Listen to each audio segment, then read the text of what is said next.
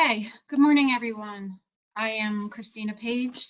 I work in the Division of Remediation Management as the chair of the training committee. I'm here to welcome you today, and I want to thank everyone who has hung on the call for the last, some of you for an hour or so.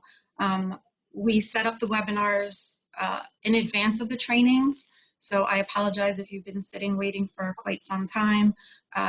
When, like I said, we set this up well in advance of the training, and we didn't adjust the times, so you're on the call, so that's the good news. I'd like to call your attention to a couple of things today. There is a posting for the agenda that's online, and there are no other handouts for today. I'm co-moderating with Lynn Mitchell, so she'll be talking in a little bit. Next slide.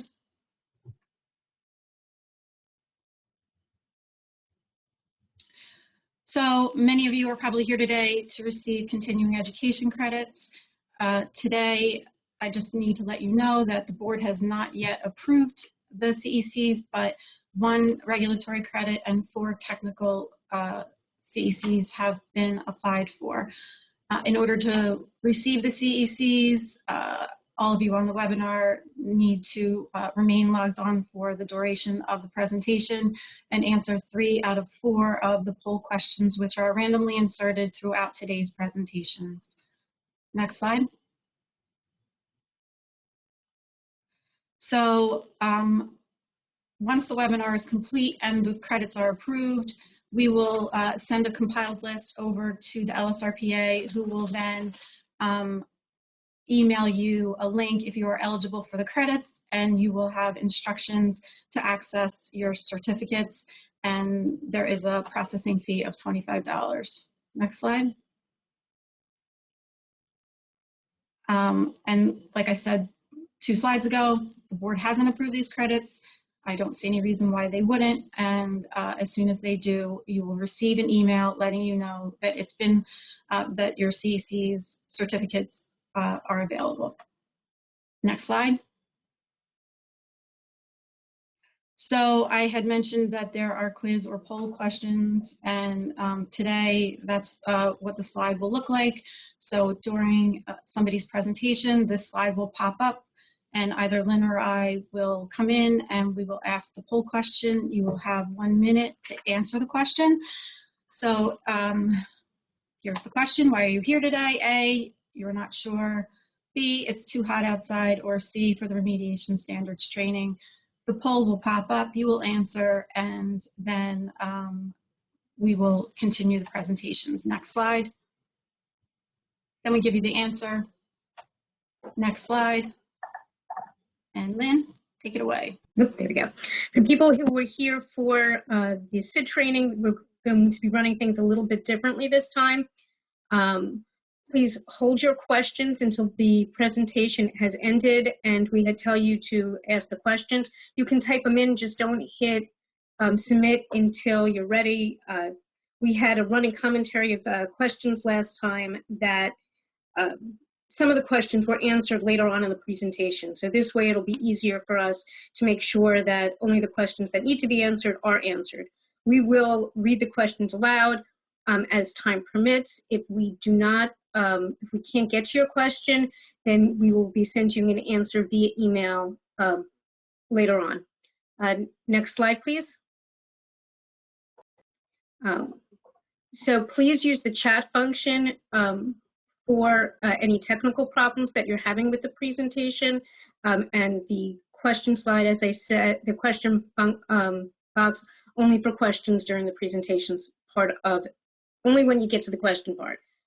Don't use the chat function or the question function for chats or for answering other questions or for giving commentary. It just makes it harder for us to answer your questions and to sift through all of the information. With 500 people on the presentation, there's a lot of chatter going on, and it makes it harder for the moderators. So we appreciate your cooperation. Next slide, please. Please, we will be providing this link throughout the presentation. Please fill out the SurveyMonkey at the end. We appreciate your comments, and it helps us make our presentations better in the future. As Christina said, please stay logged in all day. Log in with only one device. If we see a second device, we will remove one of them. We have 501 maxed out for this webinar. If you log out for any reason at any time, you will probably not be able to get back in. So please stay logged in. We want you to be here for the entire presentation. And with that, I want to say thank you and hope this day goes really well. Glad that you're all here. Next slide, please. And I'd like to introduce David Morris from the LSRPA. Good morning. Can you hear me? I need to get unmuted by the moderator, please. You're audible, David. Great. Thank you. Morning, all. Thank you, Lynn. Thank you, Erica. Happy to be here, and also thank you to the DEP for allowing us the opportunity for these remarks. Can you go to the next slide, please? So obviously, you may know me. I'm trustee and a VP for your association. Brought to you courtesy of Tectonic too. I'm taking the reins for a few minutes to talk about the association, your association really, and the opportunities for learning that are coming up, and possibly to have fun again as we emerge from COVID. At this point, I'd like to recognize our sponsors, our partners. There are three categories, or kind of levels of engagement, most to long-term, sustaining members for us even during COVID, so thank you very much. On this and the next two slides that they are displayed, there's 5 categories: diamond, platinum, academic, gold, silver, and I would, if we can, so regarding this, we have, among them are craft services, laboratories, product suppliers, staffing services, legal counsel, I think there's 3 companies there, specialty technical services, and another training provider. So, I just want to say on behalf of the association, I thank you all. In other venues, often one or more of these partners would provide an overview for their service offerings. Alas, not here, next time. So obviously, if the silver partners displayed, the gold and platinum are on the prior one. If we can go to the next slide, please. Thank you. I'm going to kind of go straight into it. There's always more room for new partners, so please speak to our executive director or executive director about that. And if you have need of a product or a service, please, maybe look out to the partners. You'll see them on our website, which is lsrpa.org or lsrpa.com, either way. So regarding the upcoming courses and events that we have, obviously June 10th, the Aspiring Professionals, that's Jim Peterson and his shop are doing that for us about geophysical borehole logging, which is great.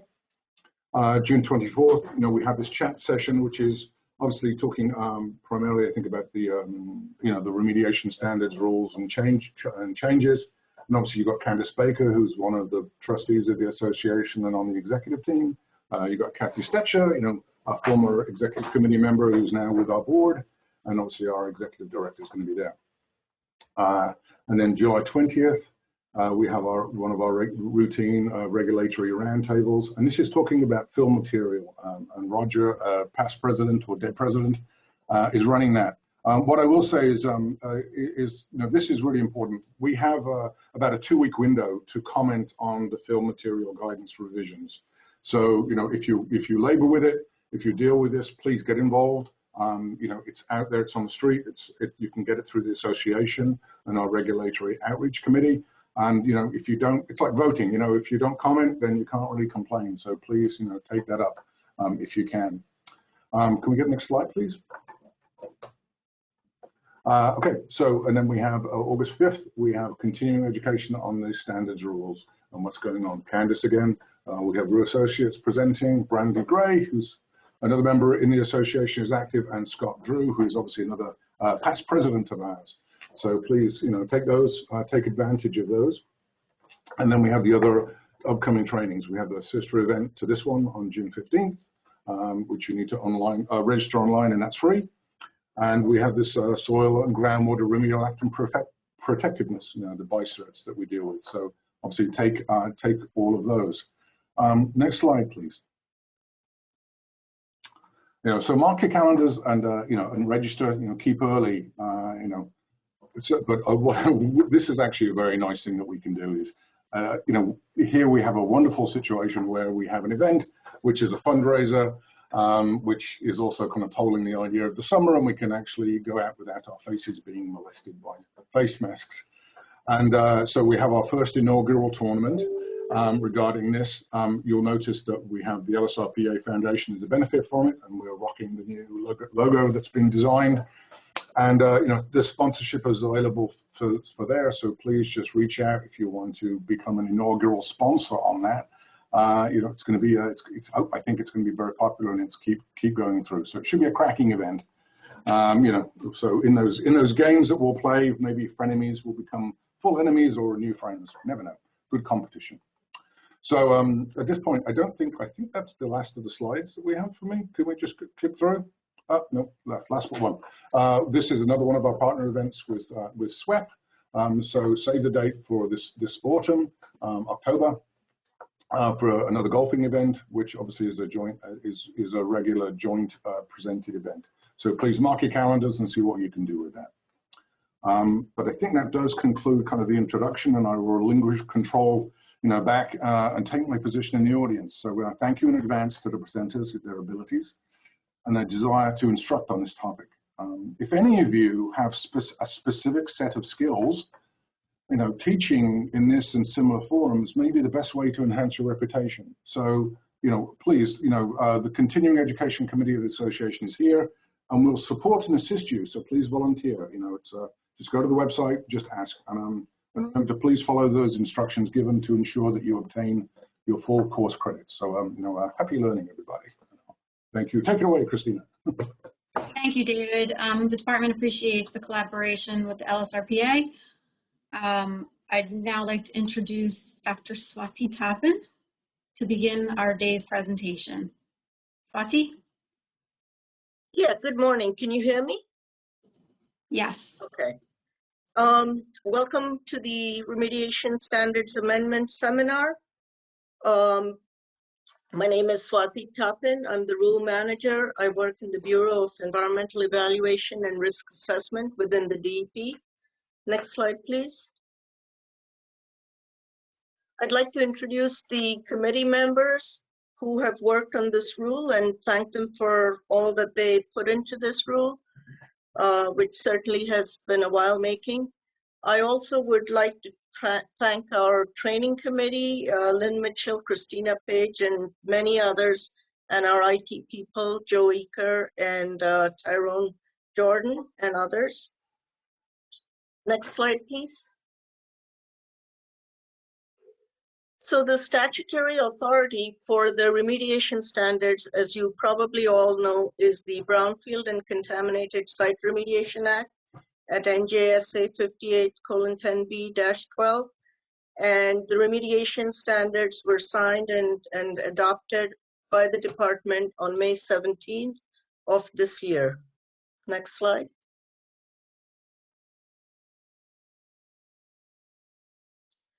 So today's objectives will be locating and navigating the remediation standards website. We will go over the rule subchapters. However, I'd like to make a note that those subchapters and appendices that deal with the alternate remediation standards, rule and guidance will be covered in the subsequent training. The emphasis in today's seminar will be on the changes in the rule amendment for the various exposure pathways. And also in the afternoon, we will discuss the phase-in guidance and order of magnitude. Next slide, please. So we have a new and improved webinar website for the remediation standards. It's at the same address that you had in the past, the SRP/guidance/remediation standards. And I just want to go through some of this for you. Next slide.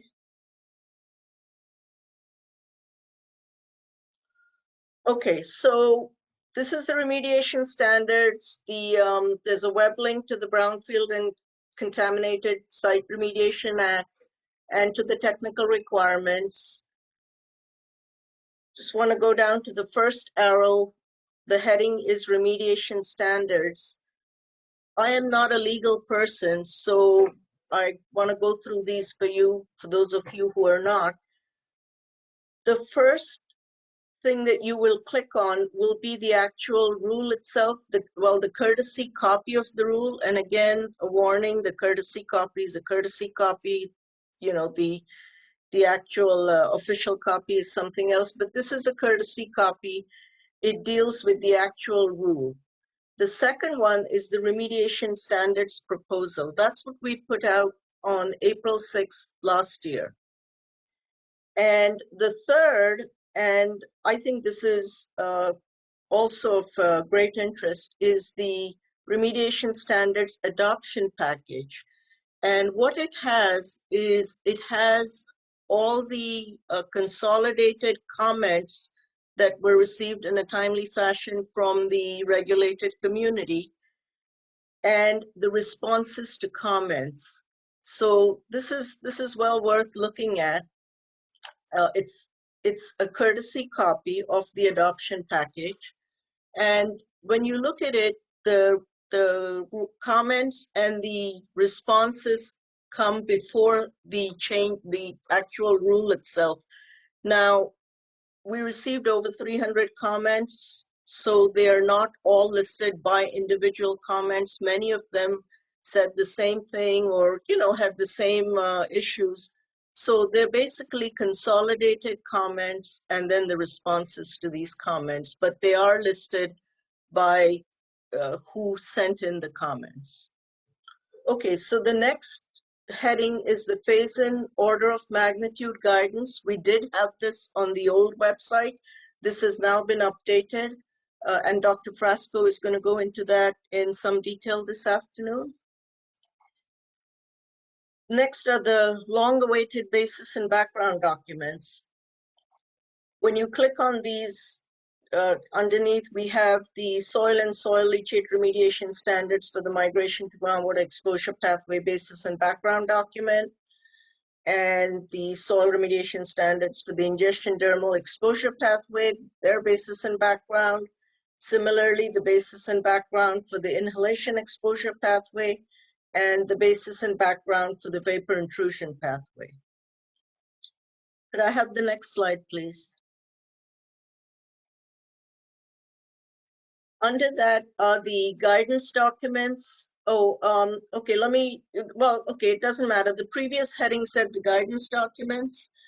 And these guidance documents you have been aware of before. They have been sent out for comments and responses. So when you click on this, it'll take you actually to the guidance website and these documents.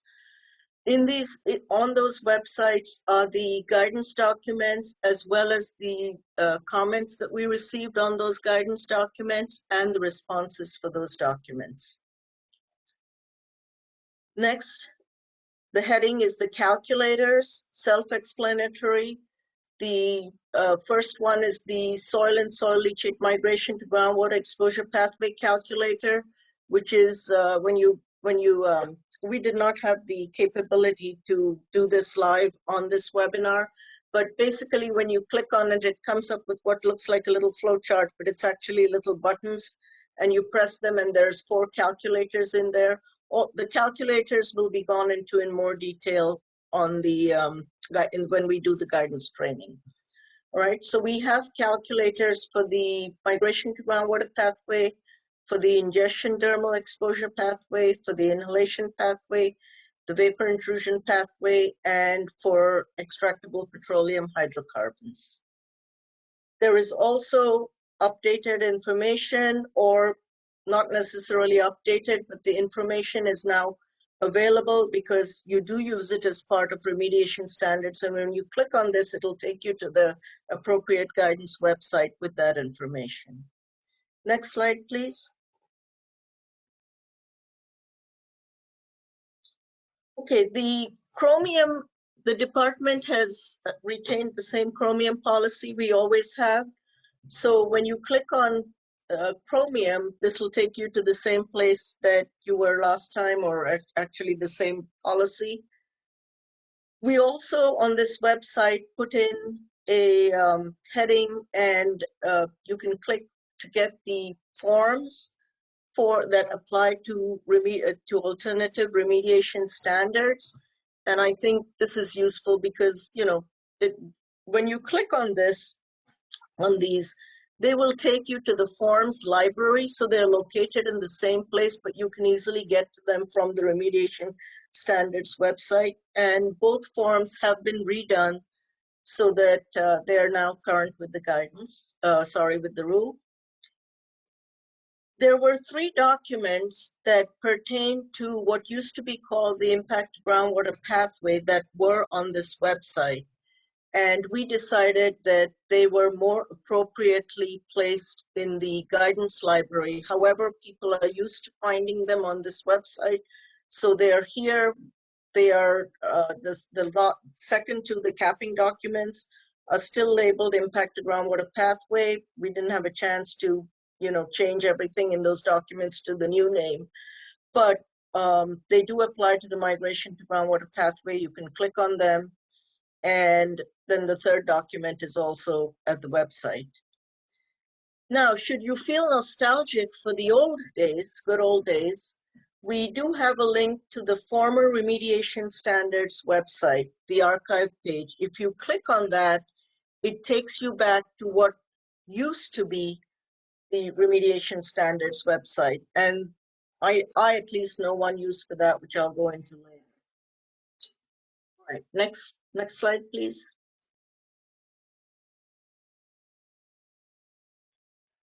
So these are the rule amendments and the summary. This is stated at the front of the rule.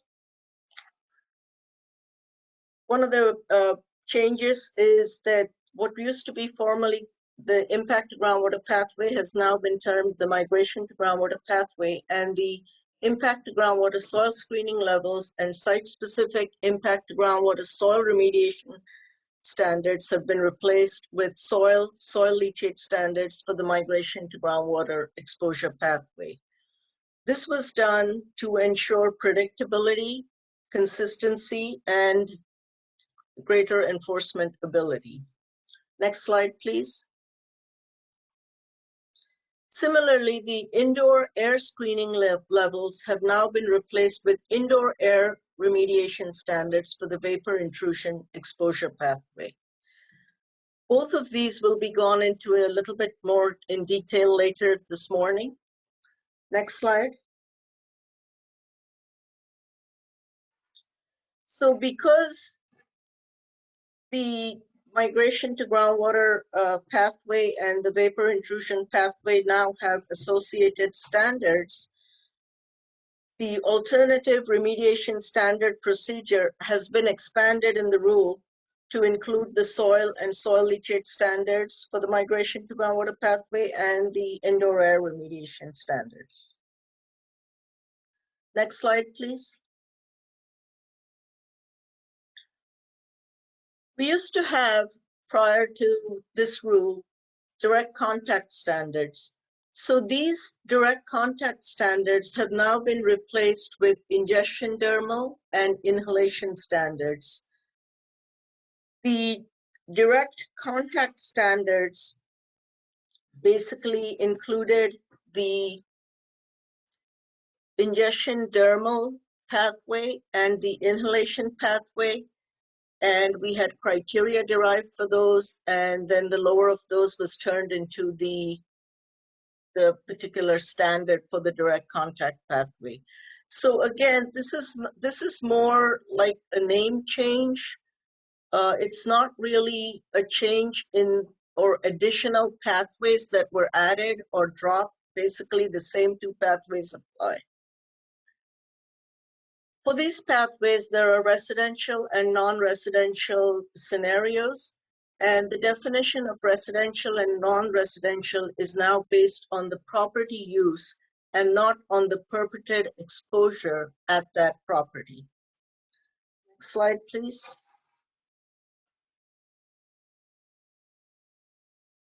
This again follows from the fact that we now have standards for indoor air and for the migration to groundwater pathway. Procedures have been established for developing interim remediation standards for these pathways, and also procedures have been established for interim groundwater standards. Next slide, please.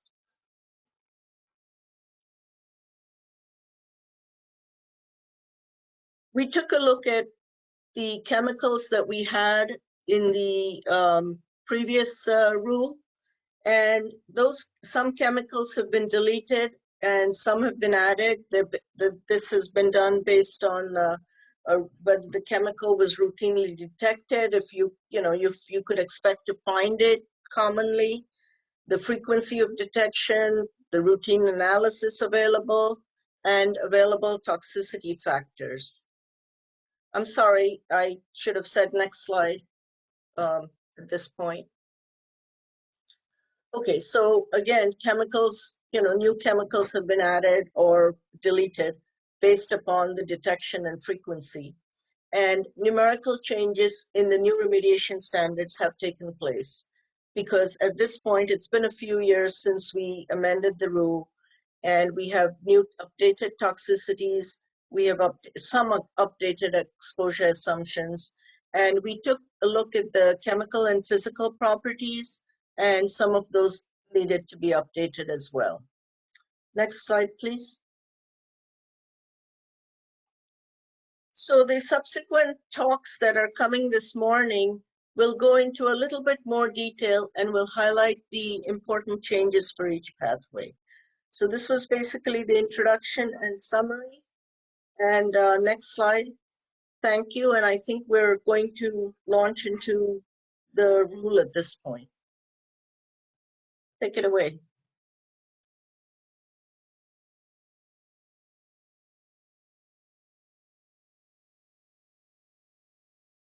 Morning, everyone.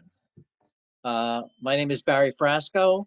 I'm an assistant director within the site remediation program. I oversee the hazardous site science element. My presentation this morning can be considered a cameo appearance for me. I'm dealing with the subchapters 1 through 3, which I should be able to get through fairly quickly. However, I just want to let people know, don't worry, I will be here this afternoon where I will be droning on and on and on about the wonders of this rule.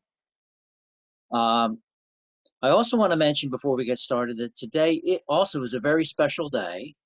And if I have the next slide. Today is National Donald Duck Day. So all you Disney fans, you can celebrate this evening. But on this date, back in 1934, Donald Duck made his first appearance in a supporting role in a cartoon entitled The Wise Little Hen. Okay, next slide. Subchapter 1, as in many rules, is just kind of a general administrative, general statements, and it's broken up into several sections. Section 1.1 is the purpose, and in essence, the purpose of this rule is to establish remediation standards. 1.2 is the scope of the rule, and again, just a general statement that this rule deals with remediation standards. It also makes mention that this rule does not limit the requirements of other rules and regulations, such as NJDEP permits and tech reg requirements. And finally, under the scope, there is a general statement that responsible parties are not required to remediate contamination to levels less than background. Section 1.3, dealing with construction and severability. Construction just means that the rules were developed such that they would work with various statutes that may be impacted by the remediation standards. So statutes such as the Brownfield Act or ISRA or the US regulations. And severability is the concept that if, for whatever reason, a court rules that a portion of this rule is invalid, that the remainder of the rule remains intact. Section 1.4 is applicability. This is the section in the rule that deals with the phase-in provisions, and I will be talking about that in more detail this afternoon. And section 1.5 deals with definitions. If I could have the next slide, please. Subchapter 2 is the subchapter that deals with groundwater remediation standards.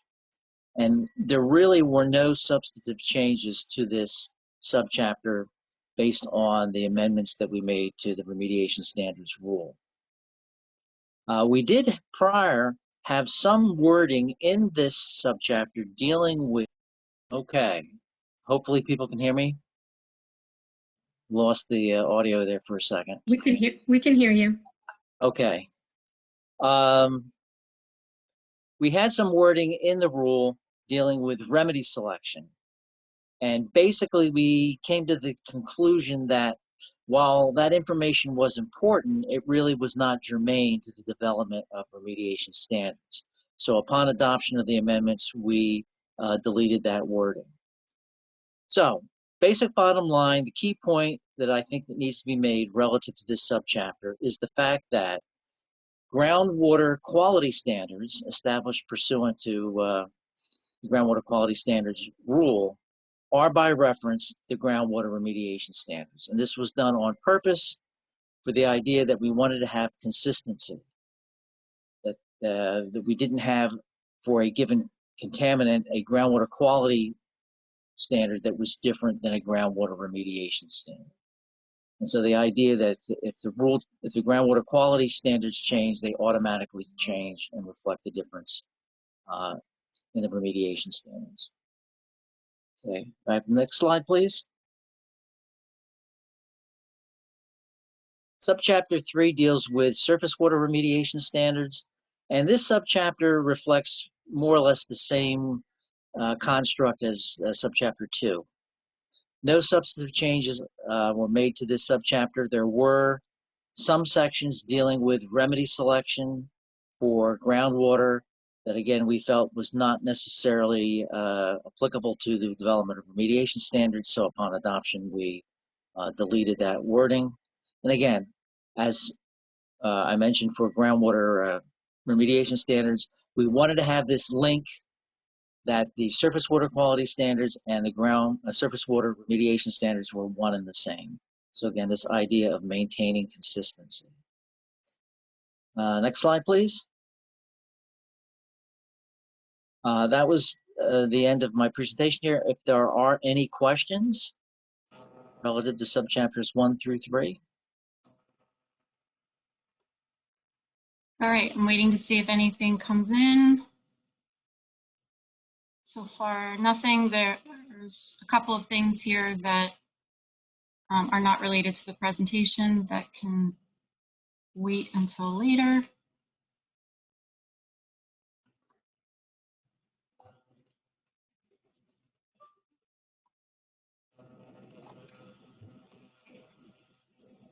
Anyone have questions on either of the two first presentations? All right. Thank you, Barry. Okay, see you all in the afternoon. All right, we'll see you then. Okay, our next presenter, Lynn, go ahead. Our next presenter is Erica Snyder from the Bureau of Environmental Evaluation and Risk Assessment. Take it away, Erica. My name is Erica Snyder. I'm with the Bureau of Environmental Evaluation and Risk Assessment. I'm the Site Remediation and Waste Management Program's contact for soil remediation standards for the ingestion dermal exposure pathway. And as such, I'm here today to talk to you about that topic. Next slide.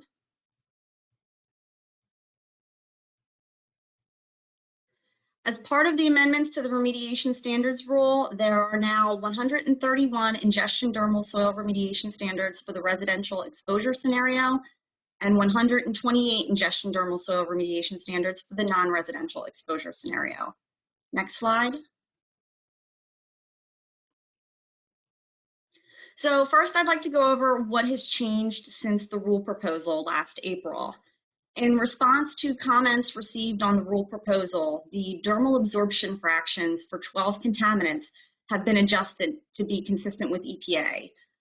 Originally in the rule proposal, the department had assigned different dermal absorption fractions for 12 contaminants from EPA, and the reason for that was for the development of ingestion dermal soil remediation standards and the use of dermal absorption fractions.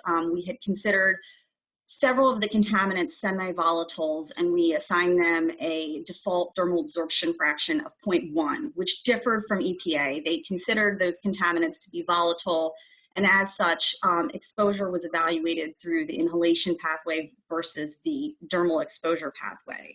The department agrees that we should be consistent with EPA, and as such, the dermal absorption fractions for those 12 contaminants have been adjusted.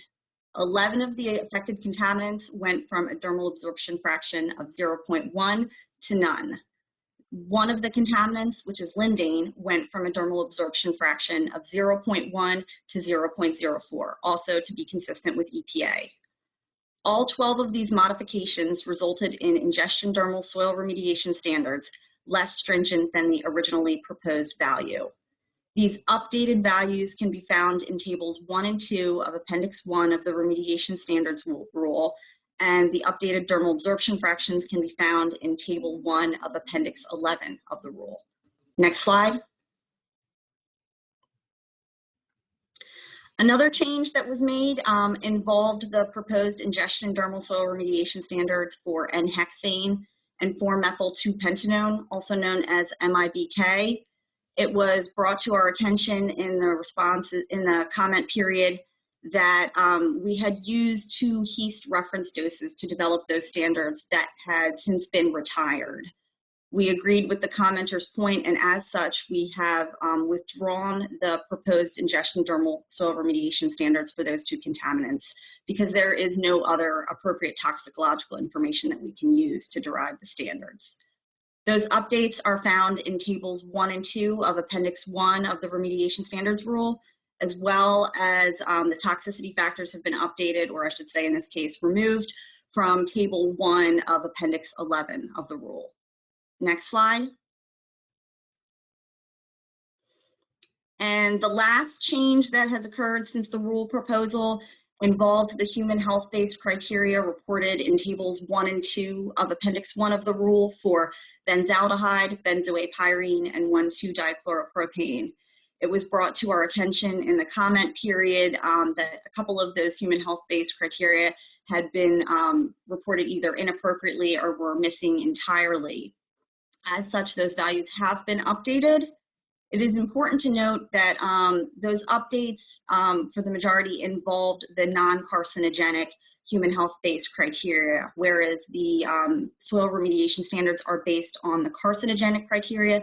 Therefore, although this criteria was updated, it did not change the originally proposed soil remediation standards for those contaminants. Next slide. In the next few slides to come, I'd like to go over the soil remediation standards for the ingestion dermal exposure pathway and how they compare to US EPA's ingestion dermal regional screening levels.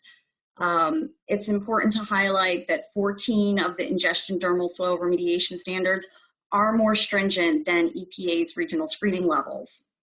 There are a variety of reasons for this, which I'm going to go over. The first couple slides I'm just going to summarize, and then I'll go into more detail as for the basis of those differences. 10 of the 14 contaminants are more stringent due to the department's toxicological hierarchy, which for the development of ingestion dermal soil remediation standards is slightly different from EPA's. The 10 contaminants impacted are listed below. I'm not going to read them all out to you. I'll just give you all a couple of seconds to read through them.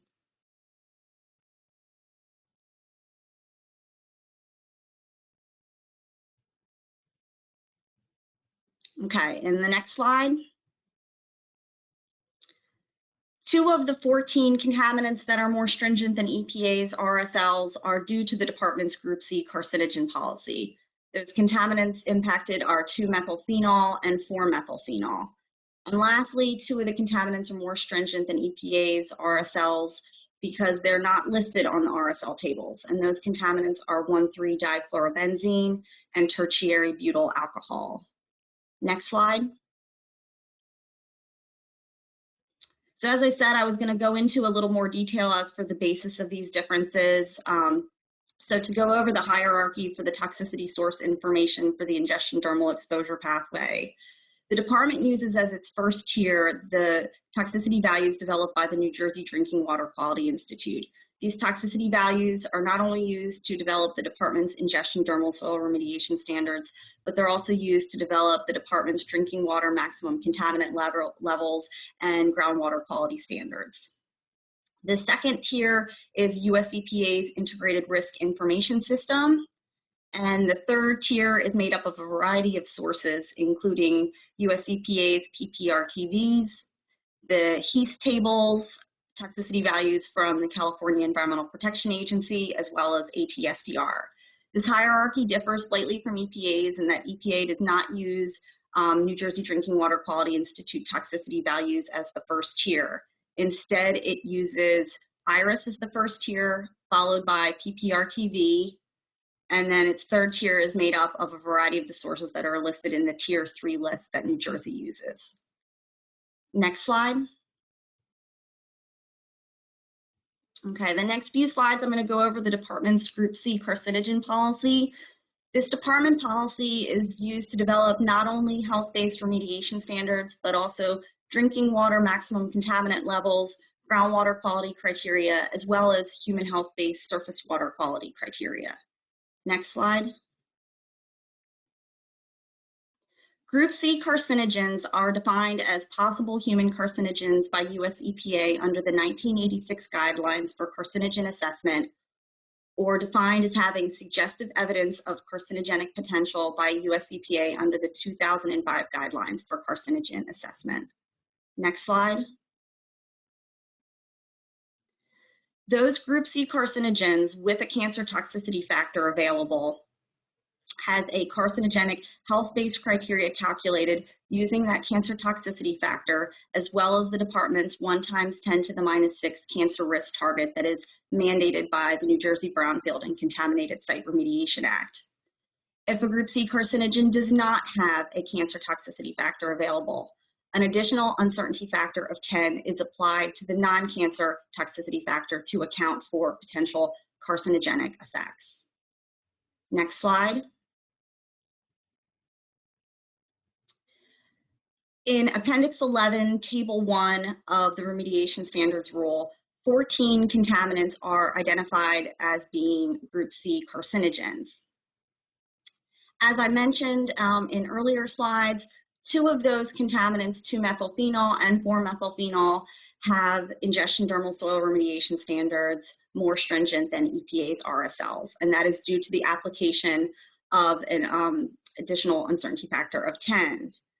This is also applied to atrazine. However, it does not result in a more stringent soil remediation standard because EPA also uses a cancer toxicity factor, which the department does not support because that toxicity factor is derived through root-to-root extrapolation that is not supported with PBPK modeling. I can go into more detail on that in some follow-up slides. For 6 of the 14 contaminants, there were cancer slope factors available to calculate carcinogenic health-based criteria. Therefore, the additional uncertainty factor of 10 was not applied. Next slide. And for the final 5 of those 14 contaminants, they were either derived using a New Jersey Drinking Water Quality Institute toxicity value or a department-derived toxicity value that had the Group C carcinogen adjustment already incorporated into it. Next slide. And to touch upon root-to-root extrapolation, the department had used this for the 2008 soil remediation standards. However, following guidance from EPA's risk assessment guidance for Superfund Part F, the department made the decision to restrict the use of root-to-root extrapolation, meaning in the case of deriving standards for the ingestion dermal exposure pathway, using an inhalation toxicity value that had additional calculations applied to it to use it as an oral toxicity value. Unless there was physiological-based pharmacokinetic modeling, also known as PBPK modeling for short, a root-to-root extrapolation value was not used. Table 1, Appendix 11 of the Remediation Standards Rule contains footnotes that details when root-to-root extrapolation was applied and whether its use was supported with PBPK modeling.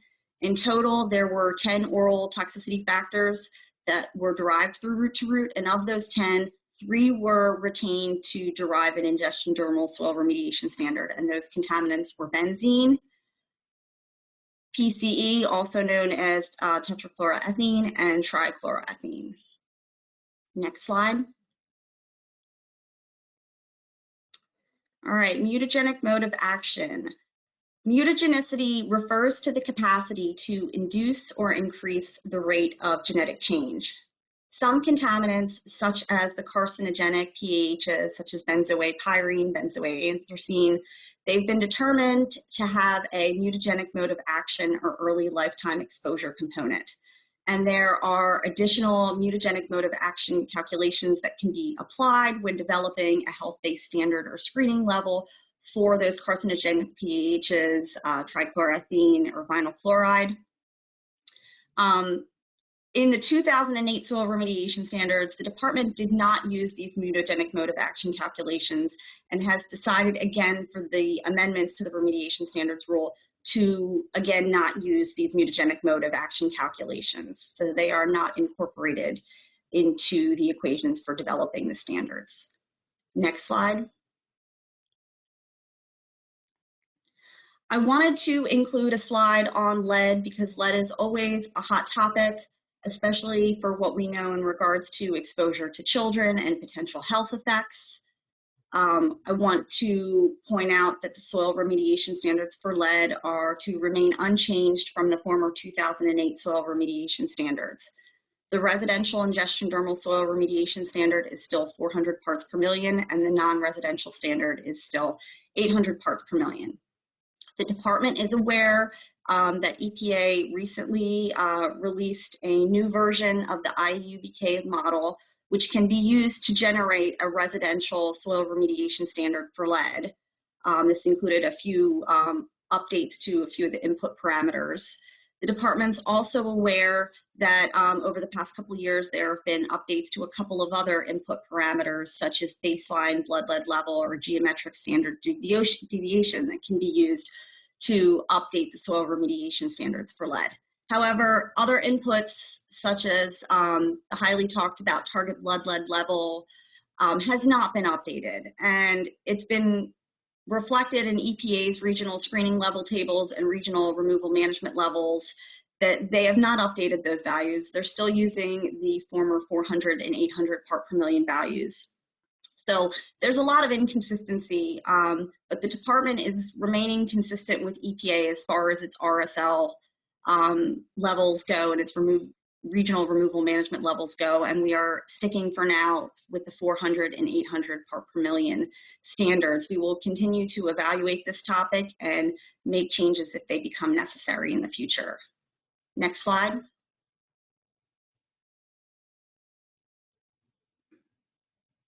Okay, so we're going to do our first test your knowledge poll question for today. I need to know from Anthony and Tyrone if we're ready to go with that. Yes, we're ready to go. Okay, so true or false, the SRS for lead have changed from the 2008 SRS. The answers are A, true or false. And the poll is open, so you have a minute to answer that question, and then we will resume the presentation. During this minute, I'd like to take the time to remind everybody not to log out of the webinar at all today. Please keep it open and running so that you are able to attend for the day. Also, sporadically throughout the day, I'll be posting the course evaluation. It will be in the chat I've already posted it once. I'll post it again after this quiz question so that you can go to the SurveyMonkey and fill it out. How are we for time?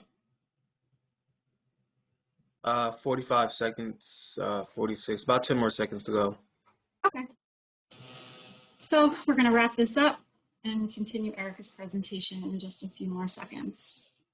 And we'll give you the answer if you didn't know it. So next slide. Next slide.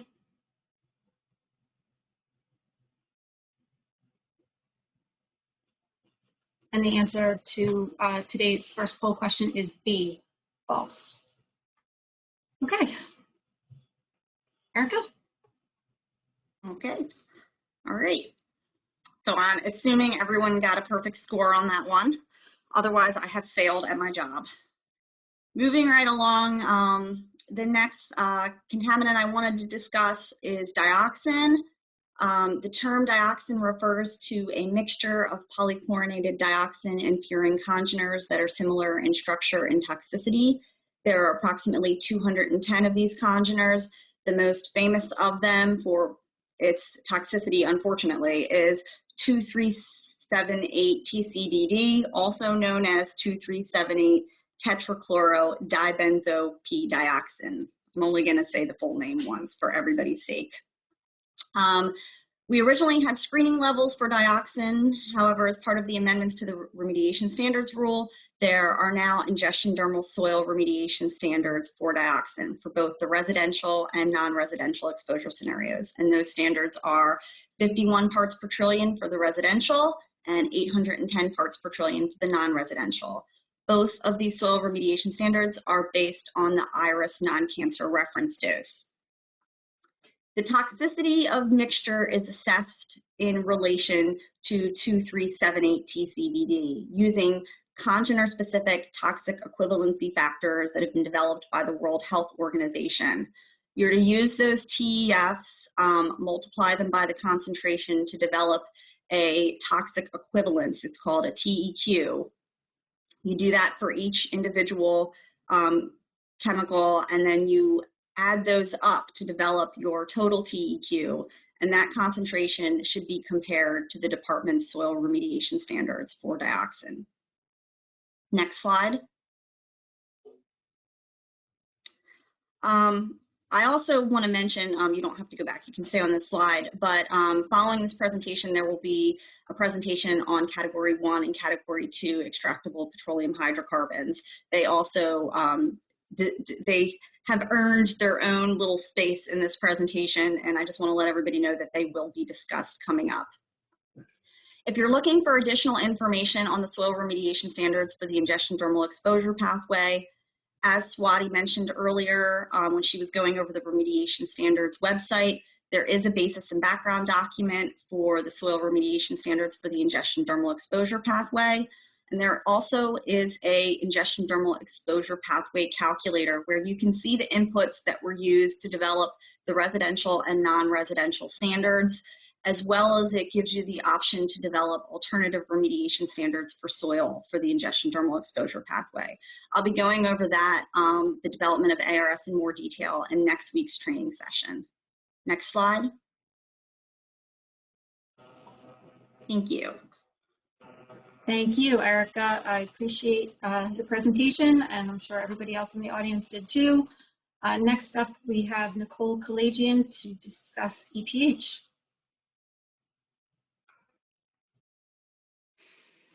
Okay, thank you, Christina and Erica. Get my screen right here. My name is Nicole Kalajian. I am also with the Bureau of Environmental Evaluation and Risk Assessment. And as Erica mentioned, EPH, extractable petroleum hydrocarbons, have earned their own little spot in this presentation. So basically, as a continuation of the ingestion dermal exposure pathway, we're just going to spend a couple minutes talking about EPH. Next slide, please. So just to give a quick overview, so what is EPH? So for those who might not be as familiar, EPH is broken down into two categories. Those are categories 1 and 2. As you can see here, category 1 is limited to number 2 fuel oil and diesel fuel. And category 2 consists pretty much of the heavier petroleum products that you can find listed in table 2-1 from the tech regs. And that's a screenshot there of that table. For additional information on differentiating the categories, you can certainly look up the EPH technical guidance that was released in 2019. And there's additional information on those categories and also how to classify mixtures as well. Next slide, please. So here's a little comparison of what were the former soil remediation criterion for categories 1 and 2 and what are now the new soil remediation standards as a result of the rule release. So to be consistent with the amendments to the remediation standards, the input parameters for the exposure frequency, which are days over year, and exposure duration, which is year, were updated. And because of these updates, the standards for category 1 EPH increased for both the residential and non-residential exposure scenarios. The calculator has the individual input parameters laid out, and we'll be discussing that in a few moments. So as a reminder though, the default product limits, the AOC specific alternative product limits, if you choose to calculate one of those for your area of concern, and the ceiling limit for EPH still apply. Those are product limits and they're not health-based criteria, so they were not affected by the rule amendments. Of course, as a reminder, treatment and removal to the product limits per the tech regs is still a requirement. Next slide, please. Swati and Erica both mentioned earlier that there were going to be, some changes to the guidance documents and also some new calculator options available as a result of the rule amendments. So here's kind of a snapshot of the EPH portion of the guidance library. You can see that the EPH category 2 health-based calculator that was released in 2019 with the updated technical guidance is that first arrow there.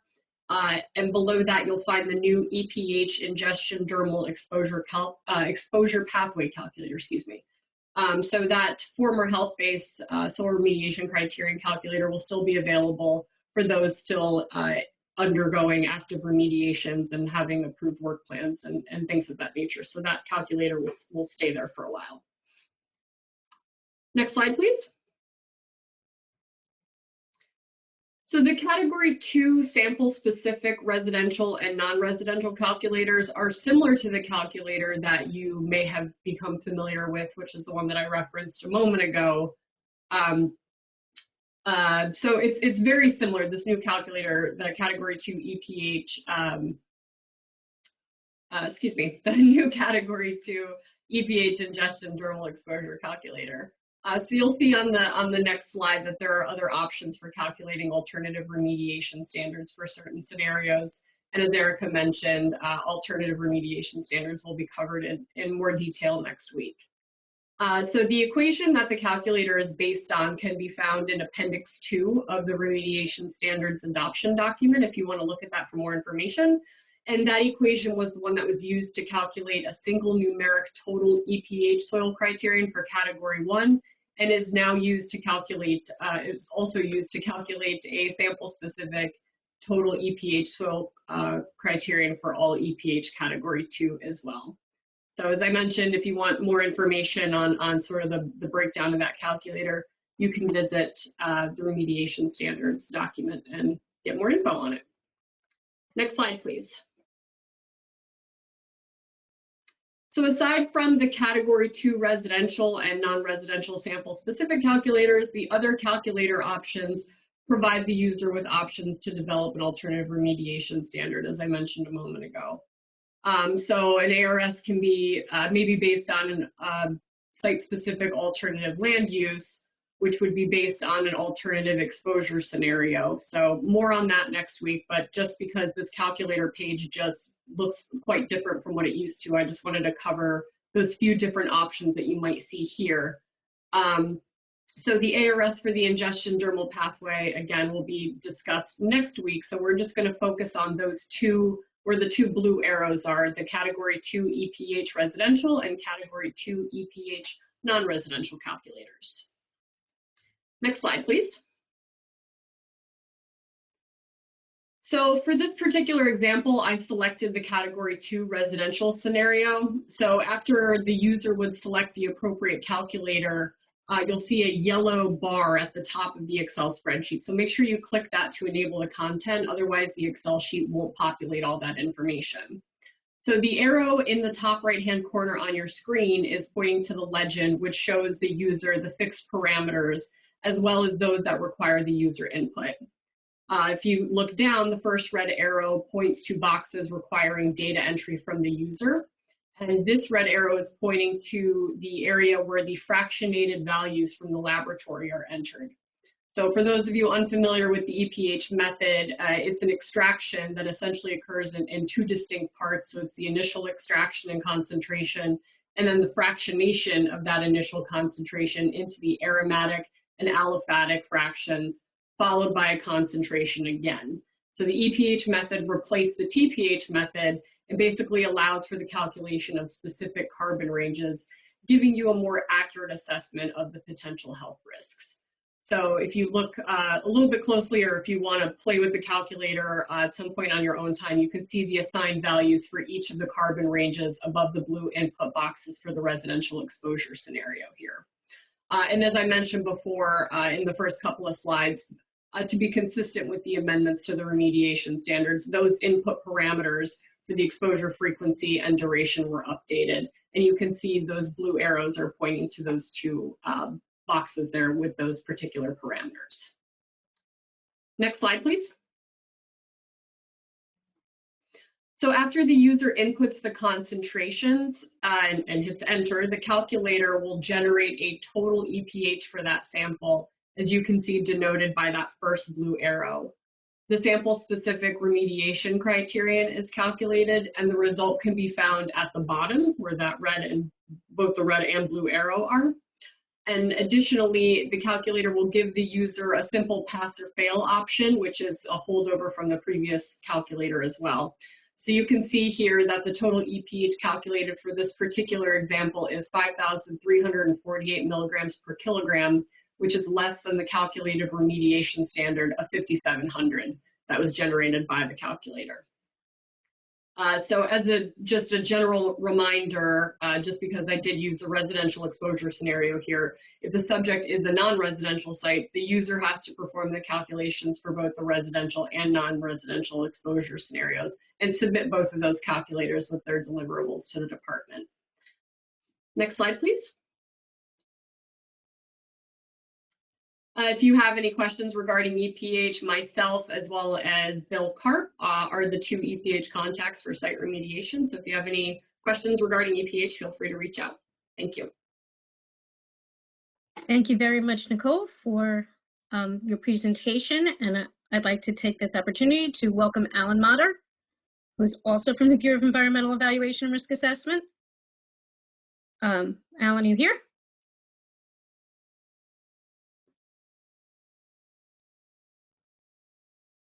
There you go.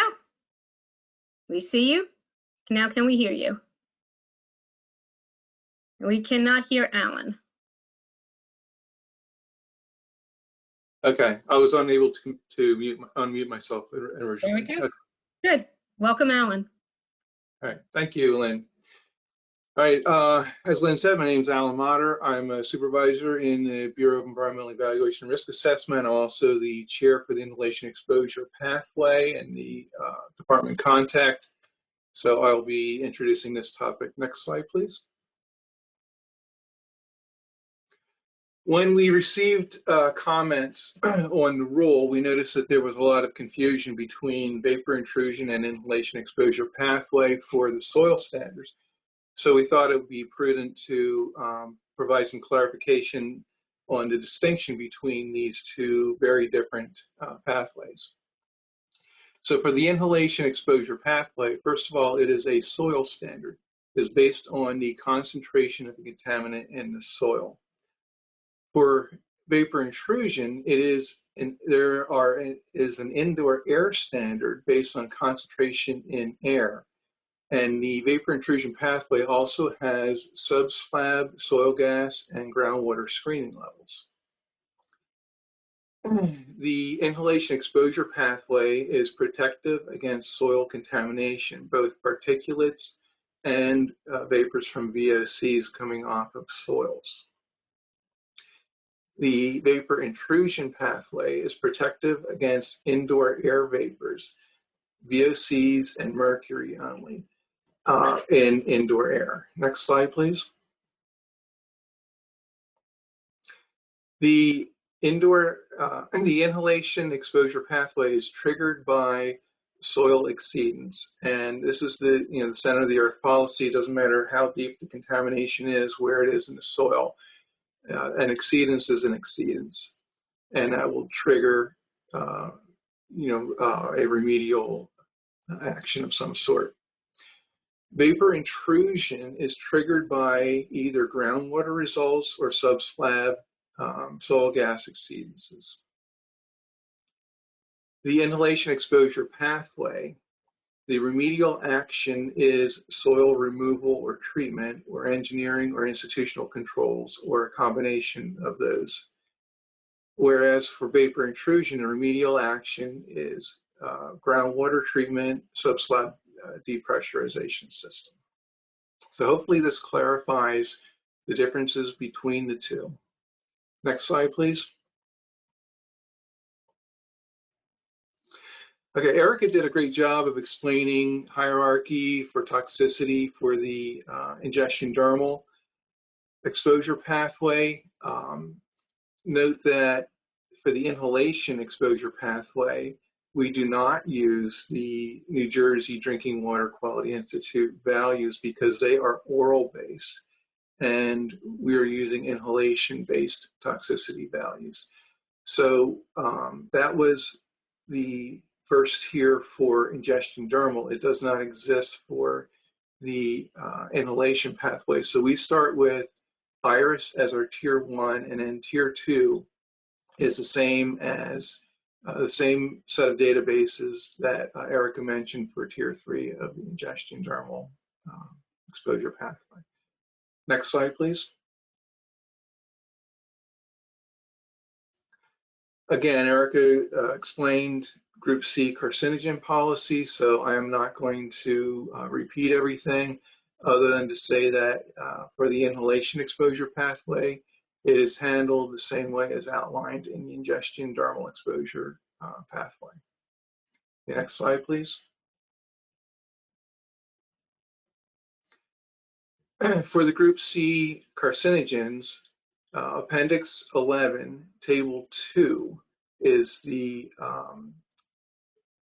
toxicity values for the inhalation exposure pathway and identifies 3 contaminants that are classified as Group C carcinogens. However, the factor of 10, the uncertainty factor, only comes into play for 1,1-dichloroethene, as both MTBE and naphthalene have IURs, or inhalation unit risk factors, available from databases other than IRIS, and we use those. So the Group C carcinogen policy is sort of a moot point for those two. Next slide, please. Again, Erica had mentioned root-to-root extrapolation. This becomes much more important for the inhalation exposure pathway than for the ingestion dermal, because quite frankly, it's a lot easier if you're dosing a lab rat to mix some contaminant in with the food or put it on its skin and conduct an experiment than it is to put it in a box and maintain a certain concentration of contaminant in the air to do an inhalation study. So a lot of inhalation toxicity values were derived from ingestion or dermal studies. And to be consistent with EPA, unless they used the PBPK modeling, we did not use those toxicity values. If they were simple linear extrapolation, we did not use them. So in Appendix 11, Table 2, if you look at the footnotes, for root-to-root extrapolation, there are actually 47 inhalation toxicity values where root-to-root extrapolation was used. However, only 2 of those were supported with PBPK modeling. That was for TCE and vinyl chloride. The other 45 inhalation toxicity values were not used for the inhalation exposure pathway. So that's a lot of toxicity values that would have been used in the previous effort, standards effort, that were not used this time around. Next slide, please. Mutagenic mode of action. Again, Erica did a great job of explaining this. So other than to state that, carcinogenic, PAHs, TC, vinyl chloride all have mutagenic mode of action, which mutagenicity refers to the capacity to induce or increase the rate of genetic change. Site Remediation Waste Management Program made a policy decision not to include mutagenic mode of action in the calculations. It's a whole separate range of set of calculations to do mutagenic mode of action, but we made a policy decision not to do that. Next slide, please.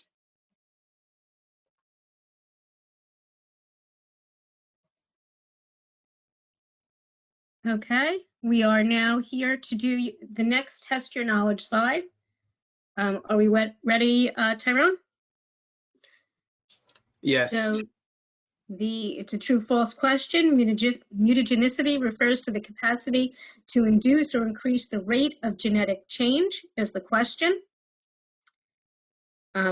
Please answer true or false. You have 60 seconds to do so. During this time, I would like to remind everybody of what I had said at the beginning of the presentation. If you are having any kind of technical issues, please use the chat function. If you have any questions, please put that in the question tab. We will be having a question session at the end of Alan's slide. At that time, we would like you to ask your questions and submit send, because some of them will be covered in a later, maybe covered in a later presentation, or maybe covered after you're done, after you hit send.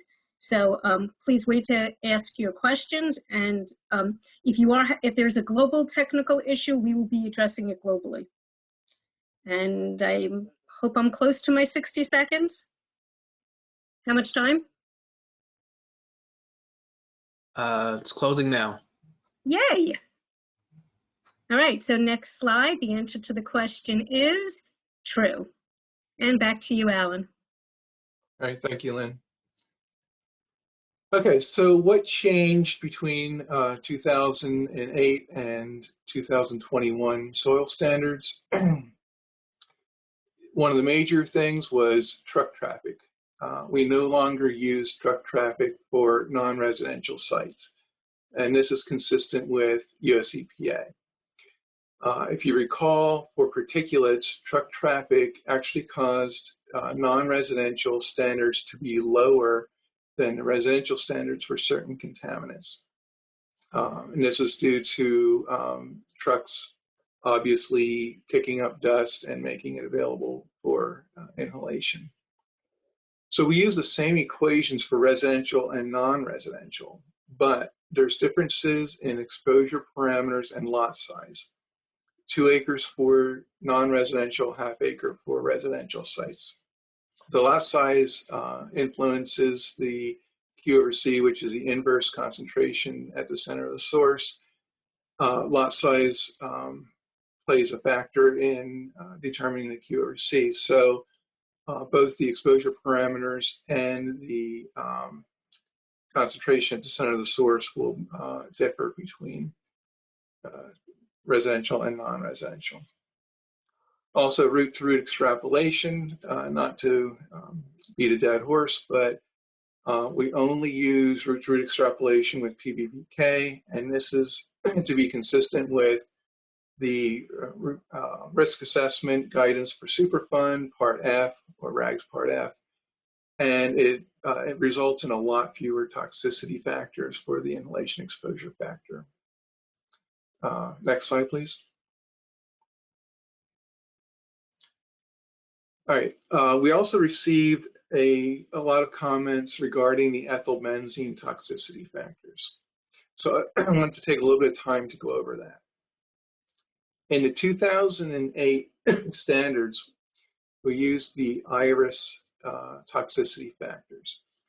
And IRIS is based on, was conducted in 1988, and it just simply does not include an IUR for cancer for the inhalation toxicity.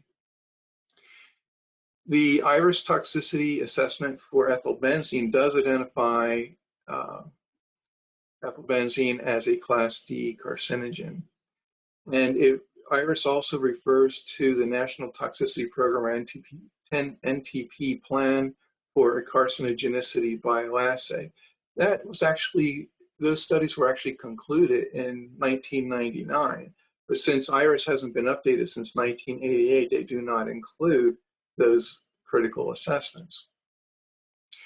Discussions with EPA indicate that EPA reevaluation of ethylbenzene for IRIS toxicity assessment was suspended in 2018.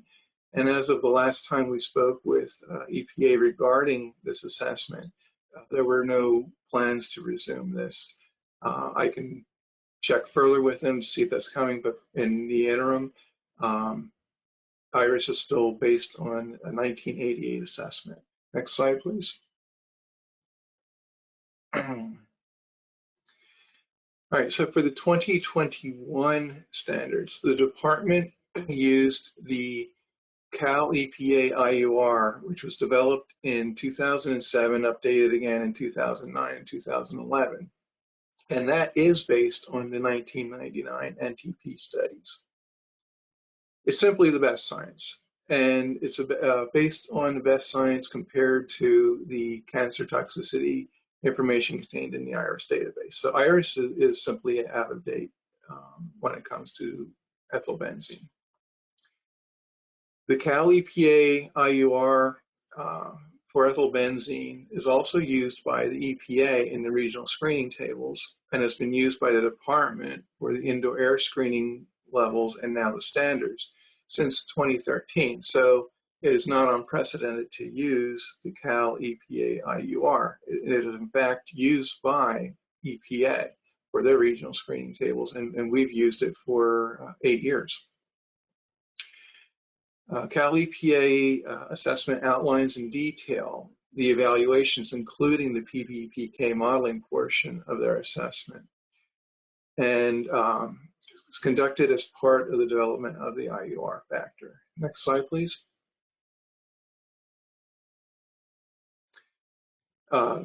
Development of the IUR included by Cal EPA included public and peer review of the technical document outlining the basis for the value, and received approval from the California Scientific Review Panel for Toxic Air Contaminants. So this is a very well vetted IUR which had public and peer review given to it. In addition to that, Site Remediation and Waste Management Program considered all the information available and included a further evaluation by the department's Division of Science and Research.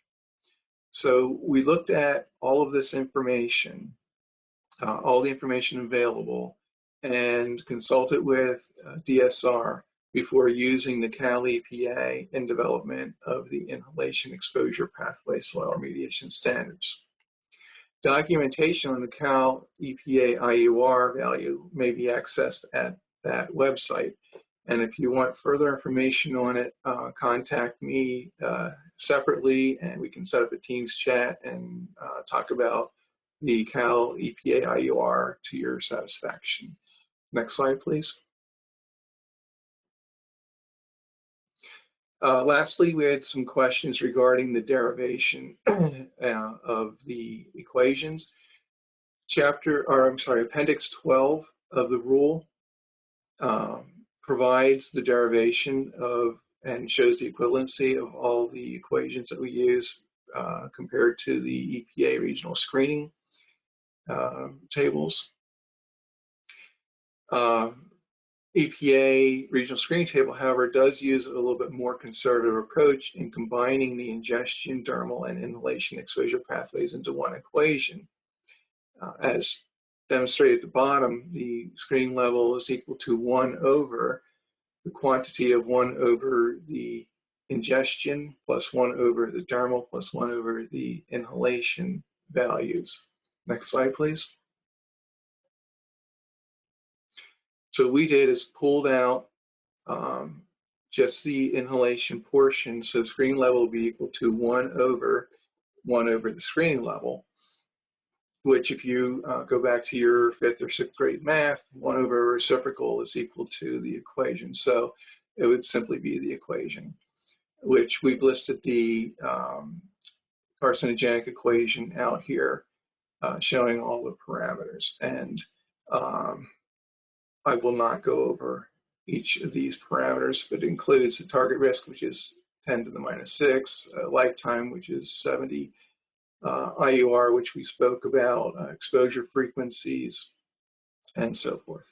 Next slide, please. All right, so to demonstrate the difference between the way we calculated the standards versus the way EPA would have handled it, using benzene as an example for the residential value, we calculated 2.2 parts per million for the inhalation standard and 3 for the ingestion dermal. Using the equation of 1 over the quantity of 1 over ingestion dermal plus 1 over inhalation, substituting in the values would give us 1 over 3 plus 1 over 2.2. Again, going back to your 5th or 6th grade math, finding least common denominator, 1 over 22 over 66 plus 30 over 66 equal to 1 over 52 over 66, which would be 66 over 52, or 1.3 rounded to 2 significant digits. So we have an inhalation standard of 2.2, an ingestion standard of 3.0. Had we combined them, it would have been a direct contact standard of 1.3 parts per million. Okay, next slide, please. All right, at this time, if there's any questions for Erica, Nicole, or myself, we'll take those. Okay, so this is your opportunity now to hit send on all of your many, many questions that I am sure you have. And I will do my best to identify the questions and read them out loud to you. I will start with, oops, hold on a second. Going here, we have a question. If there is no standard for a particular compound, can you simply remediate to the laboratory PQL in lieu of developing a site-specific new standard? The rule has a provision in it for developing interim standards. So if you have a contaminant where there is no standard, but that contaminant is important to your site, then we should develop a standard for it. If there's no toxicity data available either for the ingestion dermal or inhalation pathway, then we would have to come up with an alternative method. We have a question for Nicole. What did Nicole say at the very end about running the EPH calculator? Looks like twice. Nicole, are you here?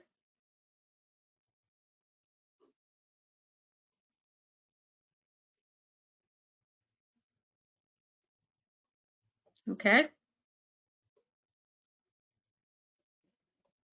Nicole? Ah, there you are. What a bill. I apologize. I'm very sorry about that. I was having a hard time getting my camera activated again. What I said was, just as a reminder, if you are working on a site and it's a non-residential site, that you still have to use the calculator with the residential exposure scenario. So you have to submit the information for both of those, particularly as it pertains to delineation towards the site boundary. The department wants the information for both the residential and non-residential exposure scenario there. Okay, I have a question for Erica. Are you there? Please confirm that the evaluation of dioxin against the SRS is only by using the TEQ. In other words, even if the individual dioxin congener is below the SRS, must the TEQ also be calculated and compared to the SRS? Okay, so the sample and analysis of dioxin is I'm going to preface this with is a little bit outside of my realm of expertise. I assist with developing the standards.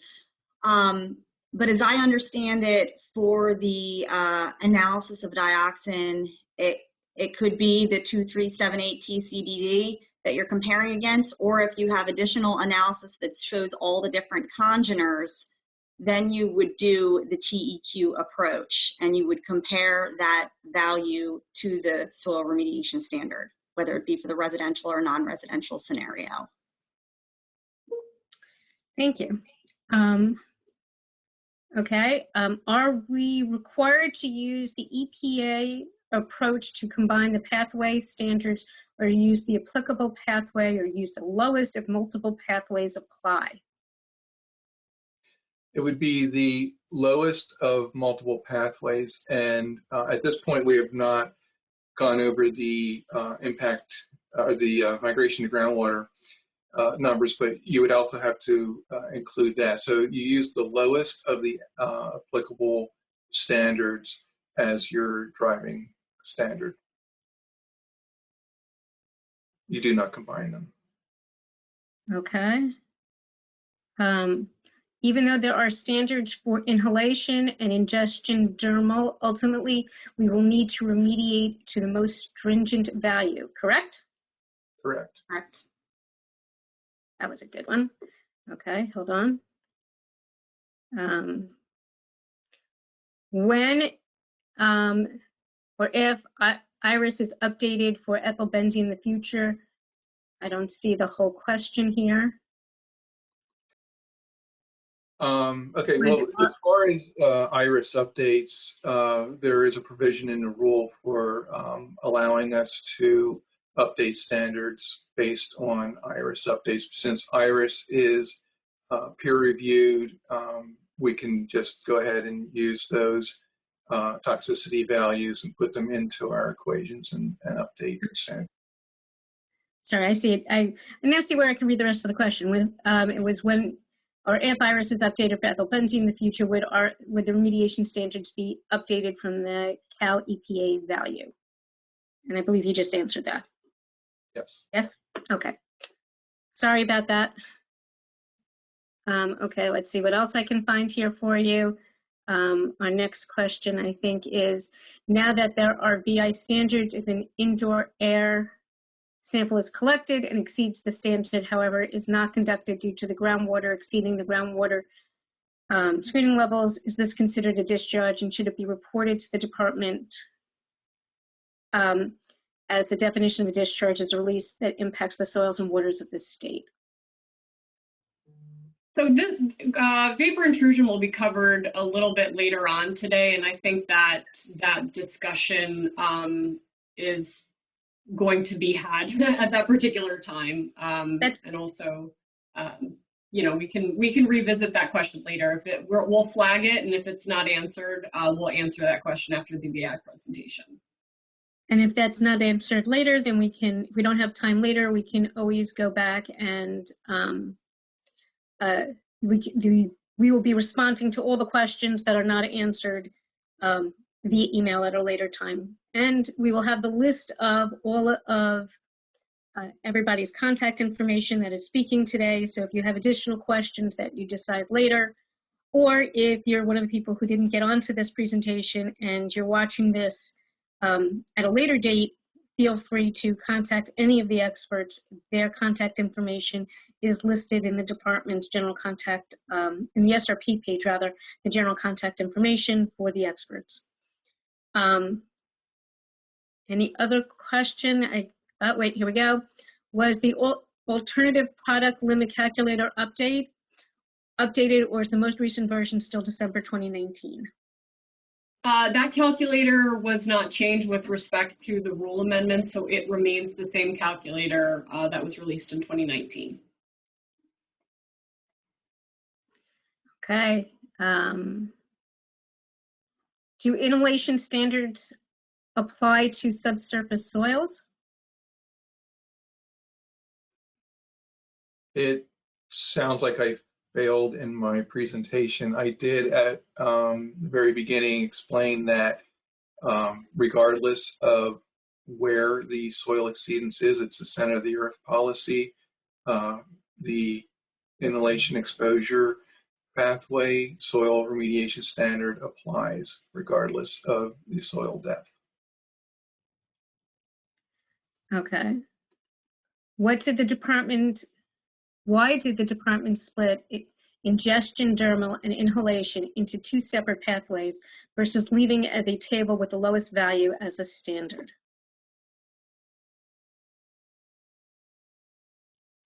Can we get Dr. Barry in to answer that question?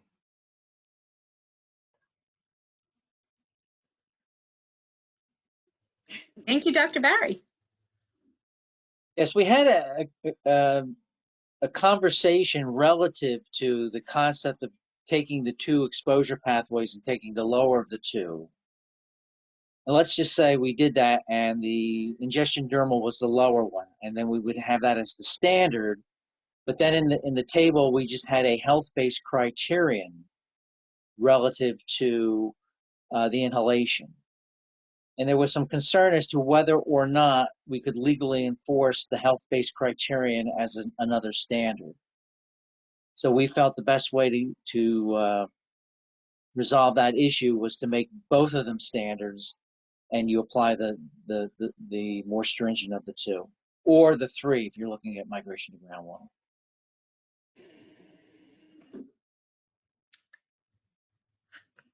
From what Alan indicated, it appears there is not a correlation between soil inhalation standard and VI.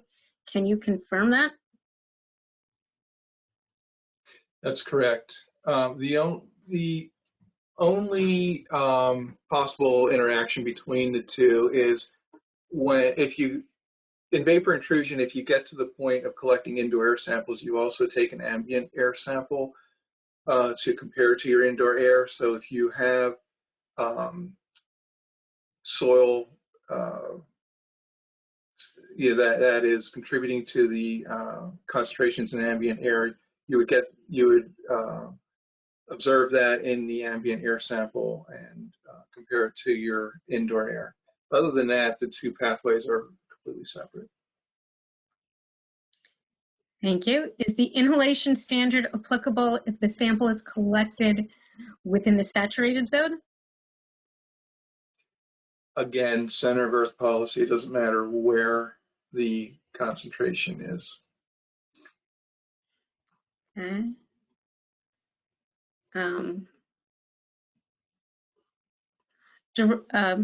Would ethylbenzene be an order of magnitude change from the old direct contact soil remediation standard, or is it the department standpoint that the inhalation standard for ethylbenzene is a new standard and not subject to the order of magnitude change?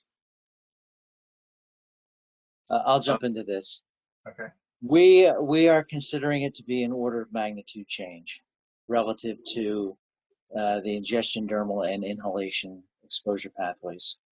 Since in the old standard it was the lower of the two, there really wasn't one, but now that there is, we are basically saying you're comparing it against the old standard, which was 7,800 for ingestion dermal. We're saying yes, it's an order of magnitude trigger.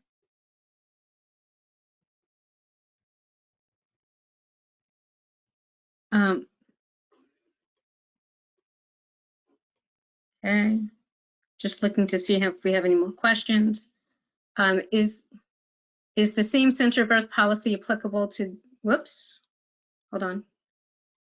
Is the same center of earth policy applicable to the ingestion dermal soil remediation standard? It is. Thank you. Well, is the Center of the Earth Policy Department confirmation of inner Earth? And come on. See if there's anything else here.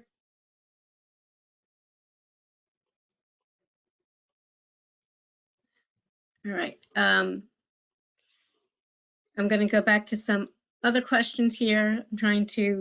We still have a few more minutes of questions, so please continue to send your questions in here. Is the EPH calculator 2 screening level still 2,300 parts per million? Can you repeat that? Is the EPH category 2 screening level still 2,300 parts per million? The EPH category 2 screening level. Okay. I think perhaps that's referring to the threshold in which fractionation is required. And if that is the case, then 2,300 is still your number there. A non-residential EPH is now 75,000. Does that mean that a calculated, and sorry if you hear the truck going by out here, does that mean that a calculated free product limit could be calculated to any level below 75,000, or is there a ceiling limit to free product for EPH category 1?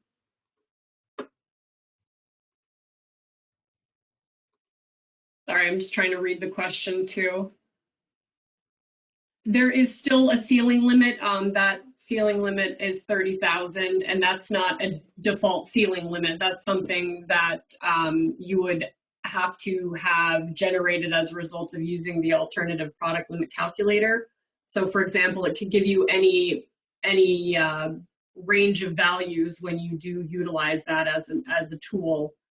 So 30,000 is still the ceiling limit, because at that point soil is no longer a soil. That 75,000, that is a health-based remediation criterion. Okay.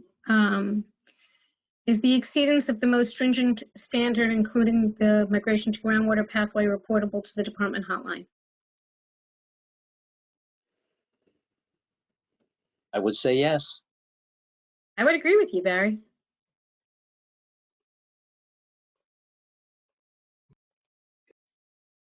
Confused by Barry's response regarding the 4 tables of ingestion, dermal, and inhalation for non-residential and residential, and that DEP could not issue 1 table to indicate the standard, taking the lowest number for both pathways for a particular contaminant. Try again? I'm not sure what the question is.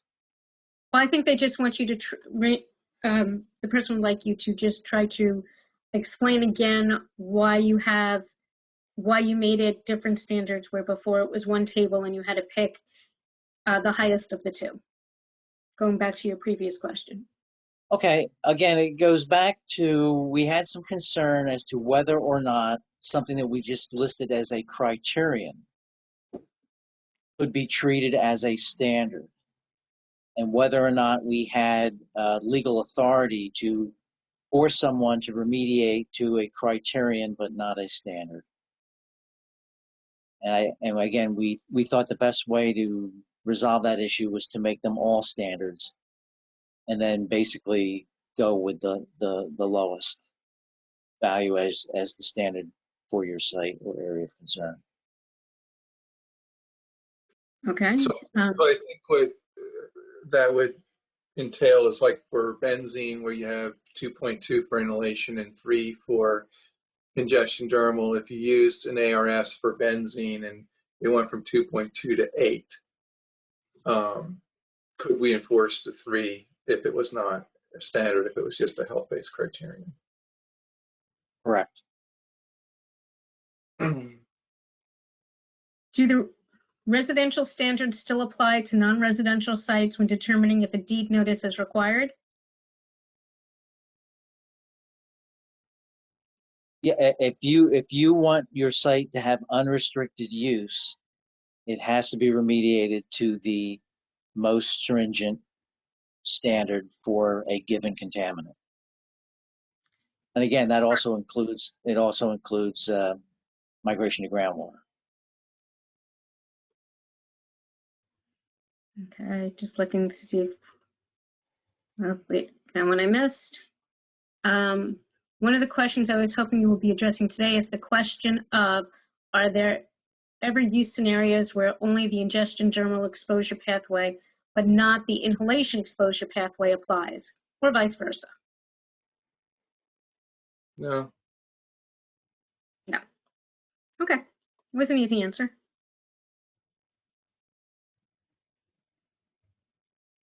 There are a lot of questions here, just making sure.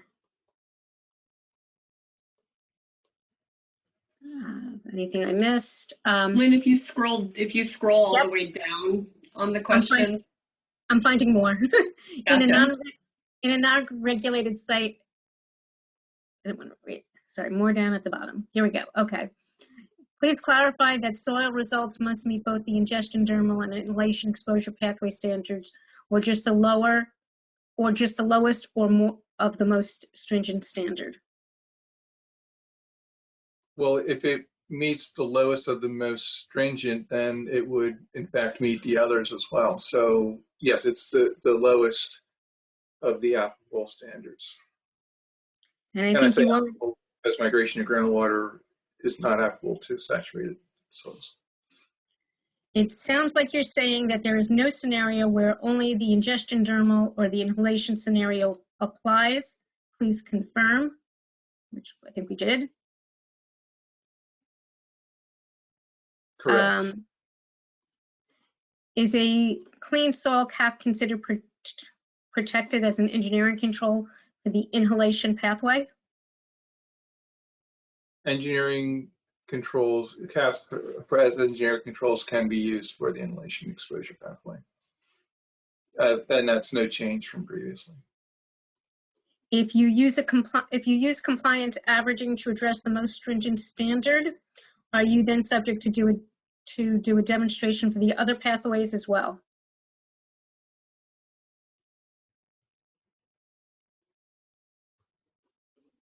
It would be on a case-specific basis. If you are just doing compliance averaging, whether it's arithmetic or 95 pro UCL, if you demonstrate compliance with with the most stringent, I would say you're okay. May get a little more complicated relative to migration to groundwater if you're demonstrating compliance, let's say, by doing an immobile chemical. So you could have levels that exceed the migration to groundwater number. You're overriding it with the immobile chemical, and that concentration may be greater than either ingestion dermal or inhalation. So in that instance, you still may have to deal with the other pathways, even though originally, based on the default numbers, the migration to groundwater pathway was the lowest. I think this is a similar question for soil data tables submitted with remedial phase reports. Do all 5 standards need to be included for comparison, or just the most stringent of the residential, non-residential, and migration to groundwater? I would say if you are just using the straight numbers, I think you can go with just the driving pathway. But if you are doing a compliance mechanism, you may have to go into a little more detail. Again, my example with the mobile chemicals. And I think that answered this question as well. When reporting, do you expect call-outs of all pathways, exceedances, or just the residential, non-residential migration to groundwater? And you just answered that one. It was just worded differently. Part of my problem with doing this. See what else we have here. So if you develop an ARS that is above the inhalation standard, you need to meet inhalation? So I'm I assume assuming what that, oh, yeah. I can take this. I assume what they mean is they're developing an ARS for the ingestion dermal pathway, which was originally the more stringent of the two pathways. But the ARS that they've developed for the ingestion dermal is now higher than the default inhalation. Yes, you do need to take into account the inhalation exposure pathway as well. And that's another good reason for us separating these exposure pathways for those situations, so the other pathway is not forgotten. And that scenario will be covered in the next training, the ARS training. Okay. When there's a flagged one that wasn't addressed up at the top. Why don't you read it?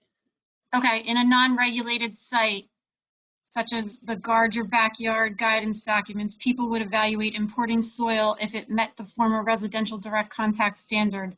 What would they use now? Dermal ingestion or the lower of several?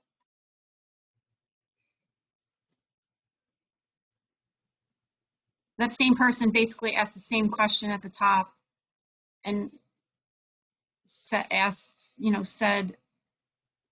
NJDEP's Guard Your Backyard, a soil and fill reference document that states the former residential direct soil remediation standards are the standards to see if soil is clean or not. What new standard will replace that one?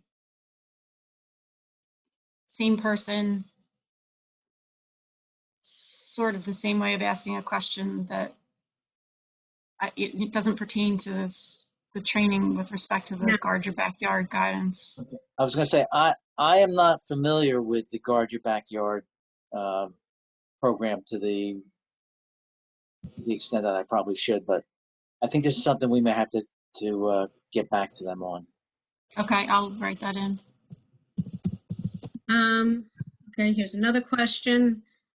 Please confirm that soil in the unsaturated zone needs to be compared to the inhalation, ingestion, and migration to groundwater pathway, and soil in the saturated zone needs to be compared to inhalation and ingestion pathways. Did I read that again slower? Yeah, so basically they're saying unsaturated ingestion dermal, inhalation, and migration to groundwater, saturated inhalation and ingestion dermal. That is correct. That is correct. Okay. Somehow I went all the way to the top again. Okay, and we are just at the just about at 11:20, which is the time for our break. So I think this will be a good time to stop with the questions. Again, as I said earlier, any of the questions that are not answered, we will get back to you. We will go through them, and you will get email responses as long as we have your email when you logged in. We will be able to respond back to you at that time. Again, you can always email any of the experts on your own. And with that, we'll be taking a break. Remember, please do not, sorry, Christina, this was your part. I just looked at our notes, but please do not log out. Please stay logged in, or you may not be able to get back in. And we will see you in 10 minutes. Enjoy the break.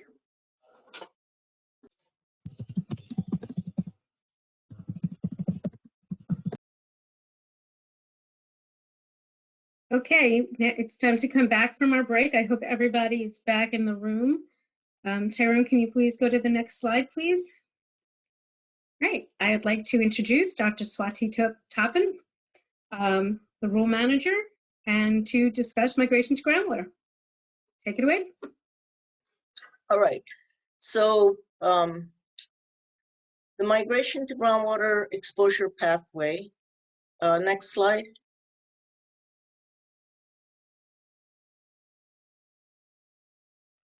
I went back and forth a little bit on how to begin the presentation because, of course, we have two standards, as you all are well aware.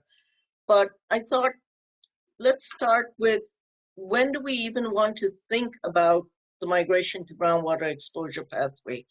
So for the migration to groundwater pathway, begin by checking your contaminant concentration against the soil remediation migration to groundwater standard, not the leachate standard. Okay, so that's the one that you look at. You have soil concentrations for a contaminant. Do they exceed the soil remediation standard or not? That's when you know that the pathway is of concern. Okay, next slide.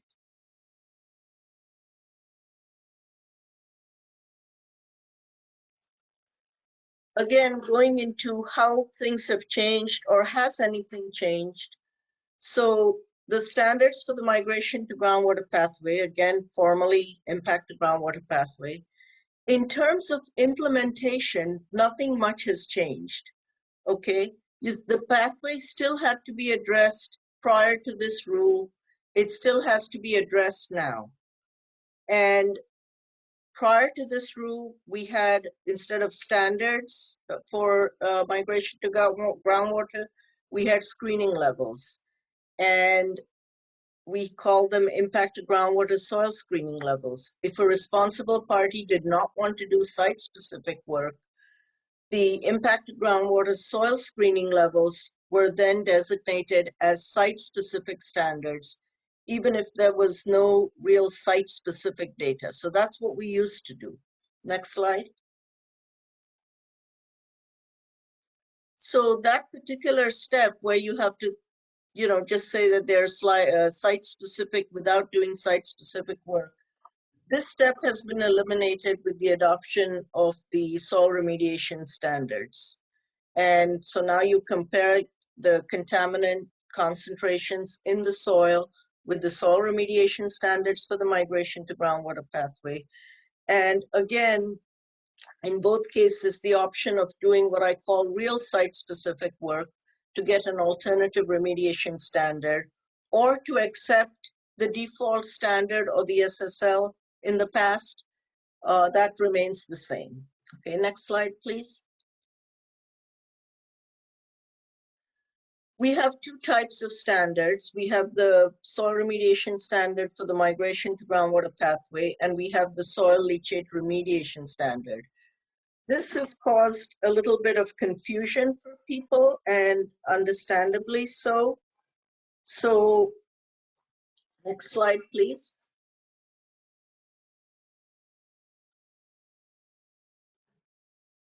When you start your site investigation, there is absolutely no compulsion to compare the contaminant concentration against the leachate standard. You don't ever have to use the leachate standards if you don't want to. You don't have to do SBLP. Basically, the leachate standards are linked to the groundwater remediation standards, which are standards. So they're the groundwater remediation standard times the dilution attenuation factor. And on a lot of sites, especially the where there are inorganic contaminants or where there are semi-volatile contaminants, the SBLP procedure is done fairly early on. So we have leachate standards now, but again, you don't have to use them. There was a question, there was a comment question in the proposal that if I have an exceedance of the contaminant in the groundwater, am I now locked into doing a leachate standard? And I think the thinking there was that leachate standard is, it's in the aqueous medium, so is the groundwater. And so do I have to do that? Again, no, you don't have to do any kind of, you don't have to do SPLP if you don't want. However, I just want to stress that if an SPLP is done, then do not use the results, the leachate results, just as is. They have to be put into the spreadsheet. Don't just compare the results with the standards. Put them into the spreadsheet, and this gives you an alternate remediation standards. Okay? All right. Onward. Next slide, please. All right, so now going on to a couple of differences in how the current remediation standards for the migration to groundwater pathway were generated versus the prior impact to groundwater soil screening levels. So both are based on the soil water partition equation. Just going a little bit into the soil water partition equation, basically this can be used no matter where your contaminant is located, and this is a big advantage. So we still use the soil water partition equation. That is the equation that EPA uses, but the endpoint from which the standard is calculated, okay, because we're protecting the groundwater, so we use the groundwater remediation standard. That endpoint today is the groundwater remediation standard. In the past, we used the health-based groundwater quality criteria. So in the past, with the impact groundwater screening levels, if the health-based groundwater quality criteria was lower than the PQL, you still had to use that. Today, we're using the groundwater remediation standard. So where the PQL made a difference in the past, today there'll be a slightly higher standard depending on the difference between the health-based groundwater quality criteria and the PQL. So that's one difference. The second difference is that the whole C saturation limit, the saturation concentration, we looked into that a little bit more. That has been expanded so that the pathway is now not applicable to more contaminants than in the previous rule. Previously, we only had one contaminant drop out due to CSAT for this pathway only. Okay, that's I'm not talking about the other pathways. So previously, only di-N-octyl phthalate dropped out. Now we have a whole slew of ones that have dropped out. Next slide, please. So the contaminants that have been dropped, so to speak, from the migration to groundwater exposure pathway due to CSAT are the ones you see on this slide here. A lot of the PAHs have been dropped out. Benzoate has dropped out, which is, it's a common contaminant on a lot of sites. In addition to the PAHs, 1,1-biphenyl is no longer applicable to this pathway, di-N-butyl phthalate, also endosulfan 1 and 2, methoxychlor, and so on. So for these contaminants, when you look at the migration to groundwater soil remediation standards, which are in table 5, you'll see that it says not applicable due to the CSAT issue. All right, so basically the department's value. Oh, I'm sorry. Can you go to the prior slide? All right. My mistake. All right. So we have the migration to groundwater soil remediation standards based on the soil water partition equation. And one of the things that we do differ with EPA on is that the values used are consistent with the values pertinent to New Jersey rather than the EPA values. And this is explained in the migration to groundwater basis and background document. This migration to groundwater basis and background document has two particular things that I think are useful. Okay, firstly, it does go into detail on where we differ from EPA, and it gives you the rationale on why we differ from EPA. So, that's pretty useful. It gives a little bit more information on CSAT. And next slide.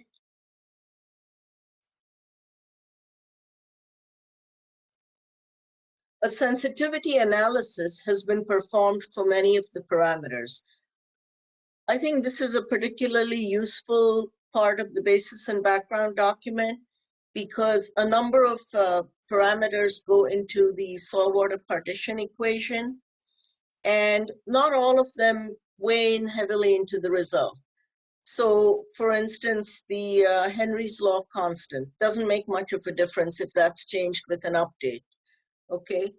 But if you do have a site with a different fraction organic carbon, for instance, it makes a lot of difference. This will be dealt with more in the guidance documents and in the guidance training that we'll have. But basically, taking a look at the basis and background document, there's a few nice graphs that show how each parameter changes. If you change that parameter, how it changes your ultimate number, the soil remediation standard for the pathway. And the dilution attenuation factor is a big deal. The endpoint, so the groundwater remediation standard is a big deal.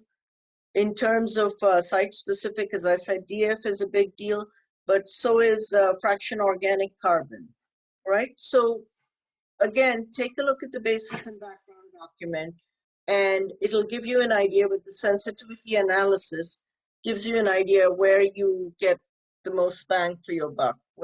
If you spend time on doing this, is there a chance you'll get a higher number? So that's part of the basis and background document.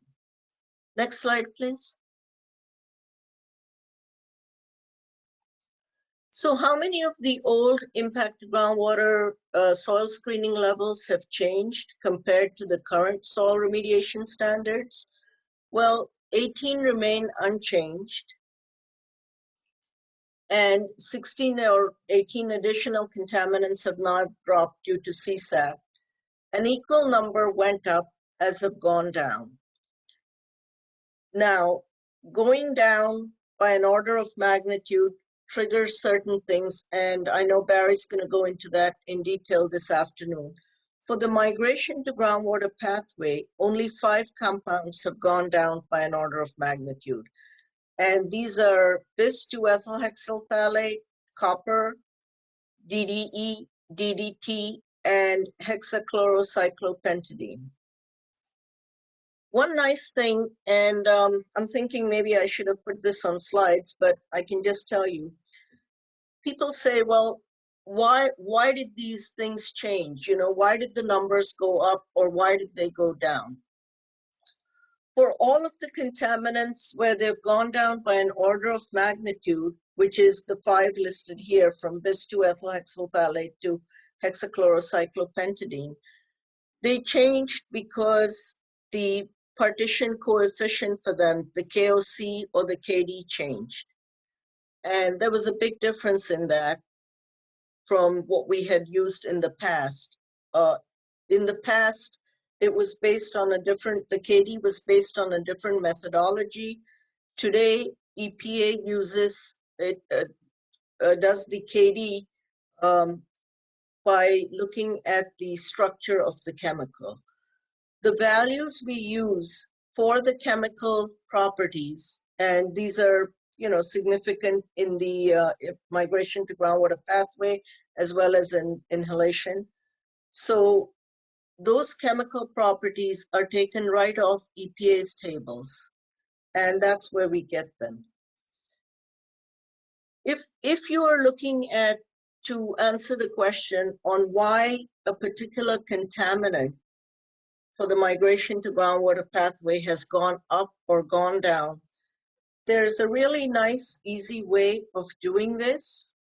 So what you can do is you can pull up the current list, the new list, the migration to groundwater soil remediation standard list. And when you do, you can pull up the soil water partition equation calculator. Because the calculator, if you click on the soil water partition equation calculator, that gives you the spreadsheet. The spreadsheet has all of the parameters and all of the values. So that's your current spreadsheet for the contaminant in question. Then go to the archives. Remember I said on the in the morning, first thing, that there's an archive page on which you'll see the old remediation standard website. So click on that page, go down to what is listed as impact to groundwater, and calculate on the soil water partition spreadsheet there. That shows you what was used to calculate those numbers. So if you just compare those two numbers, it's a really quick and easy way. You can say, oh my goodness, look at this, the groundwater changed here. Why did the groundwater change? Okay, but you know it changed. It probably changed because it was a PQL issue. Or you can say, oh, look at this, the KOC changed. Or it dropped out because the calculation, it says CSAT. So again, you know, a very simple, quick way of comparing the two spreadsheets, the old spreadsheet and the new spreadsheet, will tell you very transparently what has changed, why it changed, and you know, I think it's a pretty useful tool there. So that is next slide. I think that's all I have in my presentation. I wanted to stress that I didn't go into a lot of detail on things like what is the soil water partition equation, because really nothing has changed. And the emphasis here is on what has changed. So the migration to groundwater pathway, it still had to be addressed in the past. It could still be addressed with either you know, the default levels, which in the past were the screening levels, or now with the soil remediation standards, you can still get an ARS. Yes, it's a little confusing that we now have leachate standards, but if you take away one thing from this talk, you know, just take away the fact that you do not have to use the leachate standards unless you want to. You always compare with the soil remediation standard. So that is about all. And again, yes, they are now standards. They are not screening levels. But I think you can see that very little has changed in terms of how you would actually implement this pathway. It had to be implemented in the past also. It has to be implemented now. And so that's all I have for this presentation. And if Okay. anybody has questions, take them. Thank you, Swati. There are quite a few questions, so I'm Oh, I going to get started. The first one I'm going to ask is, migration to groundwater pathway ends at the groundwater interface? Yes, the migration to groundwater pathway is only applicable to the VEDOS zone. And that's the same as, you know, the former titled impacted groundwater pathway. No change in that. Okay. Sorry, I'm trying to get to the questions that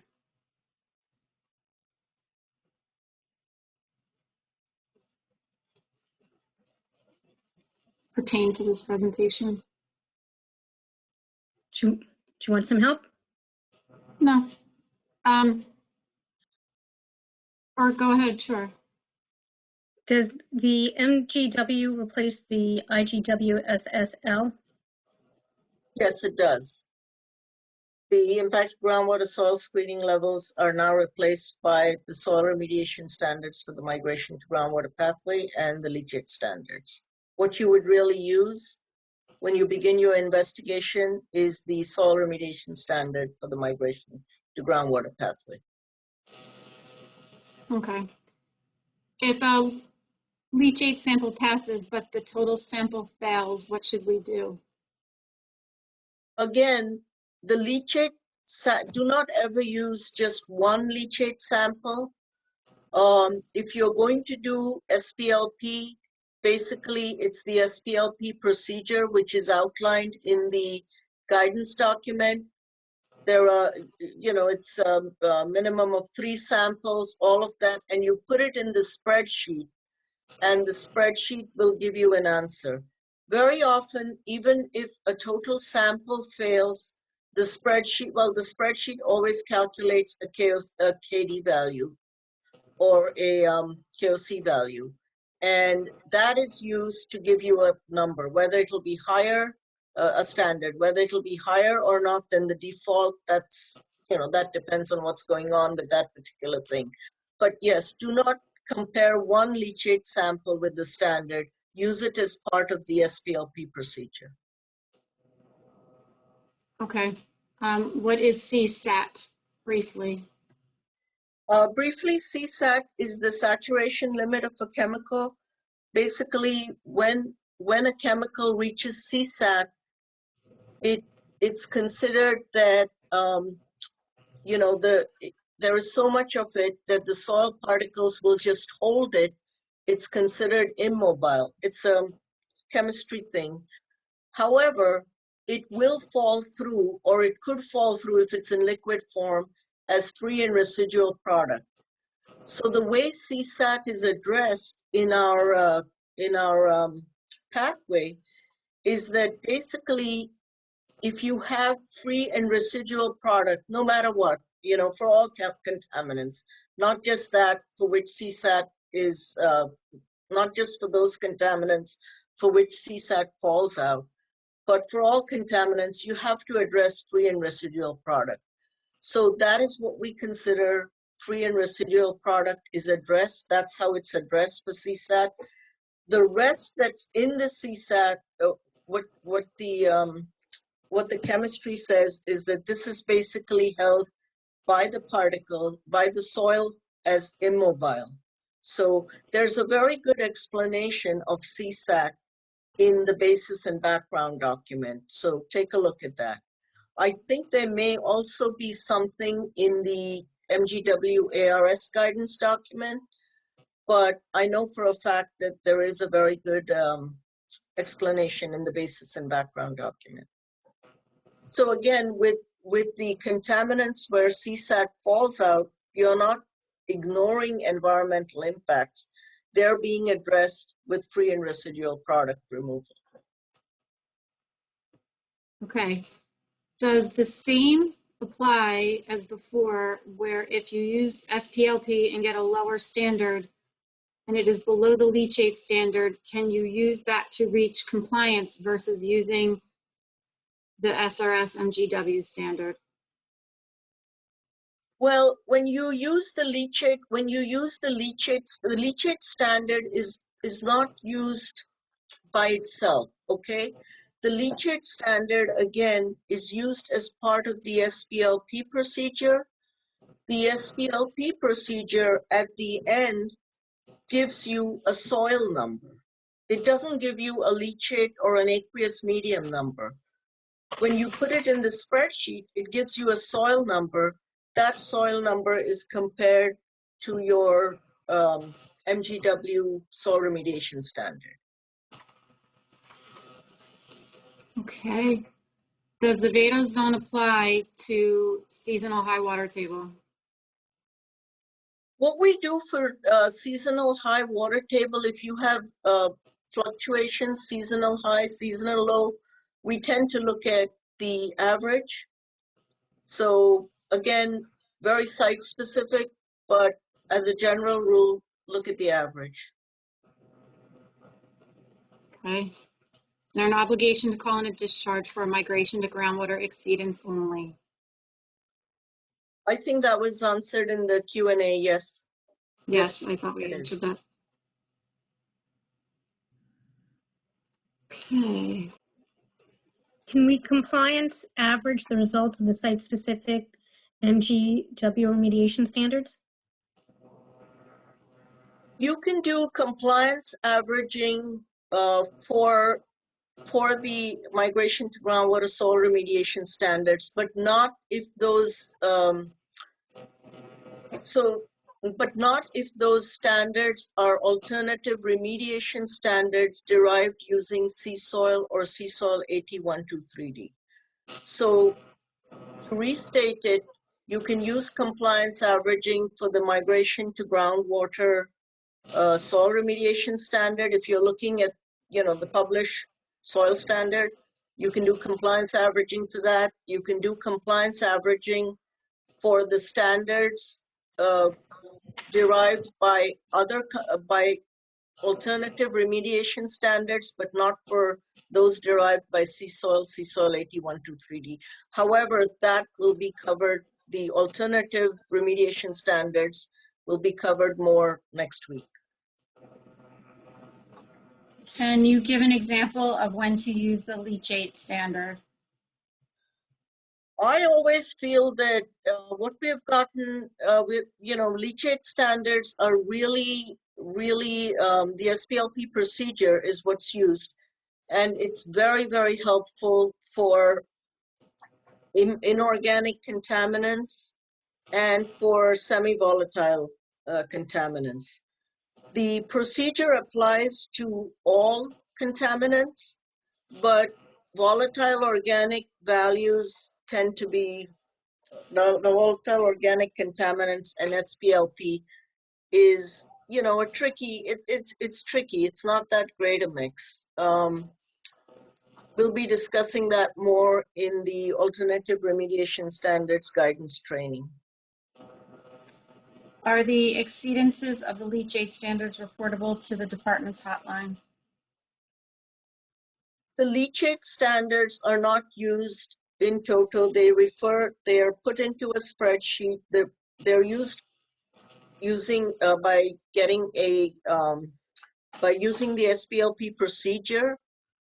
And if that SPLP procedure leads you to a soil number that exceeds the default soil remediation standard, then that would be reportable. But again, the leachate standards are not used just as a standalone standard. Leachate is not an environmental medium. So, in that sense, we're not using the leachate standard the way we use other standards. Okay? If there is no longer a standard, do we need to evaluate that compound by creating a site-specific standard? If there is not a standard, basically, and this would apply, I would imagine, to all the pathways.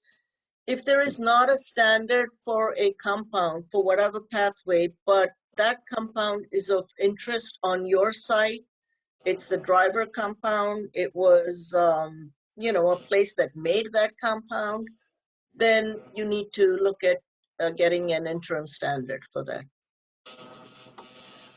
So I think this is a follow-up question to if you need to call in an migration to groundwater exceedance, and it says, what if only one sample exceeds migration to groundwater?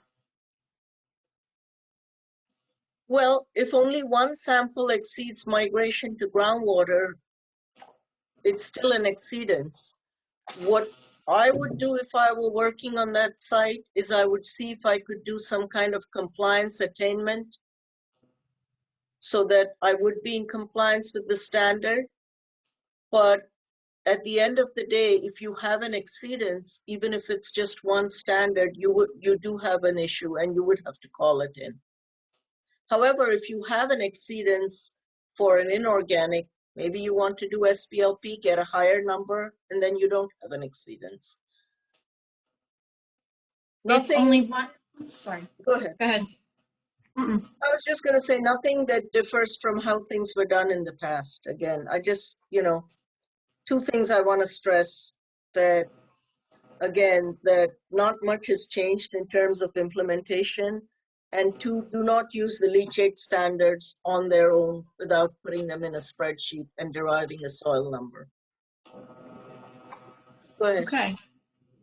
If only one sample has a detection for a compound in question, what concentration should be used for the other two samples to enter into the SPLP spreadsheet? I think you can use the reporting limit for that. You want to make sure that there's a reason you only have one value for that. This will, because SPLP is really used to derive alternative remediation standards, this will be covered next week. Is there flexibility in applying KD averages rather than the lowest or highest, et cetera, if SPLPKD varies by more than an order of magnitude, basis and background doesn't adequately explain. Well, if your KD varies by more than an order of magnitude, what it tells you is there's major differences in your soil. I mean, apart from, lab sampling error, that kind of thing. So what it tells you is there's major differences in your soil. And therefore, the spreadsheet is designed that it will go to the lowest KD. What you need to look into is, do I really have a reason why it's varying so widely? Maybe, what I thought was one area of concern is really not the same area of concern. So yes, you cannot arbitrarily pick a KD value if that's kind of what the question is going to. Okay. When do you use the leachate standards? I think I've kind of gone over this. You use them when you want to, the way you would use an SPLP procedure. They're basically standards because they're linked to the groundwater quality standards. The use of them is basically the same as before, never used by themselves because leachate is not an environmental medium. It's not, it's not soil, groundwater, surface water. You basically only use them to derive a soil number.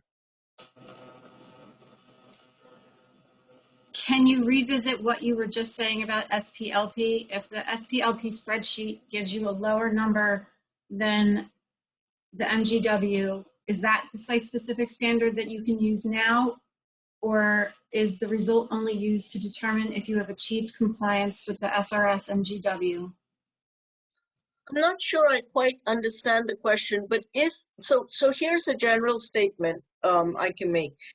If you are trying to get an alternative remediation standard, either via SPLP or using the saltwater partitioning equation, if you get a number that's lower than the soil remediation standard that's published as our new whatever law, you do not have to use a lower number. We default,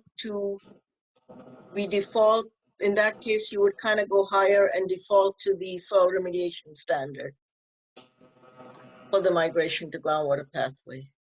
Sometimes people have utilized, thought they could get a higher alternative remediation standard using, let's say, dilution attenuation factor, okay? Our default dilution attenuation factor is 20, and they do the site-specific work, and they have a dilution attenuation factor of 10. We still go to the 20. Now, that said, there could be a site-specific reason why, something is off on that site. But as a general rule, you do not have to go lower than the standards. Okay, thank you very much, Swati. That is the end of the time period that we have right now for answering your questions. As I said before, any question not answered, we will get back to you. And I'd like to take this opportunity to, again, thank you for your presentation and welcome back Erica Snyder. Are you here, Erica? Yes, I am. Can you hear me? We can hear you. Thank you very much. Problem. Good. All right, me again, everyone. I'm Erica Snyder. I'm from the Bureau of Environmental Evaluation and Risk Assessment. In addition to the ingestion dermal exposure pathway, I am also the Site Remediation and Waste Management Program contact for the derivation of indoor air remediation standards for the vapor intrusion exposure pathway, as well as vapor intrusion screening levels. In today's presentation, I'll be going over the indoor air remediation standards. Next week, I'll touch upon the vapor intrusion screening levels in the ARS training. Next slide.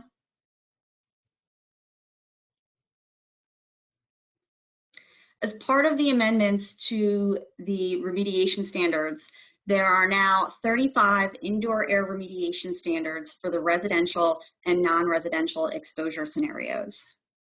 In comparison to the former indoor air screening level list, there are now 2 new chemicals, which are 1,4-dioxane and 1,2,4-trimethylbenzene. Next slide. All right, also in comparison to the former indoor air screening levels, 14 chemicals have dropped from the list. The reason for this is for 3 of the chemicals, those chemicals are not found on US EPA's target compound list. Those chemicals are bromoethene, 1,3-butadiene, and 3-chloropropene. For the other 11 chemicals, those chemicals dropped due to inappropriate toxicological information. In the majority of cases, if not all of them, it was due to the use of root-to-root extrapolation of toxicity values that was not supported with PBPK modeling, as Alan Motter and I have touched upon in previous presentations today. Next slide. All right, so what has changed since the proposed rule back in April? There have been no changes to the originally proposed indoor air remediation standards. The only update that has occurred to the remediation standards rule is in response to comments received on the proposal. We provided additional updates in Table 3 of Appendix 11 of the rule to provide details on when the use of root-to-root extrapolation is restricted and what contaminants it affected. Next slide.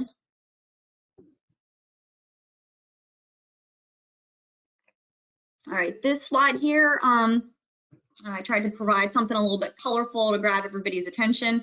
This is comparing the former 2013 indoor air screening levels to the new indoor air remediation standards.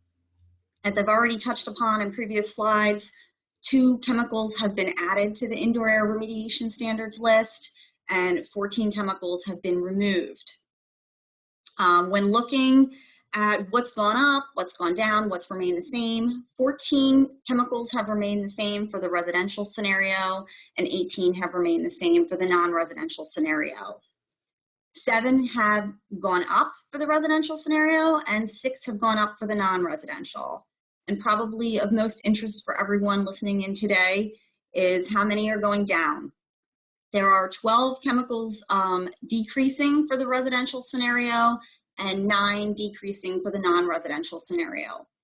I'm going to go into more detail in slides to come as to why they're going down and what the basis for those changes are, but I do want to note that one contaminant, 1,1-dichloroethene, is decreasing by an order of magnitude. Next slide. This image here, I recognize it's hard for you to see, but I just wanted to point this out to everyone. In addition to the remediation standards website being updated, the department also updated the vapor intrusion pathway website. And there's now comparison tables of the former screening levels and the new indoor air remediation standards. And it's a user-friendly table that's color-coded to let you know which standards have gone up, which have gone down, which have remained the same, which are new, and which have been removed. So I just wanted to give this to you all today, provide a snapshot. Next slide. All right, so the next few slides, I'll be going over the basis for the changes to the indoor air remediation standards. For 4 of the chemicals, the numbers changed due to new toxicity information.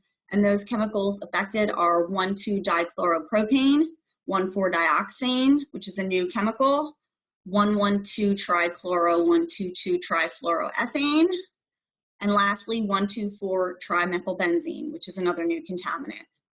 As Alan touched upon in his presentation, the inhalation toxicity value hierarchy that's been used to develop these standards is consistent with the soil remediation standards for the inhalation exposure pathway, similar to EPA, and it has not changed from what was used for the former indoor air screening levels.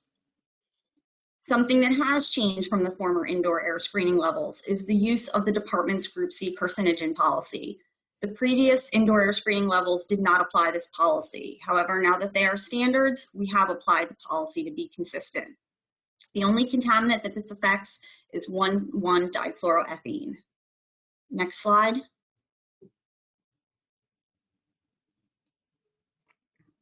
Another change is mutagenic mode of action calculations.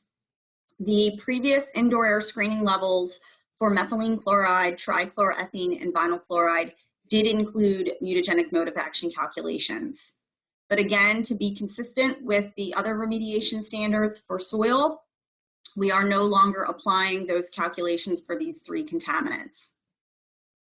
And lastly, just to touch upon root-to-root extrapolation,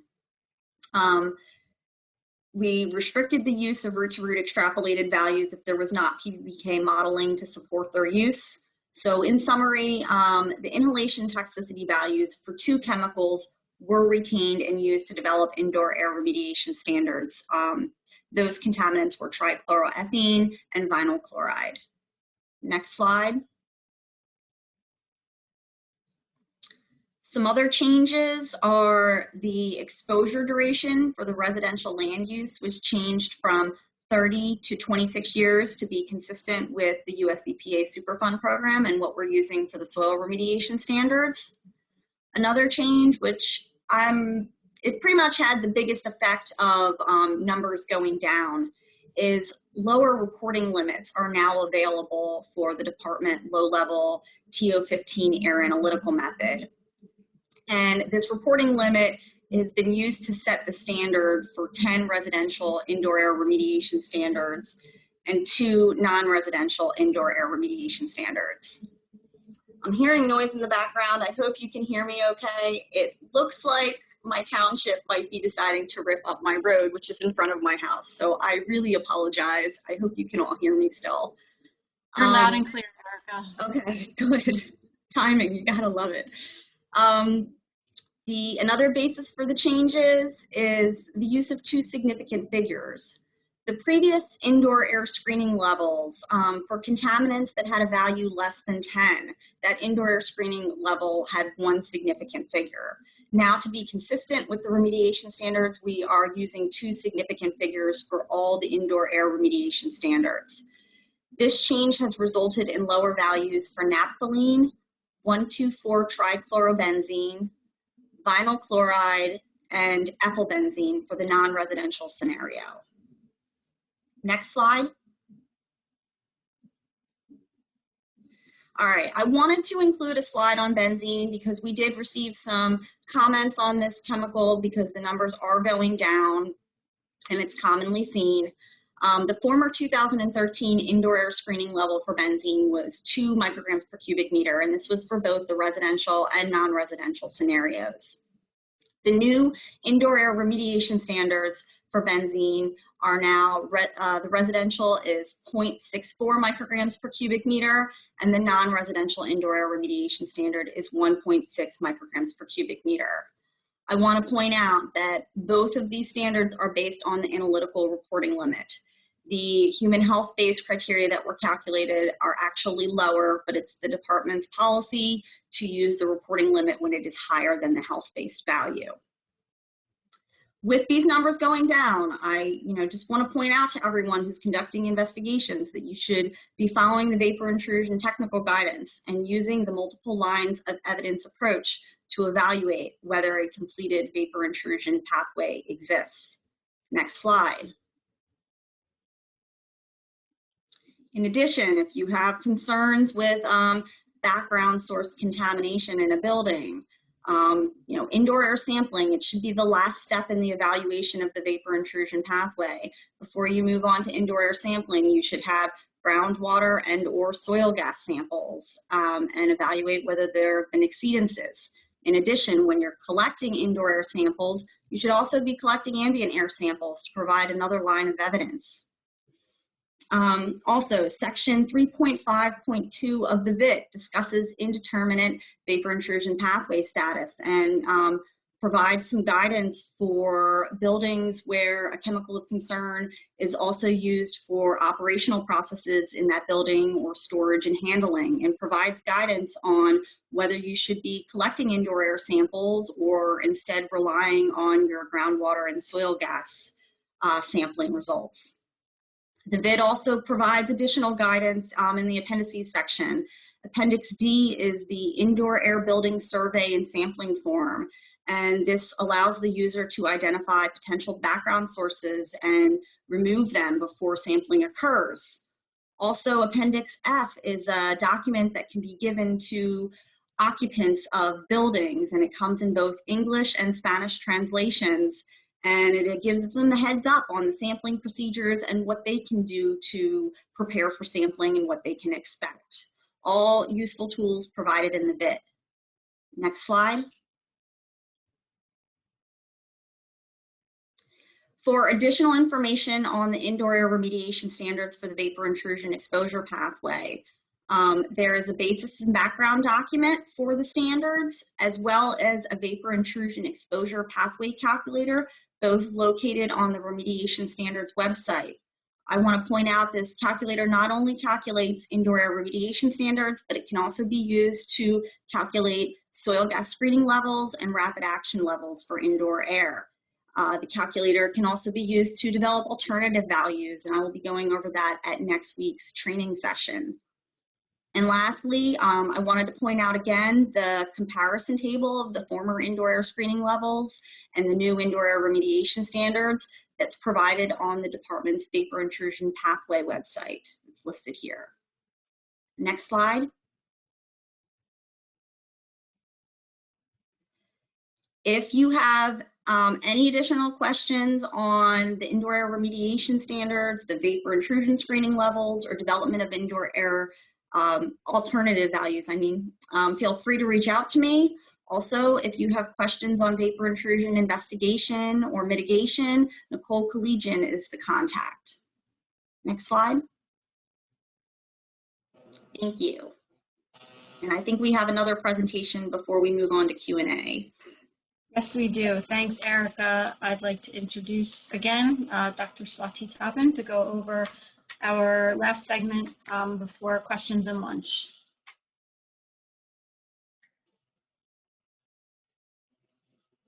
Okay, you can hear me, right? Yeah, you guys get to hear me again, but it's going to be brief. I'm going to go over the general interactions between the pathways, but I actually think a lot of this was covered during the questions right after Alan and Erica's talk. But anyway, next slide. So what's relevant for your pathway, and how do I know which pathway is of concern? With soil, the soil medium, we have three pathways. We have ingestion dermal, inhalation, and migration to groundwater. And all the soil pathways need to be considered. So basically, when there is a contaminant concentration that is greater than the relevant standard for any of these pathways, okay, the exposure pathway is potentially of concern and it needs to be addressed. Next question. Next slide. Okay, the reminder, again, a reminder, and we went into this on the, when we did the questions, but there's a change from the direct contact standards to separate standards for the ingestion dermal and the inhalation pathways. For ingestion dermal and inhalation pathways, you need to check the contaminant concentration against the pathway standard. So before, what we had is the pathways, you had to address them, but they were grouped together under direct contact. Next slide.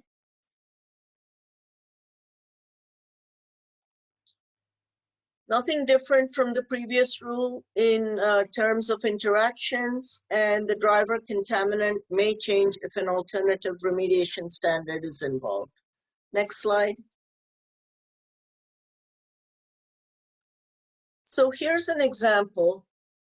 Cadmium is the contaminant of concern here. And the ingestion dermal pathway, residential is 71 ppm, non-residential is 1,100. Inhalation, residential 2,600, non-residential 12,000.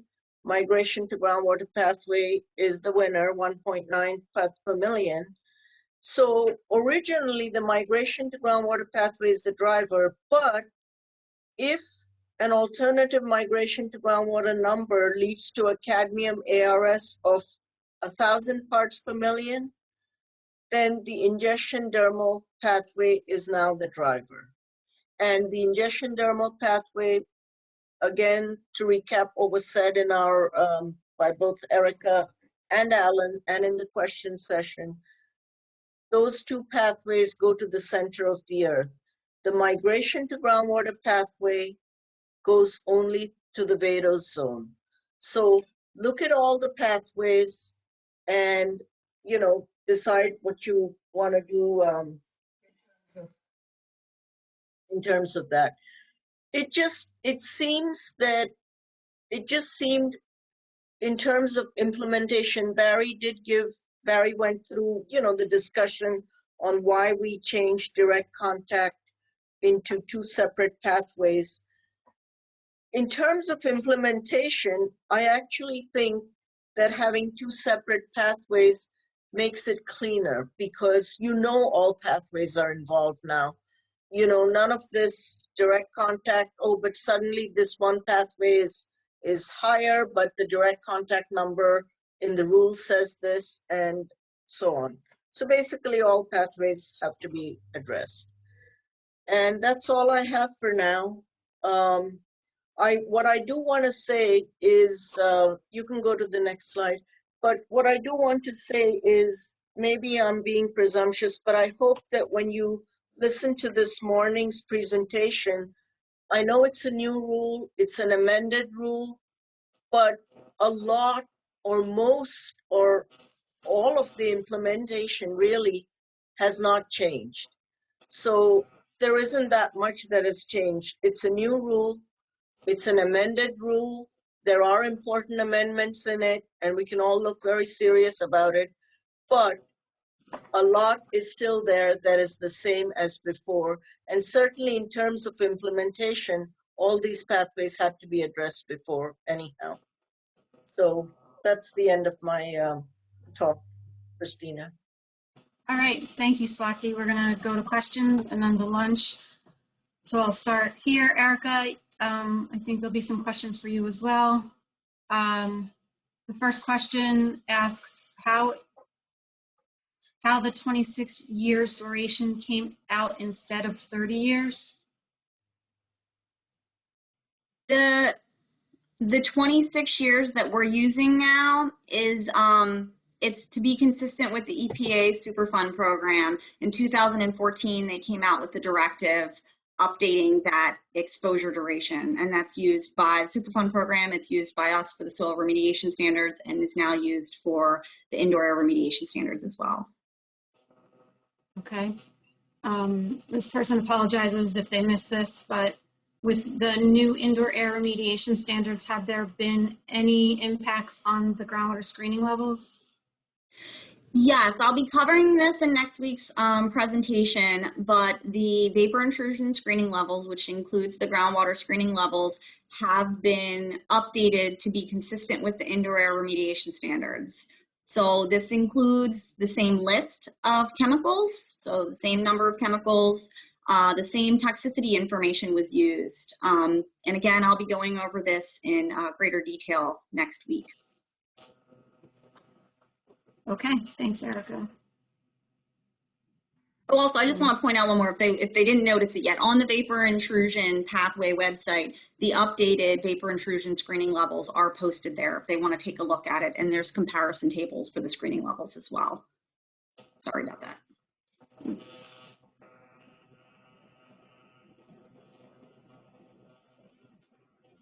Sorry, there's a lot of site-specific stuff that I'm just trying to filter through.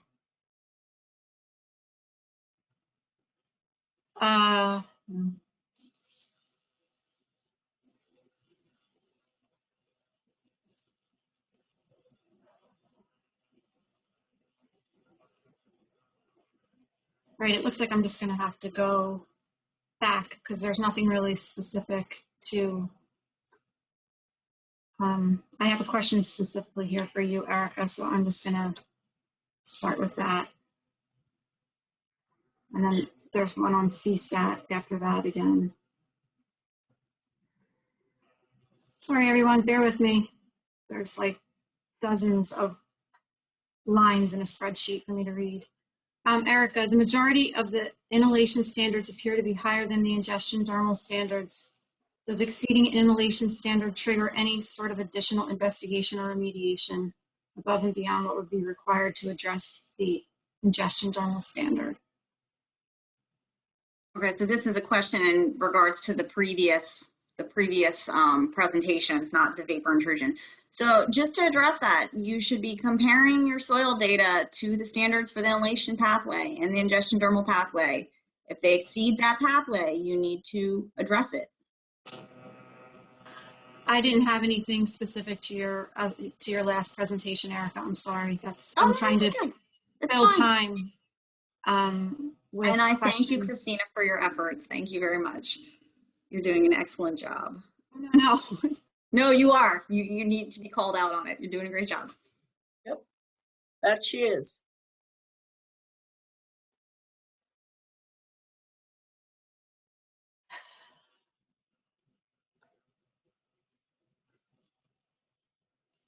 Can I ask one? Go for it. Can you revisit what you were just saying about the SPLP? If the SPLP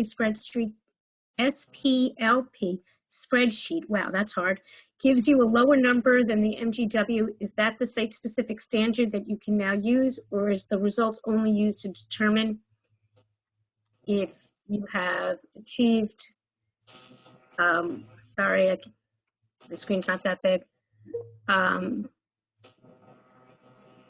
if you've achieved compliance with the site remediation standard MGW number? So basically, if you have put something into a SPLP spreadsheet and it gives you a lower number, then is the question that if it gives you a lower number than the soil remediation standard for the migration to groundwater pathway, you do not have to use the lower number, if that was what the question was about. Not quite sure. If the spreadsheet gives you a lower number, is that the site-specific standard that you can now use? You can if you want, you don't have to. Okay, thank you. Okay, I have one for Erica. Indoor air at a facility is sampled for industrial hygiene purposes. A compound not used for operations is detected. Does this exceedance of a remediation standard trigger SRP incident reporting and investigation requirements? Perhaps this is a Barry question for later afternoon. Well, I can start with saying, I mean, we're talking indoor air remediation standards associated with the vapor intrusion exposure pathway. So it's important to keep that in mind. It's contaminants suspected to be part of a vapor intrusion exposure pathway. So migrating from groundwater or soil gas into a building.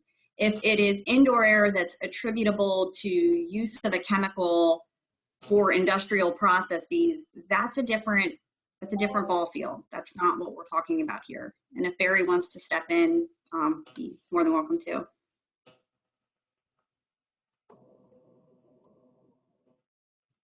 Now, Erica's correct. If it is a constituent that's used as part of the operations at that facility, the likelihood that there's going to be an exceedance, because the OSHA PELs are a lot higher than our indoor air numbers, that we would not be going forward. Now, there was a question about a compound that wasn't related to the operations. But that would all have to be traced from the fact that the VI investigation is starting by a trigger of a groundwater screening level, and then doing a step out to see what facilities are within that zone, and then doing subslab sampling. So if you had a situation where you're tracking a compound, you take a subslab sample, and you don't get any results from what may have been indoor, I would say that that is not a DEP issue. The person followed up with, what happened to it? I lost it.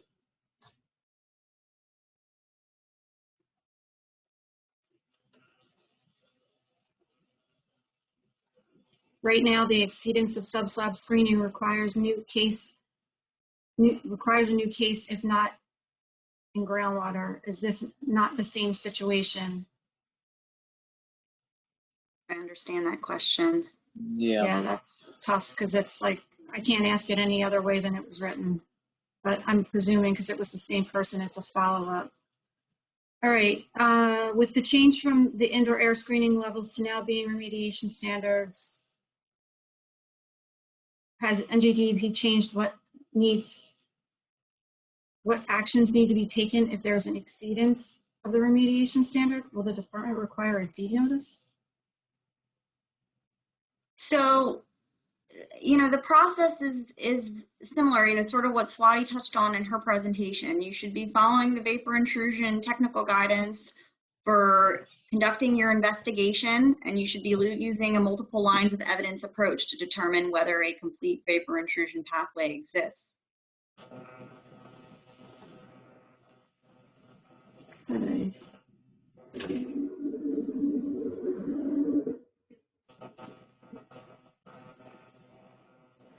With regard to SBLP, based on conversations with Dr. Sanders in the past, big shout out to Paul Sanders out there, if we had a single exceedance and leachate results were lower than the leachate criterion, we were allowed to develop site-specific standards based on the single sample and not using the SPLP spreadsheet. Is that no longer the case? I believe that's no longer the case, but I'll let Swati answer that. Well, basically, I think the question is I'm a little confused by the question. Do you have to use the SPLP spreadsheet if you only have one sample one sample that, I'll reread it. If we had a single exceedance and leachate results were lower than the leachate criterion, do you need to use the SPLP spreadsheet? Yes, you do, because if you have only one sample, you're basing your results on only one sample, which is really, scientifically asking for 3 samples is not a big deal. So even if you have one sample, the reason we ask for 3 samples is because we do not rely on any one sample, on just one sample. However, if you have a result where you have only one sample that has exceeded the soil remediation standard for the migration to groundwater pathway, and your 2 other samples are below that, you can put that sample in twice, 2 more times, so that you have a total of 3. This is explained in the SPLP guidance. I strongly recommend that the guidance next week, I strongly recommend attendance next week for the ARS guidance. Okay, thanks, Swati. If we had a compound as a COC, one of many, and now that compound does not have a standard, are we required to develop an intermediate standard? An interim standard. So if that contaminant is, associated with a discharge at a site and assumed to be driving the remediation or the mitigation, it's worth considering. But I do want to point out that a lot of the contaminants that dropped from the previous indoor air screening level list, they dropped because there's no longer appropriate toxicity information to derive a number. So if it fell into that category, it wouldn't be something I'd be able to develop a number for quickly, and we may have to get the Department of Science and Research involved to see if a number can be developed. I just want to add to what Erica said, that what she said really does apply to all the pathways. If a contaminant has been dropped by any pathway, whatever, the same would apply to those. If your contaminant is of major concern on the site, then you might have to develop something.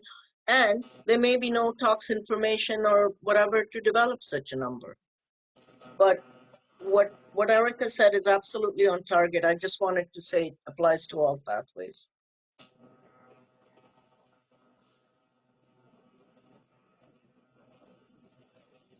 Metals are non-volatile, example, cadmium. Why is there an inhalation pathway? I'm assuming this is going back to the inhalation soil remediation standards. Yeah, we would need Alan to answer that question. If I can just jump in, the soil inhalation pathway is composed of two components. The actual volatilization and inhalation of vapors, as well as the inhalation of particulates. So for the cadmium, I would assume that that number is generated primarily due to inhalation of particulate matter. That's correct. There's two halves of the equation, and most contaminants are driven by either particulate or volatile. Some contaminants, such as naphthalene, have a component of both, but yeah, there's the particulate portion that most metals are driven by. Okay, if an indoor air sample is collected not due to a soil gas trigger and it exceeds the indoor air standards, is this considered a discharge, and should it be reported to the NJDEP as a discharge? It's considered a release to the soil and waters of the state. That last part, just, is it considered a discharge if you have an indoor air exceedance? Again, if you don't have any other information relative to tracking it via a groundwater trigger and subslab sampling, that you really don't know what the source of that contamination is. It could be from a discharge, but it could be from off-gassing from dry cleaning. It could be from someone storing gasoline in their garage. I would say that if I were an LSRP, I would be looking for the idea of where is that coming from before I would make a phone call, say it was a discharge. Yeah, where was the sample taken? Is there, and are there potential, sources in the building that could have resulted in that exceedance? Correct.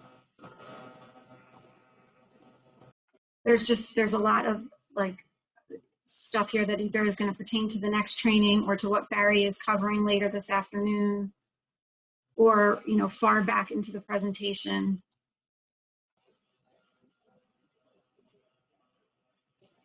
If we had it, sorry, I took it on my camera. If we had a compound as a contaminant of concern, and now that compound does not have a standard, are we required to develop an intermediate standard? I think we answered that one already. Yeah, we answered that earlier. It wasn't marked as answered.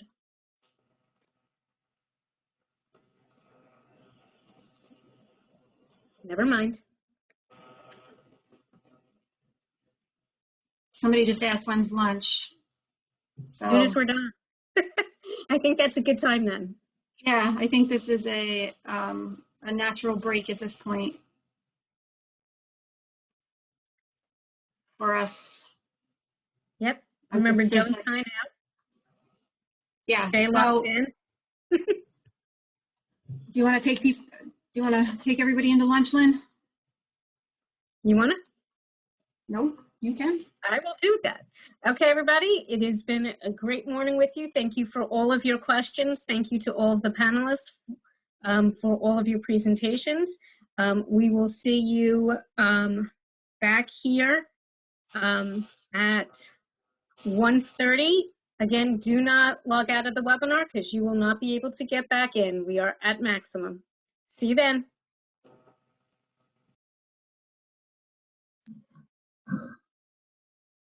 It's just about 1:30. I hope everybody has come back from break and had a good lunch. I know I did. And I hope you are all ready to hear Dr. Barry Frasco's presentation. And I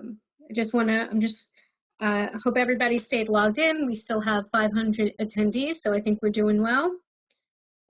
Remember to stay logged in and to wait for your questions until the question slides come up. Thank you, and take it away, Barry. Okay, thank you, Lynn. Good afternoon, everyone. I have returned, and lucky for all of you, you have me all afternoon. I can't wait. But before we get started this afternoon, this morning, I mentioned Donald Duck Day. I also wanted to present for the afternoon session a little fun fact. 42 years ago to this date, the Philadelphia Phillies introduced new uniforms that they were going to wear for their Saturday home games.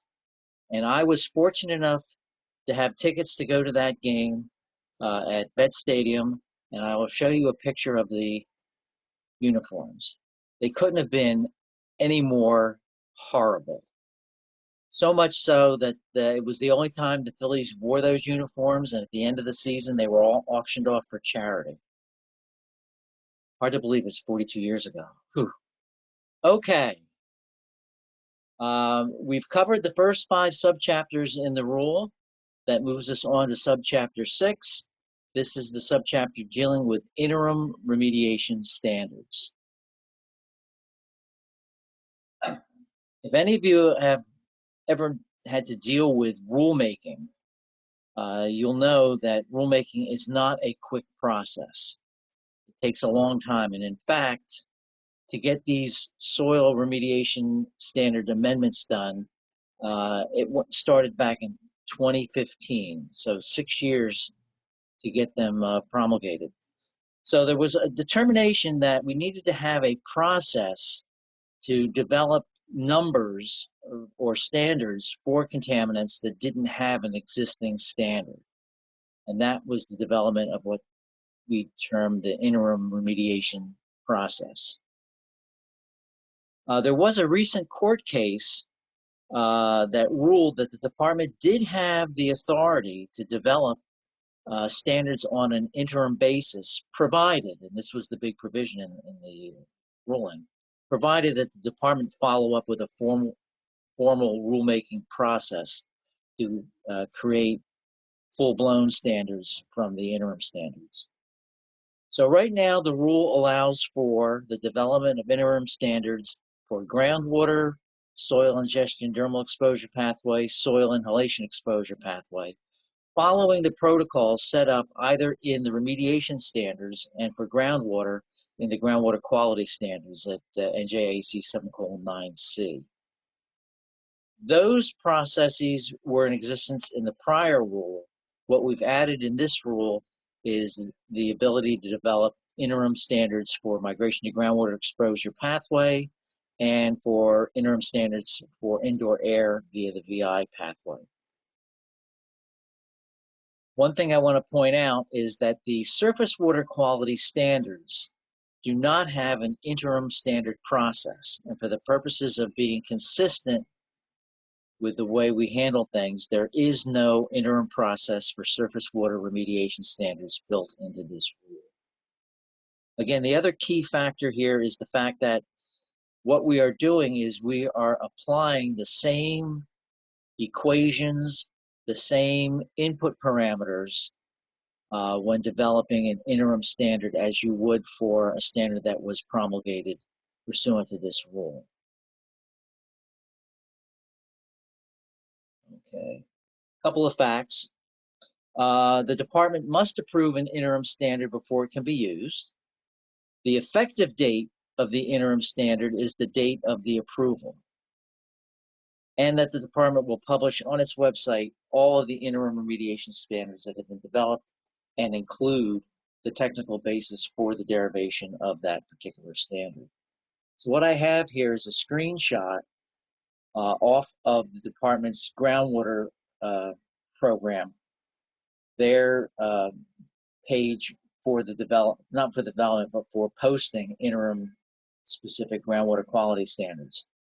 And right now there aren't any, but it's the concept of we will identify the constituent, the CAS number, what the interim standard is, what the interim PQL is, the higher of the two numbers here, the effective date, and a fact sheet and a technical support document.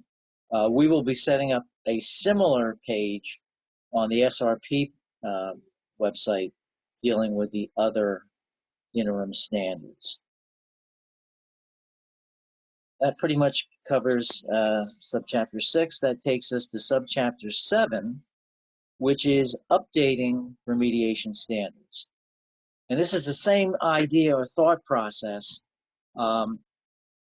If we have an existing standard and we are aware of the fact that there's new tox information, whether it be a new slope factor or new reference dose, our ability to update those standards using the latest information that's available.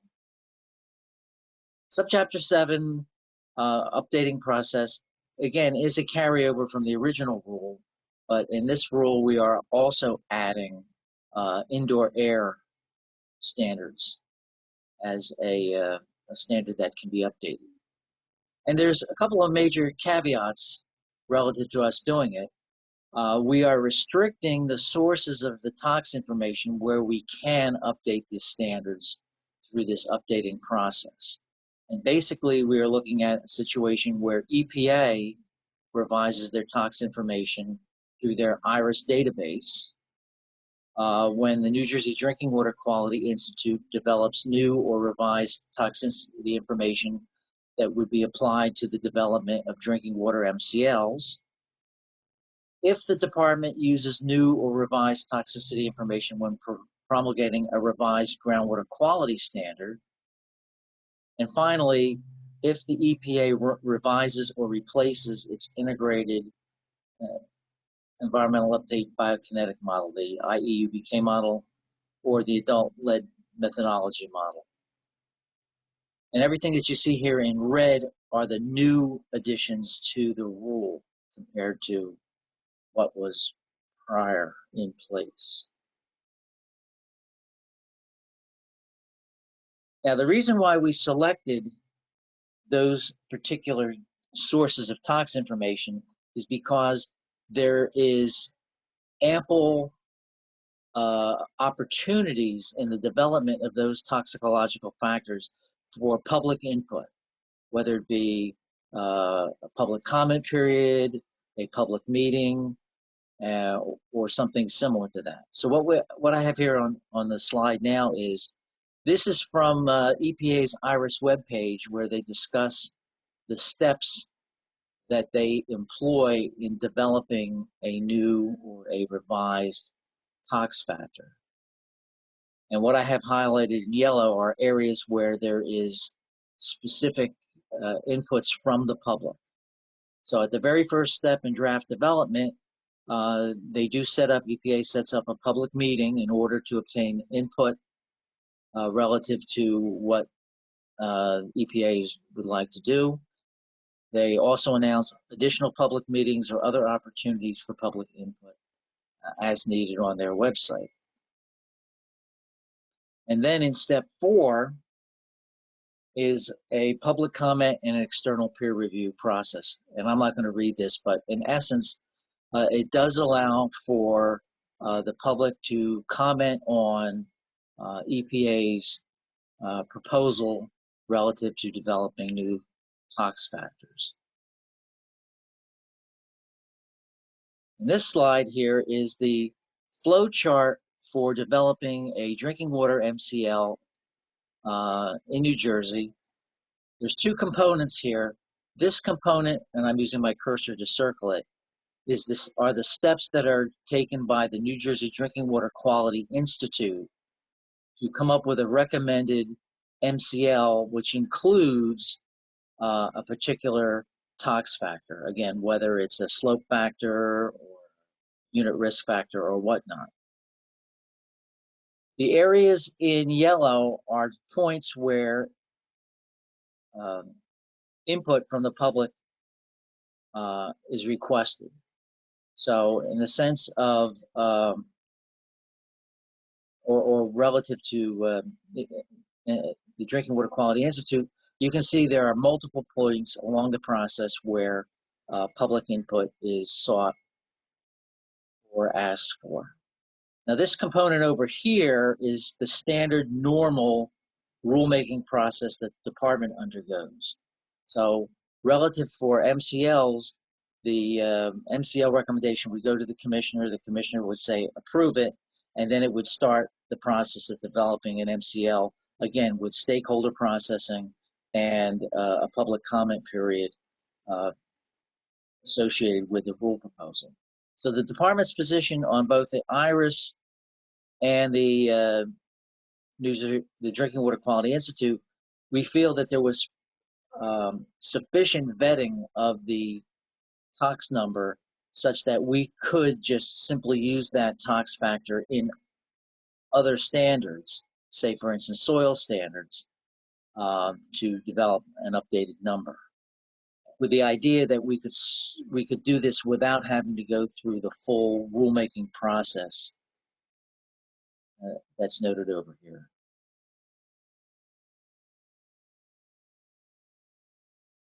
We can also update a soil and a soil leachate remediation standard for the migration to groundwater exposure pathway when the department updates any groundwater quality standard.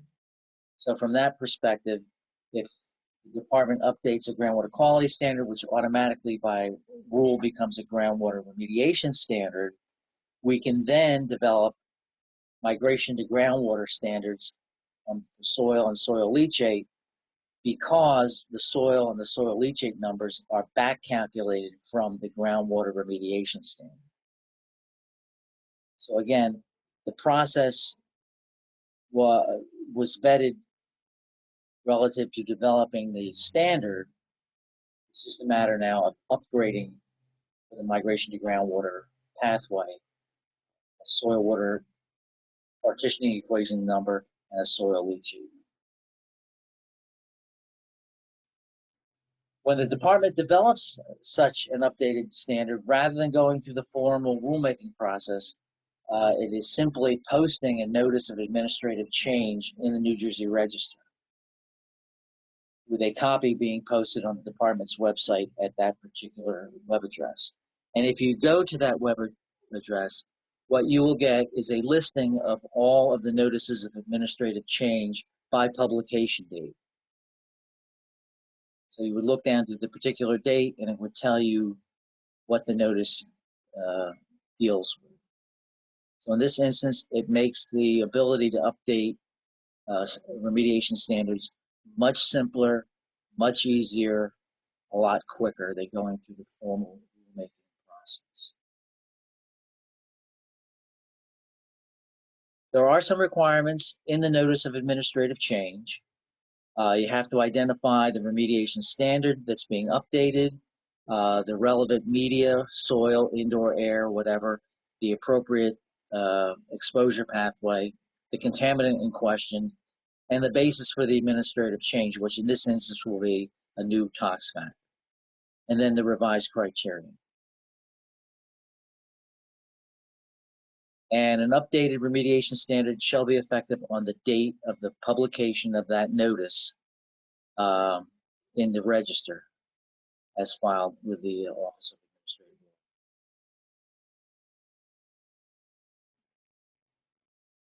So we added some stuff in this package with the idea that since the updated remediation standard applies to all sites, it could be a situation where you're working on a site, you're almost done, boom, this new updated standard comes out, and it may put a significant delay in the remedial work that you've done because you're almost to the point where either you are ready to have a work plan or actually have an RAO submitted. So we are allowing for a phase-in period. So as long as the responsible party submits a remedial action work plan or a remedial action report to the department via the LSRP, within 6 months of the effective date of the updated standard, you can use the older standard if you want. The only exception to this is if the difference between the old standard and the updated standard is an order of magnitude or more stringent. In that instance, then you have to use the new updated number.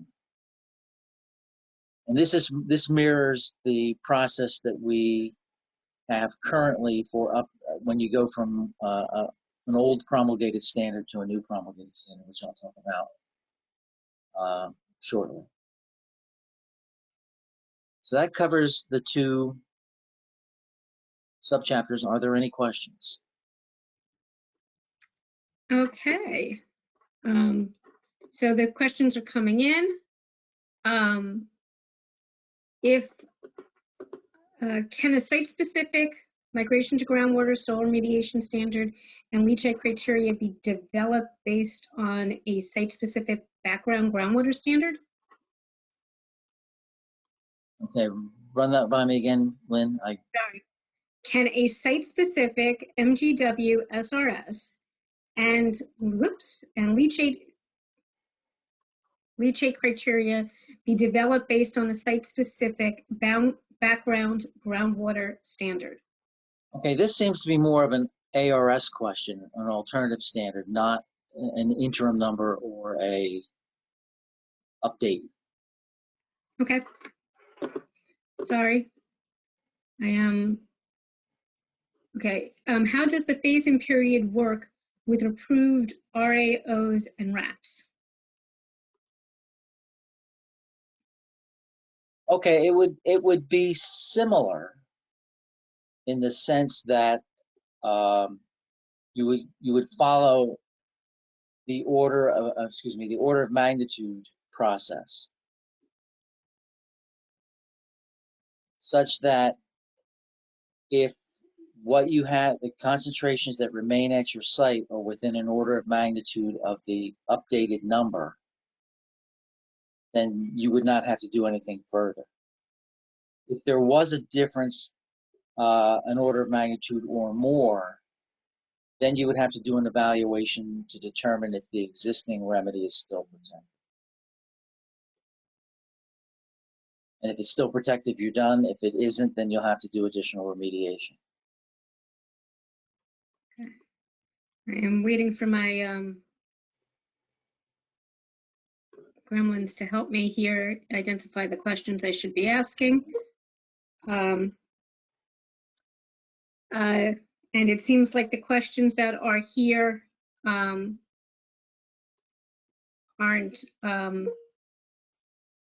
there aren't any good questions, so we're going to go over to the next. I just see one that I'm going to ask. Does the phase, whoops, I just lost it. Okay, it's fun. Does the 6-month phase-in period start on May 17th? When the, Okay, I will be talking about that later on. Okay. So we'll wait till then. All right, so then I think that is it. I will get off and I will allow you to continue the next section. Okay, here we go. In this section of my presentation, I'm giving a general overview of the standards. And I would basically say, for the most part, the remainder of my talk is based on results of questioning. I guess it was at the SID training where we asked people, were there any specific topics of interest that you would like to have presented at the remediation standards training. So a lot of this is based on requests that were submitted by attendees from that particular training session. We'll get started here. I just have some general statistics relative to the number of standards. And a lot of this has already been gone over in previous presentations by Swati and Erica. So this is just more of a general overview. But I broke it out in the sense of there were, and this is for the soil ingestion dermal exposure pathway. Some standards were not readopted, so they were dropped. And the difference here, on this side of the slash, this is residential. On this side, it's non-residential. And this is the number of contaminants. So 13 were dropped, 14 were added. And depending upon whether it was res or non-res, this is the number that had a standard and still has a new standard. And then how they, and how they were broken out, in the sense that some standards were lower, some standards remained the same, some standards, the concentration increased. So what are some of the factors involved in these changes? In terms of deletions, it could be that a tox factor was withdrawn. It could be the fact that the original standard was developed on a route-to-route extrapolation, which was not backed by PBBK work. If it wasn't a contaminant on EPA's target compound list or target analyte list, or if it was a contaminant that was rarely found. Relative to new standards, could be that new tox information was developed. It could be that it's a contaminant for whatever reason that we didn't have a standard, but it is part of the TCL/TAL list. Or it could be a contaminant frequently found at a site that we determined it through a tentatively identified compound. So there are a variety of factors involved in that. There's also the idea that there could be changes in chemical or physical properties, things like that. So this is just a general overview for the ingestion dermal. This is for the soil inhalation. As you can see, a lot of standards were dropped in the inhalation exposure pathway, primarily because a lot of these numbers were developed using route-to-route extrapolation. We have a few new ones. And again, this is the idea that some go up, some go down, some stay the same. But the thing I probably wanted to point out here for the non-res, where we had a fair number of contaminants where the standard increased, and I would say this is primarily due to the fact that we dropped the truck traffic exposure, the truck traffic scenario, and that drove the number up higher. Migration to groundwater. I'm going to say, again, probably a good chunk of this 27 number is the CSAT issue that Swati talked about. And nothing more that I wanted to talk about on this slide. This is SPLP. SPLP is, again, the actual leachate standard is based on multiplying the groundwater remediation standard by a dilution attenuation factor. And since the groundwater numbers didn't change, really wasn't a lot of change here. Most of them stayed the same. The ones here where the number increase is most likely due to the fact that the original numbers were based on the health-based criteria. And if the reporting limit was greater than the health-based criteria, we didn't change it to that, which we did here, that we backtracked it to the reporting limit. This is probably the main reason why those increased there. Indoor air,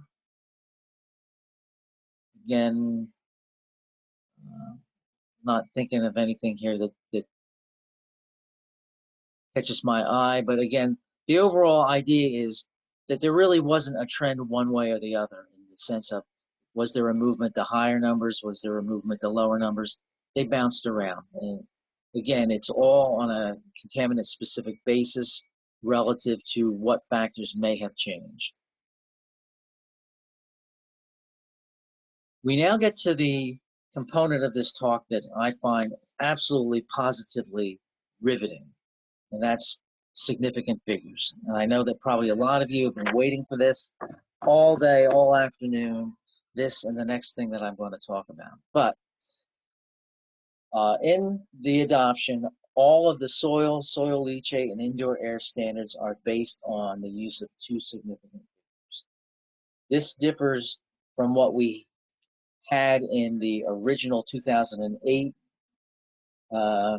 remediation standard package, where if the remediation standard was less than 10, it was reported out at one significant figure. If it was 10 or greater, it was reported out as two significant figures. Why are we making this change? The primary reason why we're making this change is that there's a relatively new department policy that states that all standards will be based on two significant figures, and that it will be done as the rules are readopted or amended. So again, as I said before, soil leachate, indoor air, all those standards are based on two significant figures. If we take a look at surface water and groundwater, surface water, most of the standards are based on two significant figures. Groundwater, however, most of the contaminants are based, standards are based on one significant. However, as contaminants are being updated, as it were, or revised, they will be moving to two significant figures. And you've probably noticed that when the groundwater quality standards for PFOA, PFOS, and PFNA were recently adopted, they all were reported as two significant figures.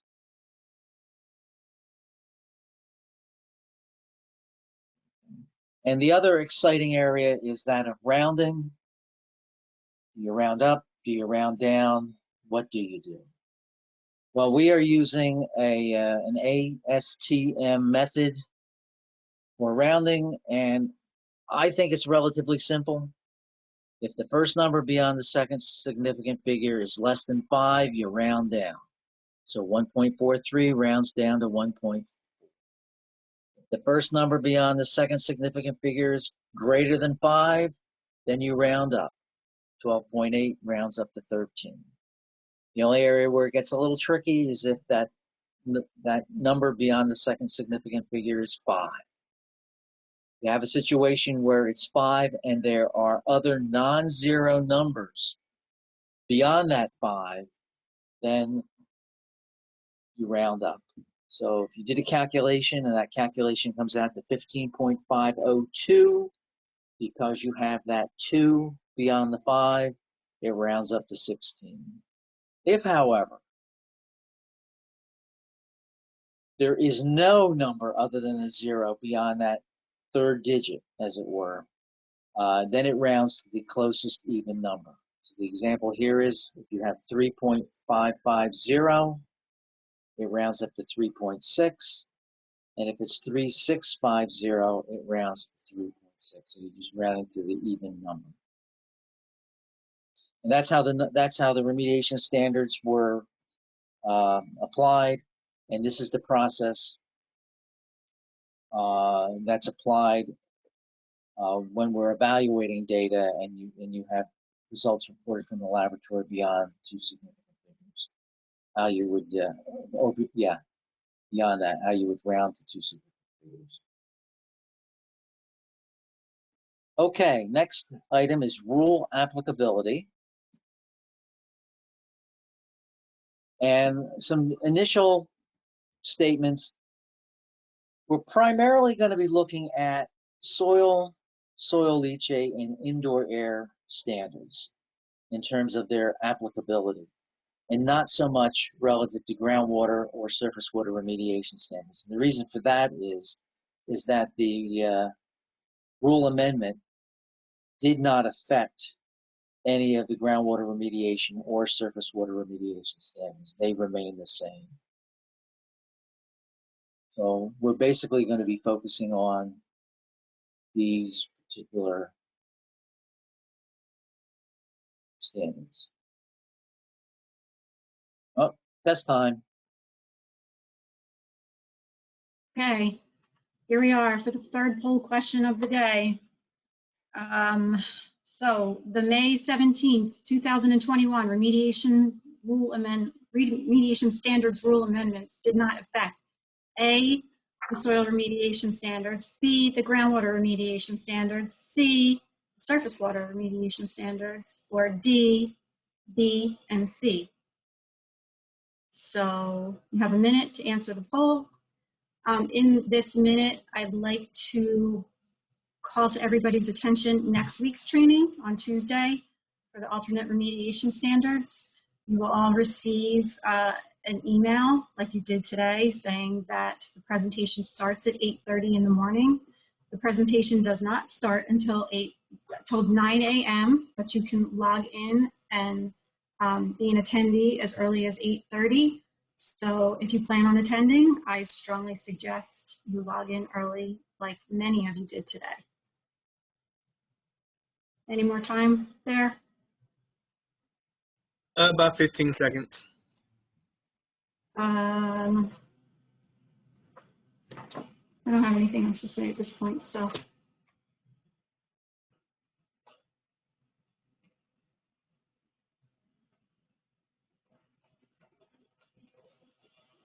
All right, and then next slide. So hopefully you all got the answer correct to this. The answer is D, both the groundwater remediation standards and the surface water remediation standards.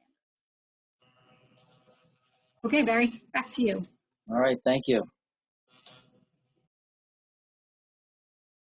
So I wanted to talk a little bit about rule applicability.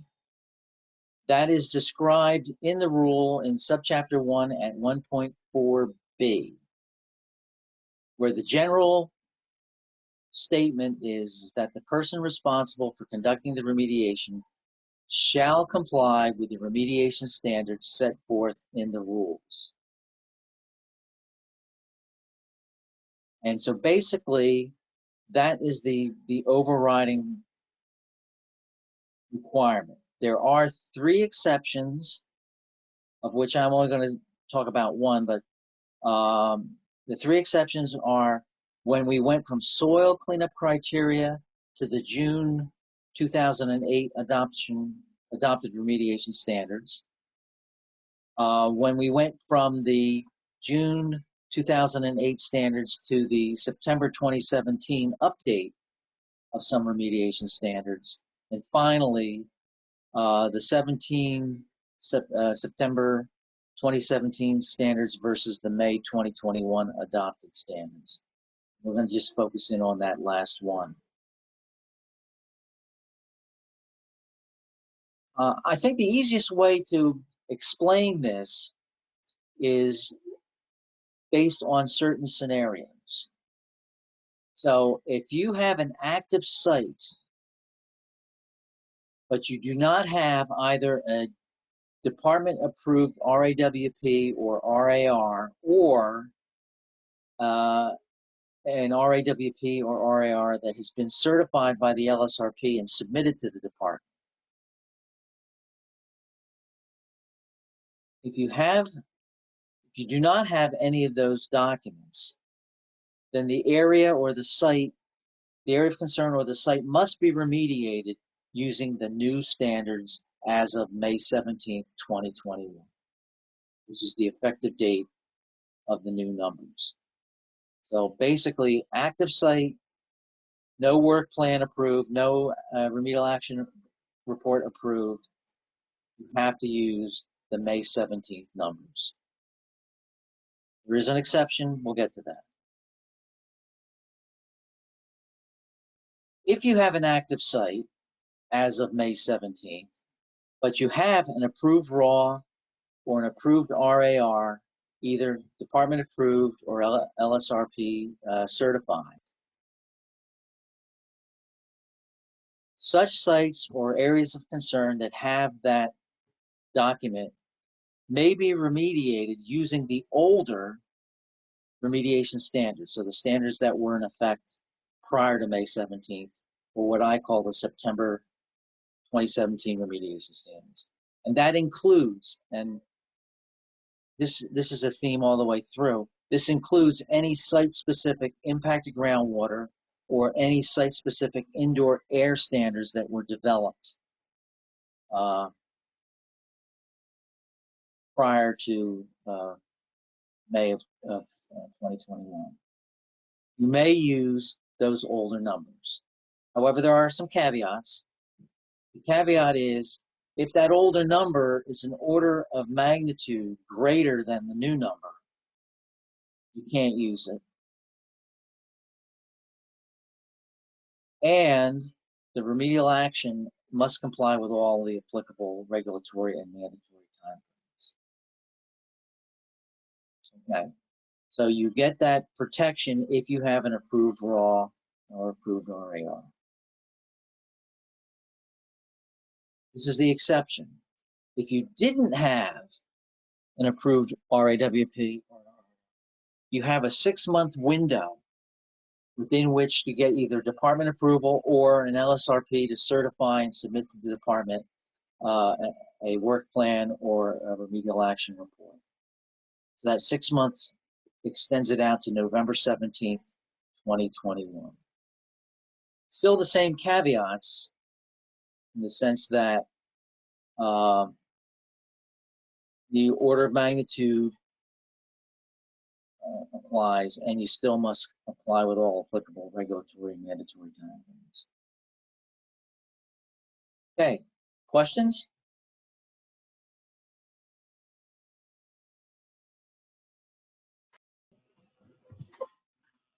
Okay. If an RAR is submitted before the quote unquote grace period for the new soil standards and the RAR is not approved / reviewed, and it would be reviewed, the department doesn't approve, by the NJDEP before the quote unquote grace period, will the NJDEP hold RPs responsible for the new standard? Okay, couple of things. The department's approval for this transition from the 2017 standards to the 2021 standards only applies to a narrow group of cases, primarily those cases under direct department oversight. Most of the cases are going to be coming from the LSRP, and as long as the LSRP certifies the document and submits it through the online service, that's okay. If that can be done within that 6-month time frame, you get the benefit of not having to remediate to the new numbers. If you choose not to, you don't want to. Okay, this is from a little earlier today. If an interim standard is calculated for a non-listed compound and it is below the laboratory PQL or RL for that compound, what would the procedure for demonstrating, what would be the procedure for demonstrating compliance? Okay, this would be just like any other standard. You will have calculated a health-based criterion, and you will have a reporting limit. And the standard will be the higher of the two numbers. So if the health-based criteria is less than the reporting limit, the interim standard becomes the reporting limit. And you would be demonstrating compliance to the reporting limit. Some of our approved RAWs may contain only specified groundwater target limits. The soils are all in compliance with old standards and are not listed or specified in the target contaminant list. Can we still use the old standard? I would say as long as the key is the fact that you need to have a work plan, either a work plan or a remedial action report in effect at the time of the rule the rule becomes effective, factoring in that 6-month extension. Okay. The 1999 impact to groundwater soil cleanup criteria for PCE was 1 part per million. The 2021 soil remediation standard for the MGW exposure pathway is 0.0086. Does the order of magnitude apply in such a case? What I'm really asking is, do both numbers have to be promulgated standards before the order of magnitude applies? Okay, it's easier to answer the second part of that. We have taken the position that prior to the 2000 and, well, let me rephrase this. You have to have a value associated with the site or area of concern. And whether that was the soil cleanup criteria or impact to groundwater, or if it was a site-specific derived number, that number becomes the standard at that site or that area of concern. And that's the basis of triggering the order of magnitude. Now we have a promulgated standard that's going to be compared against the site-specific standard. And I will talk a little bit more about how that comparison will be conducted later on this afternoon. Are interim generic groundwater quality criteria still applicable to the synthetic organic chemicals? I believe we are still using them, yes. Okay. The draft attainment guidance document allows for rounding to 1 significant figure for the groundwater quality standards. Was Dr. Frasco referring mainly to the soil remediation standards in terms of rounding to 2 significant figures? Okay, we are in the process of updating the attainment compliance technical guidance document to include rounding as a mechanism of demonstrating compliance. And right now, how it's worded or it's proposed, we're in the process of finalizing the document. It has gone out for stakeholder review. We're just finishing up responding to some comments, but we're basically saying in that document, you round to the number of significant figures that are in the standard. So in this instance, with the new remediation standards that have come out for soil, soil leachate, indoor air, you are rounding to 2 significant figures. For surface water, most of the surface water standards are 2 significant figures. Groundwater, it's going to vary a little bit. Most of the standards are 1 significant figure, so you can round to 1 significant figure. But there are a couple, like the PFOA, PFOS, PFNA, where the standard is 2 significant figures. For those, you would round to 2 significant. Okay. And based on rounding, you attain compliance, then that's a demonstration that you're in compliance with the standard. Every time a remediation standard changes, does an order of magnitude review need to be done? That's another great question. I have a little bit of a discussion later on this afternoon on that. Okay. When the remediation standards change, does the RP, this might be the same exact question. Does the RP, LSRP need to review for order of magnitude changes that might impact an RAO issued before the change, or does the department identify an order of magnitude change that might have an impact on a previously issued RAO? It's up to the responsible party to ensure that their remedy remains protective. And I will be discussing again a little later on this afternoon when the responsible party needs to do that evaluation. And it will vary depending upon whether or not you have a final remediation document, whether it's an NFA or an RAO. Also, if you have an NFA or an RAO, whether or not the specific site or area of concern has a remedial action permit. or is it an unrestricted use remedy? Depending upon those categories, will define when the order of magnitude evaluation should be conducted. But I'll Are talk the more rule- about that later. Are the rules for rounding included within NJAC 7:2016? No, they are not. But there's the citation to the ASTM protocol, and there is a discussion of the rounding protocols in the rule proposal. So as Swati mentioned earlier today, you can go to the department's SRP's website for remediation standards, and you can take a look at the proposal, and there's a discussion of the rounding protocol there. Is the order of magnitude process, does the order of magnitude process apply to delineation samples?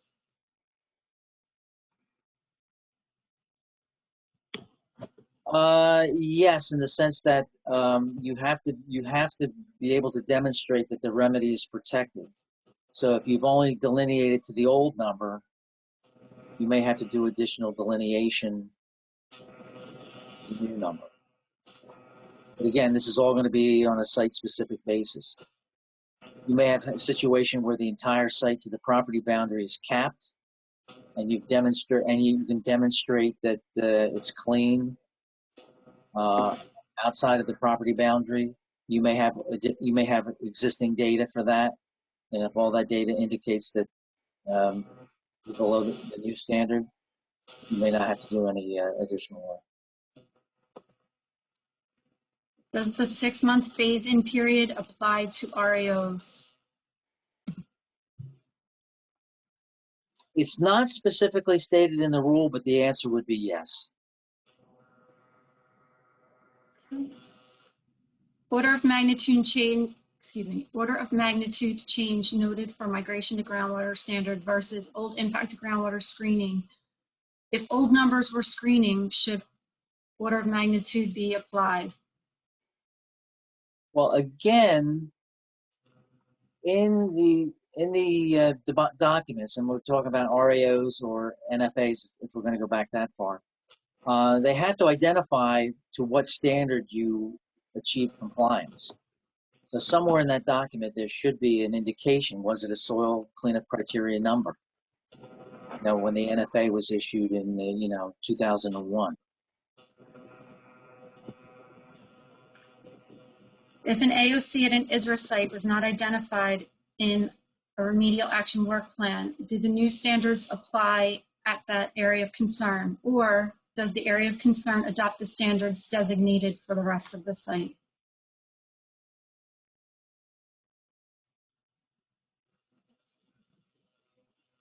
If an AOC was not identified in the original remediation, I would say that AOC would have to comply with the new standards.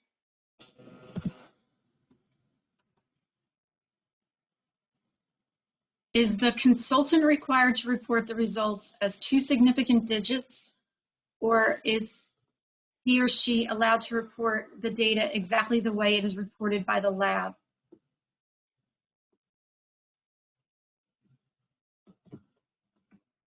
Well, I would say that if they want to report it with all the extra digits, you can. But when you flag what standards or what samples are above standard, you're going to have to round those numbers to determine whether or not you have exceeded. I mean, right now, never mind. I don't think there's anything that says that you have to report it rounded, but I would say that it makes sense that you would. Okay, and that should wrap up our Q&A for right now.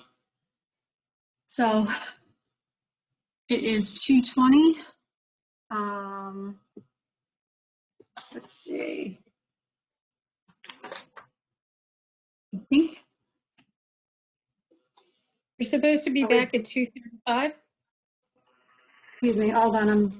Actually, I guess we can take more questions because we were supposed to take questions from 2:20 until 2:30. So Barry, are you game for some more questions? I'm here. Okay, so am I. Here we go. If you exceed the order of magnitude concentration for ethylbenzene of 100 milligrams per kilogram, but compliance average indicates results below 100 milligrams per kilogram, is this considered compliant with the order of magnitude evaluation and the new standards? Okay. If you ask me that question right at this very second, at this very second, compliant, you can, let me rephrase this. You can compliance average that data, and if the average is below the 100 value, then you could make the argument that the remedy is still in compliance.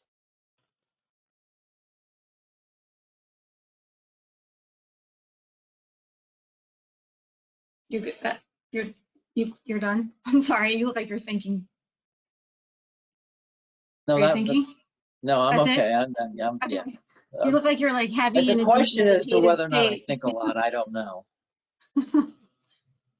And I realize that, you know, some of these questions are tough.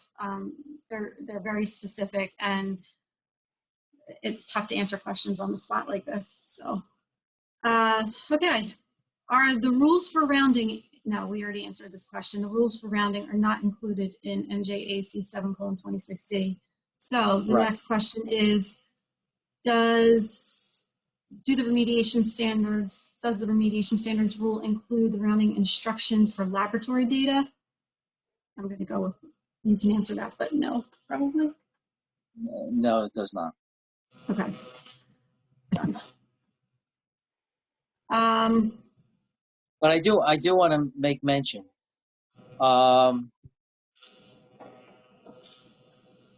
If you're looking at rounding relative to determining compliance,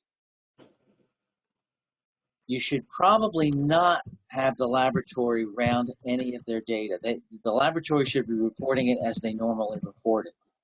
Because if the lab reports rounded data, you can't round it a second time. So you can't take a bunch of data, round each data point individually, and then take the average of that and round it a second time.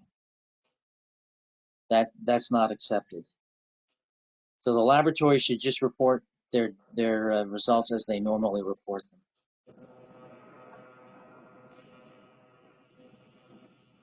Can you use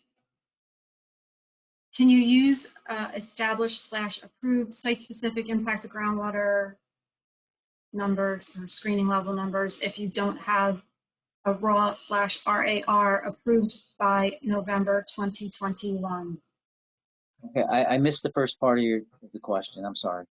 That's okay. Can you use established/approved site-specific impact to groundwater soil screening level values if you don't have a raw/RAR approved by November 2021? If you don't have it approved by the November date, you have to use the new numbers.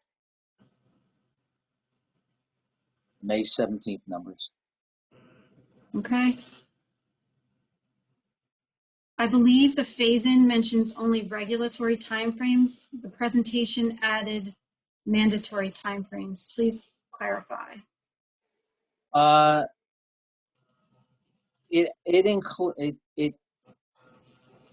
Your request to have an extension to the mandatory time frame,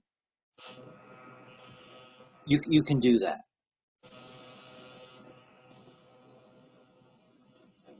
Okay.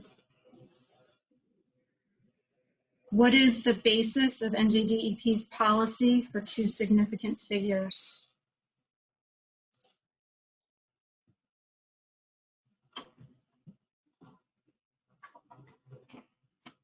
Okay, I will have to get back on that.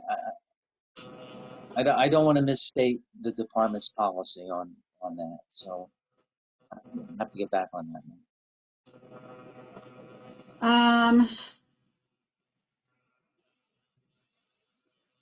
Sorry, I need to keep scrolling down here for a second.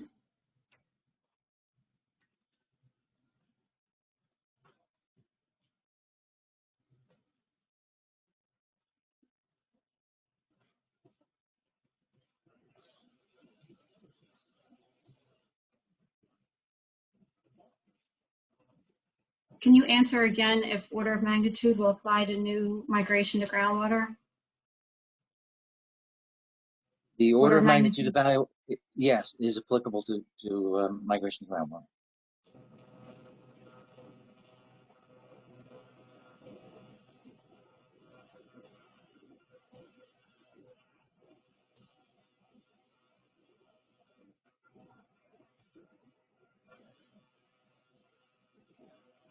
For sites with RAWs dating back prior to the 2008 SRS, do the AOCs need to meet the new VI standards as the RAW predated the VI screening levels? Okay, repeat that one again. I didn't catch it all. Yeah, I'm sorry, I'm trying to read it without grammatical. For sites with RAWs dating back prior to the 2008 SRS, do the areas of concern need to meet the new VI standards as the RAW predated the VI screening levels? So a site prior to 2008. If they didn't exist, yes, if screening levels did not exist at that time, that will not trigger an order of magnitude evaluation.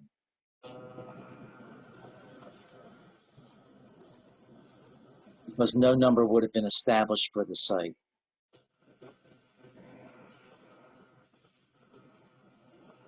Does the 6-month phase-in also apply to the application of guidance documents? For example, the list of immobile chemicals, which has changed? Yes, the 6-month applies to tech guidance. I believe there's a statement to that effect in all the tech guidance documents, that if the document changes, you have a 6-month period. If the existing site concentration is above the new standard by less than an order of magnitude, is that compliant? Question mark. For example, would 75 ppm for ethyl benzene be compliant? Would this require delineation to the new standard or use the old standard? Okay, again, I'll talk about this a little more, but the answer to the question is, if the highest value you have on the site is 75, you're in compliance. Or you can say that the remedy remains protected.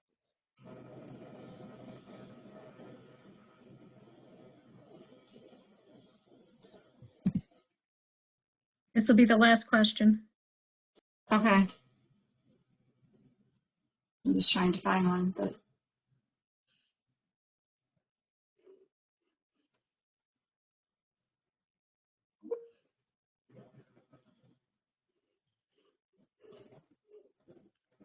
Want me to read one?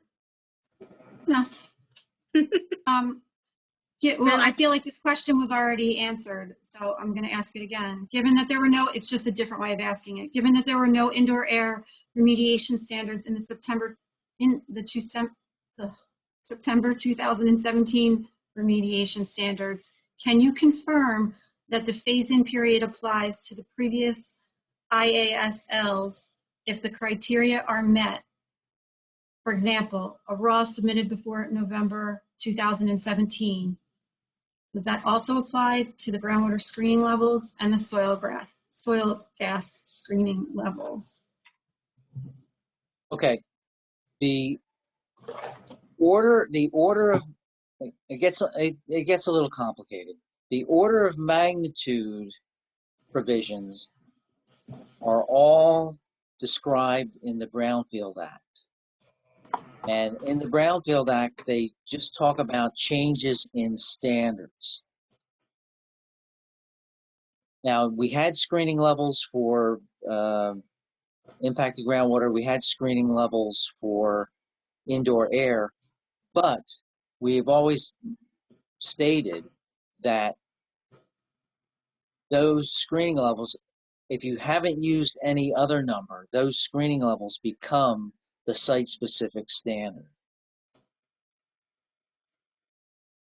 That process does not apply to groundwater screening levels, subslab soil gas numbers, because they were never intended to be standards. They were just intended to be screening levels. We don't have standards for those now as we speak. So that order of magnitude doesn't apply to, again, when you're doing a VI investigation, to subslab or groundwater screening levels. Okay. Okay, and with that, we're going into a break. So everybody be back in 5 minutes and we will start again. See you soon. Don't log off though.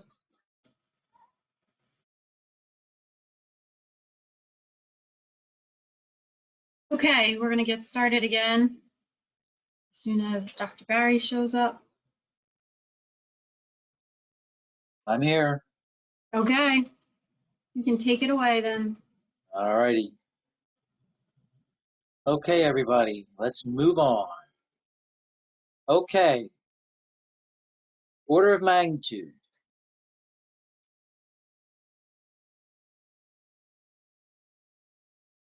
So what I have done here in the next series of slides, I have some tables that are listed out by exposure pathway, where we have contaminants where the new adopted standards have decreased by an order of magnitude or more compared to the prior standard. And in essence, any site or area of concern that is active on or after May 17th of this year must comply with the remediation standards contained in those tables. So this would mean regardless of whether or not you have an approved work plan or remedial action report, you have to comply with these standards. So with that stated, here we go. For the soil ingestion dermal and the soil inhalation exposure pathways, this is the listing of contaminants, what the prior standard was, what the new standard is. And the reason why I've kind of lumped together ingestion dermal and inhalation is because the number that I'm using here was based on the lower of the two inhalation pathways. So you kind of have to merge them here to figure out what's going on. But the one, whoops, for the most part, the order of magnitude does work on a given exposure scenario. The only one that's different, obviously, is ethylbenzene, where this is an ingestion dermal number and the 10 is an inhalation-based number. But those are the compounds that are going to trigger an order of magnitude evaluation. So that's for ingestion dermal and soil inhalation. This is for migration to groundwater exposure pathway using the soil water partitioning equation. And as Swati had mentioned, there are 5 contaminants, and I think the primary reason for these dropping is the change in either the KD or the KOC value. Again, these are the 5 for soil water partitioning. This is the vapor intrusion. There's only one compound, and that's the 1,1-dichloroethene, which is dropping from 210 to 21. And as Erica pointed out, this is due to our application of the Class C carcinogen policy, dropping it down by an order of magnitude. And then, yes, if the question is asked, is it an order of magnitude or is it more than an order of magnitude? And if you go back and take a look at the wording in the Brownfield Act, it's an order of magnitude or more. So this contaminant falls into that category.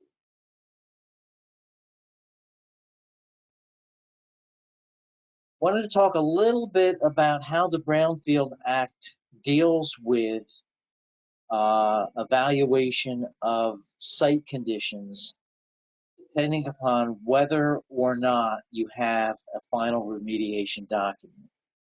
And we're defining final remediation document as either a no further action letter or a response action outcome. If you do not have a final remediation document,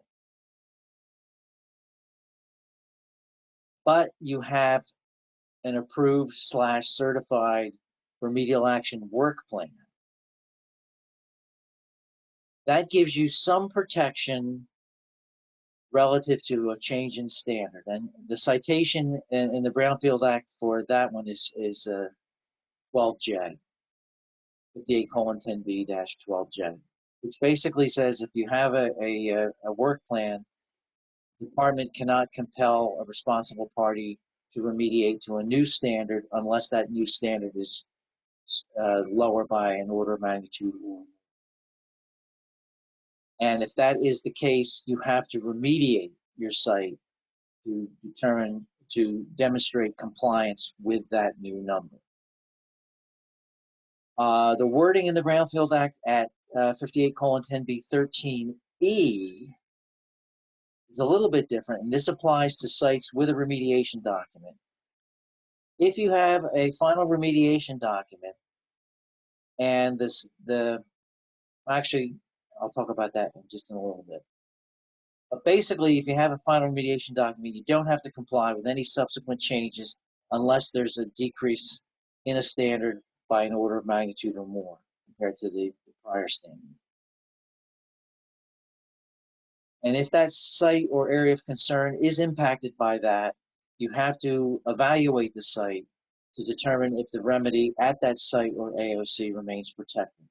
And I'm defining that or calling that an order of magnitude evaluation. I like to say that the evaluation pursuant to 10B-13E situations, I look at it as 2 steps. The first step is you compare the concentrations at the site, not the old standard, but the concentrations at the site against the new standard.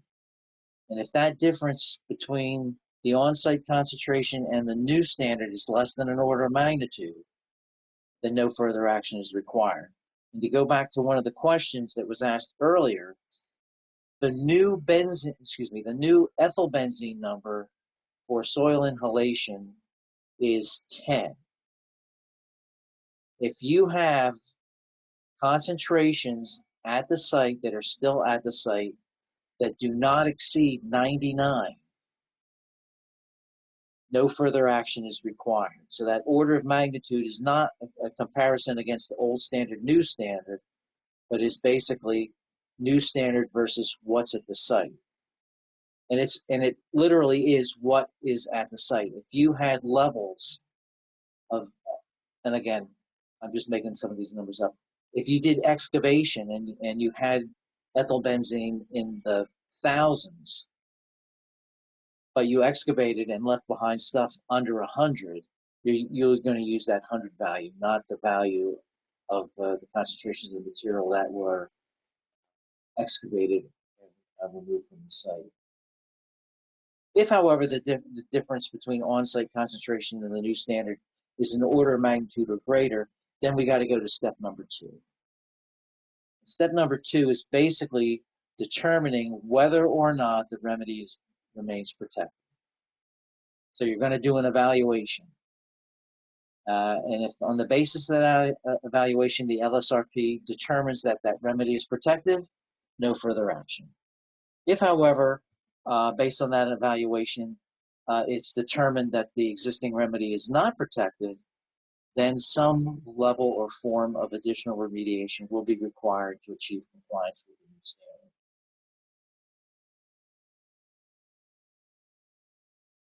Okay, if that wasn't complicated enough, there's more complication.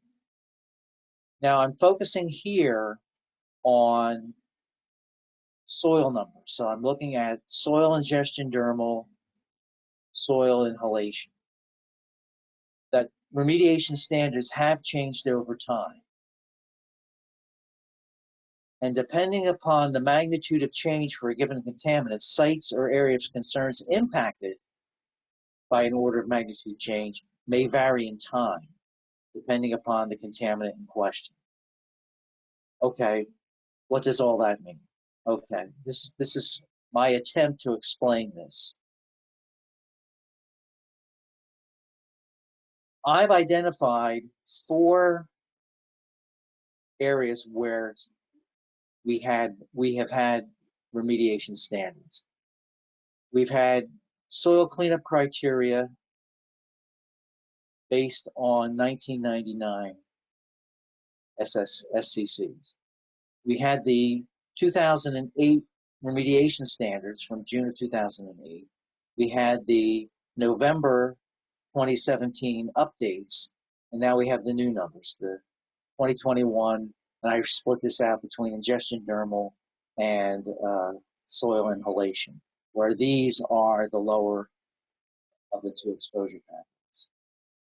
So we have certain contaminants, and we'll start off with ethyl benzene, which went from 1,000 to 7,800, remained at 7,800, and then dropped down to 10. So in this instance, comparing against all these numbers, everything has to be evaluated. So basically, all sites that have ethyl benzene going all the way back to 1999 are going to have to be evaluated because of the order of magnitude change. Then we have other contaminants such as benzaldehyde, where it wasn't regulated. There wasn't a soil cleanup criteria in 1999. There was a standard established in 2008. It did not change in 2017, but it dropped down to 170 in this new promulgation. The department's taking the position that if it wasn't regulated, if a contaminant wasn't regulated at a particular period of time, it's not part of an evaluation because you weren't looking for it here.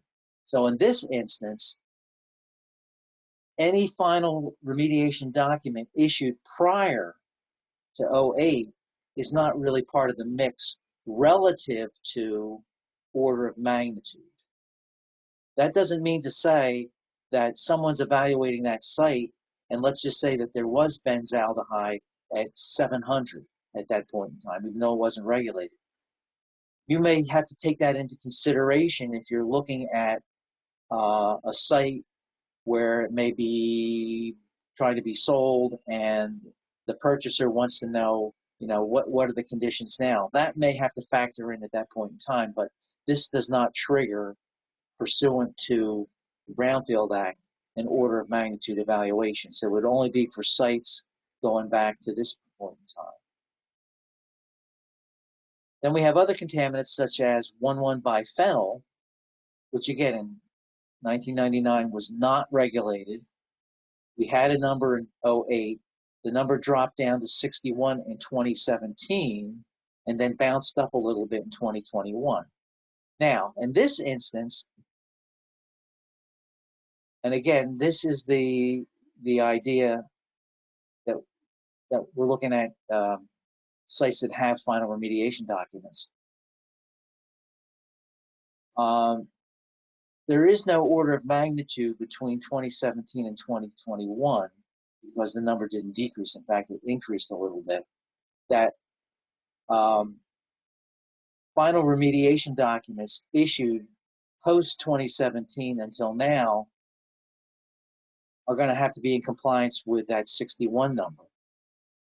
So therefore, you don't have to do an order of magnitude evaluation for these newer cases. But between the period of 2017 and 2008, that's a period of time where you may have to look and see if there's any impact, which should have already been done back in 2017.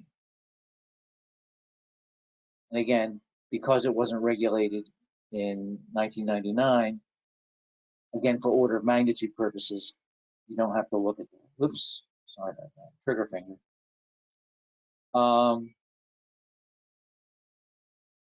Other chemicals such as cyanide were again 1100, 1600, then we had a drop, and then it remained the same.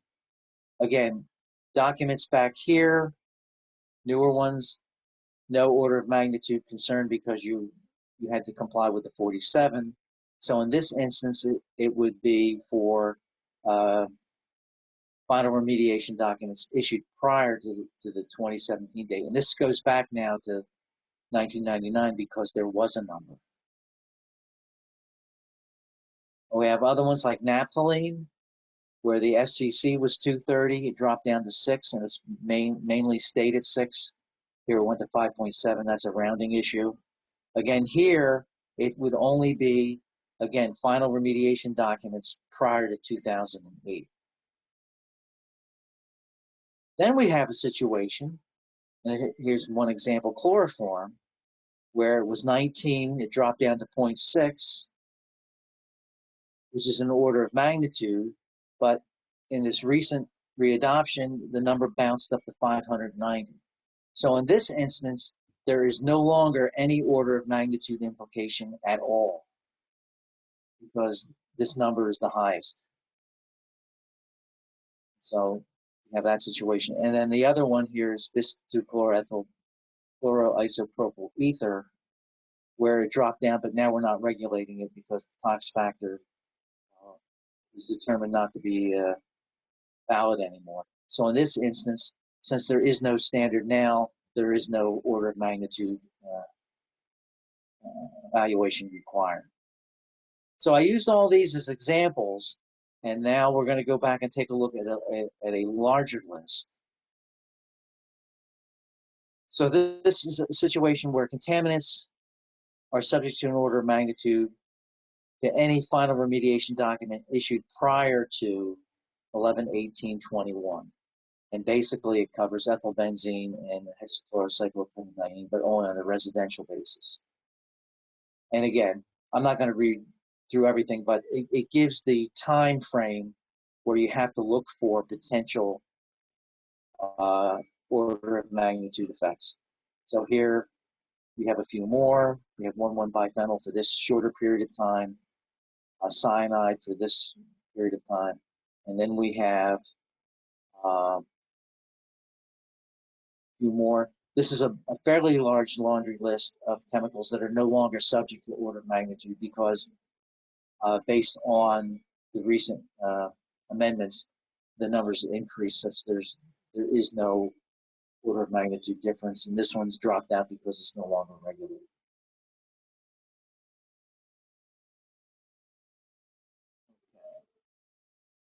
Next question.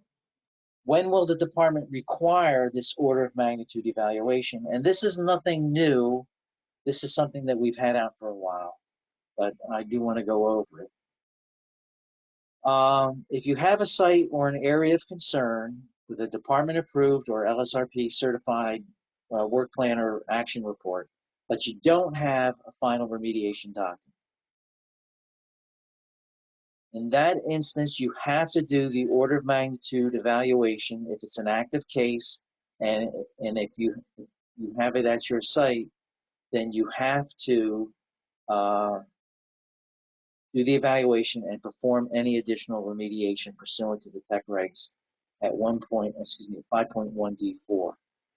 And this all has to be done before an LSRP issues a final remediation document. And I just have here what's at 5.1D, and it just basically states that that if you have something that decreases by an order of magnitude or more, that you have to address that and demonstrate compliance prior to issuing RAO.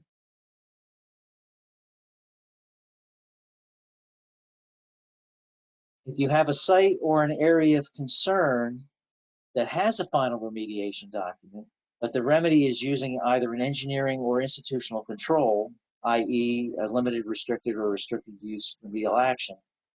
The person responsible for maintaining the engineering control must perform the order of magnitude evaluation as part of the biennial protectiveness certification. And all the requirements are listed out in ARCs in the remedial action permit sections at 7.7 through 7.9. I didn't include it here in my talk, but I would suggest that you take a look at 7.7 through 7.9, and that gives you the direction on how the protectiveness certification applies and how it should be conducted. And then finally, if you have a site or an area of concern with a final remediation document, but you don't have any engineering or institutional controls, it's an unrestricted use remedy. In this instance, we're basically saying the order of magnitude evaluation has to be conducted whenever that site re-enters the program. And that could be through a variety of ways. It was an ISRA site, you got another ISRA trigger. It's a child care facility, and there's a renewal, and you had to review site conditions. If it's a property sale, that as part of the agreement of sale, it requires an update of site conditions for loan approval or whatnot. You have to do the order of magnitude evaluation. And that is all covered in the tech regs in the PASI subchapter at 3.2A5 and A6. And I'll just throw these up real quickly.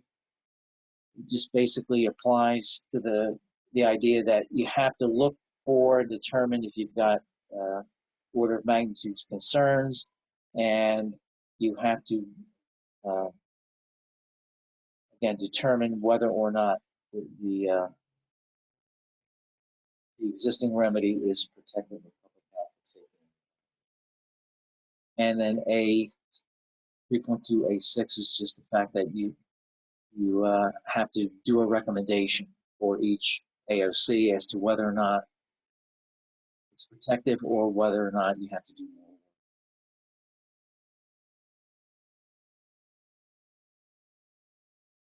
I do want to talk a little bit about surface water and groundwater. There hasn't been any changes to the surface water remediation standards, and since there hasn't been any change, there is no order of magnitude, so therefore order of magnitude does not come into play relative to surface water. Groundwater is a little bit different. The first reference where we tried to sync groundwater quality standards with groundwater remediation standards goes back to the tech regs that went into effect on February 3rd of 2003. And at that point in time, the groundwater quality standards that were in effect were the groundwater quality standards from January 7th, 1993. So as a department, we're using this February 2003 as the basis for evaluation of groundwater remediation standards, such that prior to 2003, we're basically saying we never specifically stated that groundwater quality standards were the remediation standards. Okay. Groundwater quality standards were amended effective November 7th, 2005. And because of the link that was in the tech regs from 2003, those amended groundwater quality standards became the new groundwater remediation standards. And at the time, there were 14 contaminants that decreased by an order of magnitude or more, which would have triggered an order of magnitude evaluation. These were the chemicals at the time. This is more of a little bit of a history than anything, but for the most part, this should have been evaluated by now. But anyway, if it hasn't, these are the numbers that you have to deal with. Subsequent to the 2005 updates. Let me step back here. We did give a 6-month phase-in period for those standards. Nothing exciting there. There was an update of not an update, but establishment of a bunch of interim groundwater quality standards in November 25, 2015. Since they were all 11 of the 12 were new, so there wasn't anything to compare it against. But there was an update of an older interim number on 4-dioxane that was at 10 ppb that was impacted because the the revised number was 0.4. So there was more than an order of magnitude difference. So that was subject to the order of magnitude evaluation. It was a 6-month period within which if you got your NFA determination or the response action, and you could benefit from doing the order of magnitude evaluation pursuant to 13B as opposed to 12J. Uh-oh, quiz time. Okay, here we go. Are we ready, everybody, for our 4th and final quiz? Tyrone, you ready? Yes, we're ready.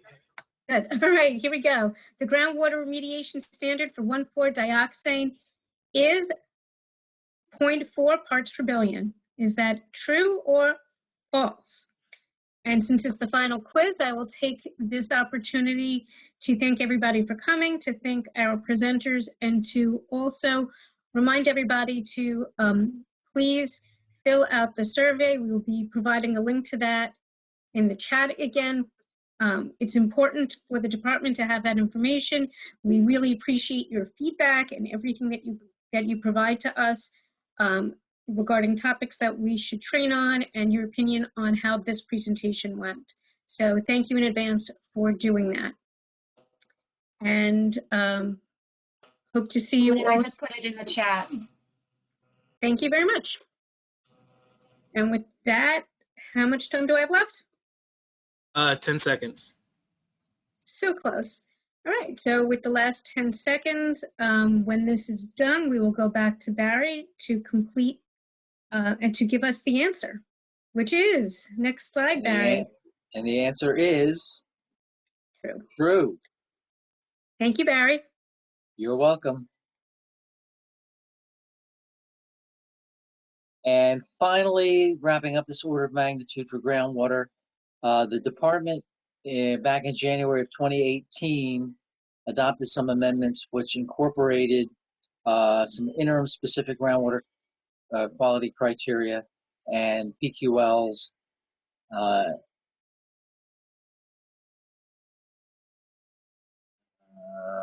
lost my train of thought, but there were some updates, but none of these amendments triggered the need for an order of magnitude evaluation.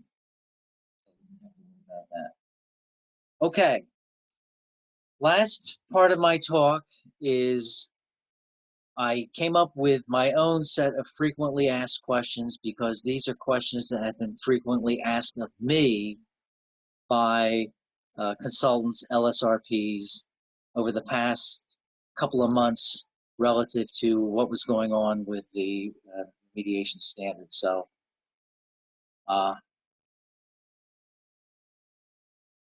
we'll go forward from this. Here we go.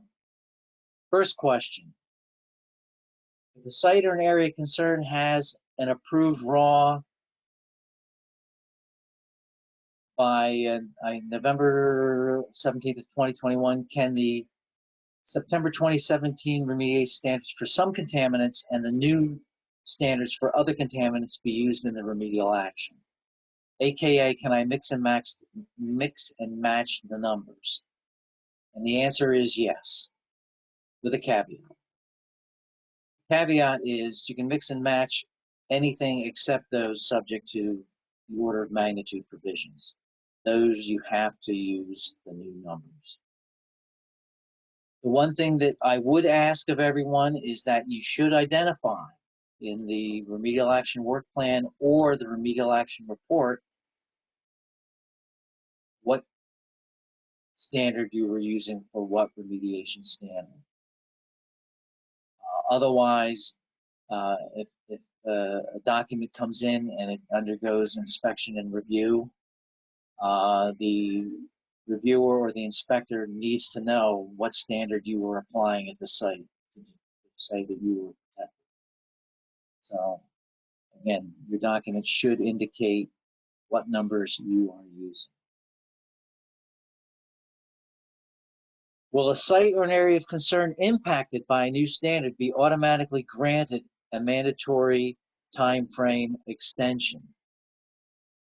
This question was much more of concern prior to the extension of the deadline for some of the statutory cases out a year. The answer is, however, that there is not going to be an automatic extension, but you can request an extension of the mandatory deadline, and that complying with an order of magnitude change standard is, in my estimation, a valid reason to ask for an extension. But just like everything else, you're going to have to present your case as to why you need that extension, and it is going to be a site-specific evaluation and a site-specific call, but you need to justify your need for that extension.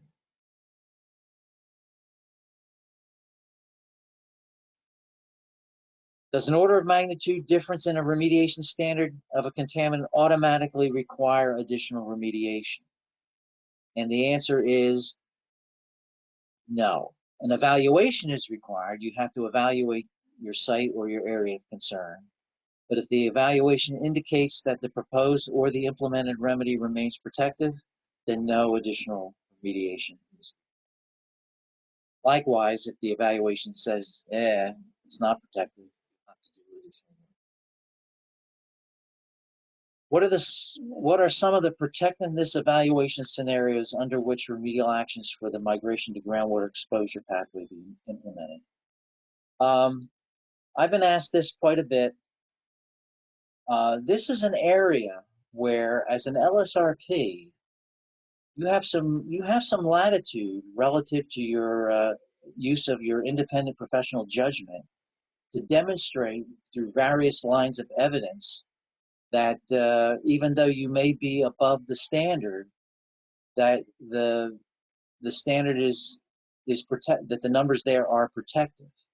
And I just have a few instances here that I wanted to talk about. But if you had a situation where you had groundwater contamination at a site, no subsequent discharges, and the groundwater contamination decreased through M&A. You removed the sources, you got it to the point where you could go M&A, and you reached groundwater quality standards to the point where the groundwater permit is lifted, CEA is lifted, groundwater's fine, but you have contamination in the soil in excess of the MGW number. In that instance, I think you make a very strong case that there is no source remaining. The groundwater is been remediated. There's been no subsequent discharge. Nothing further is needed. Another example would be mobile contaminants.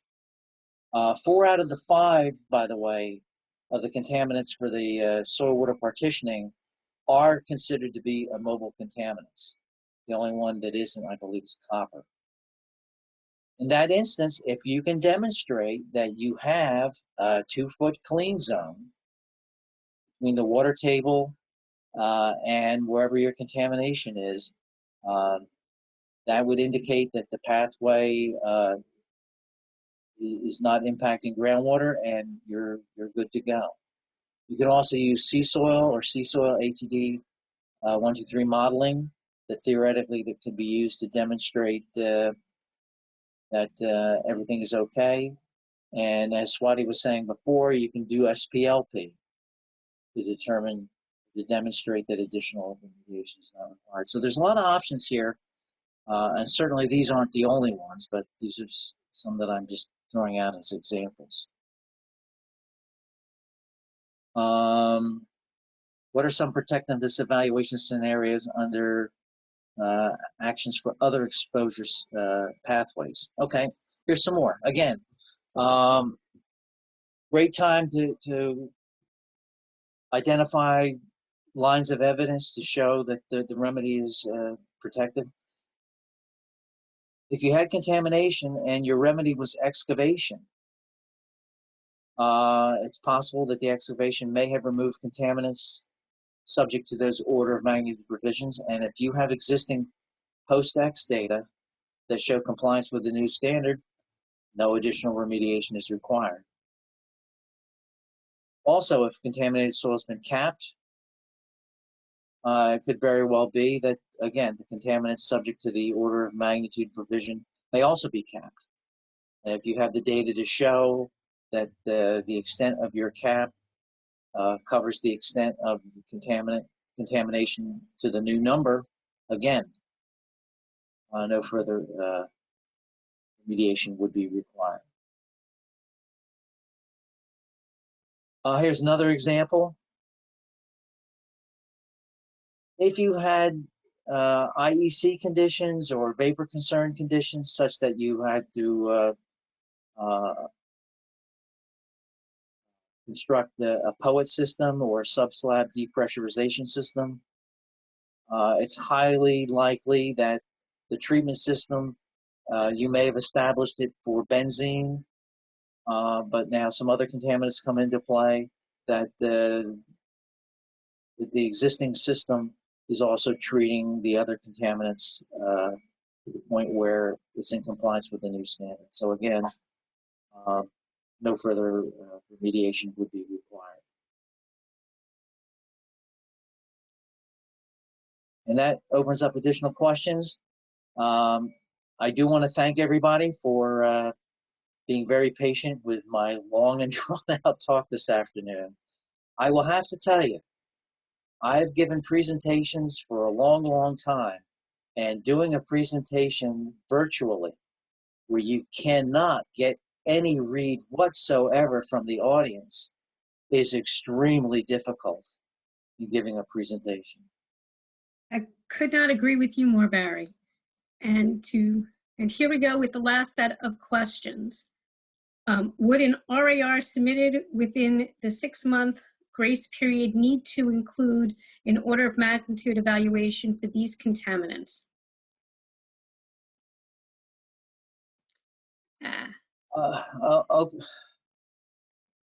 Okay, I'm not quite sure in the sense that you are.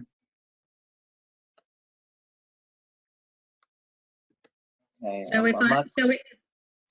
if somebody submitted a remedial action report and LSRP submits that now, within the 6-month grace period, within the next 6 months, well, 5 months, would they need to do an order of magnitude evaluation?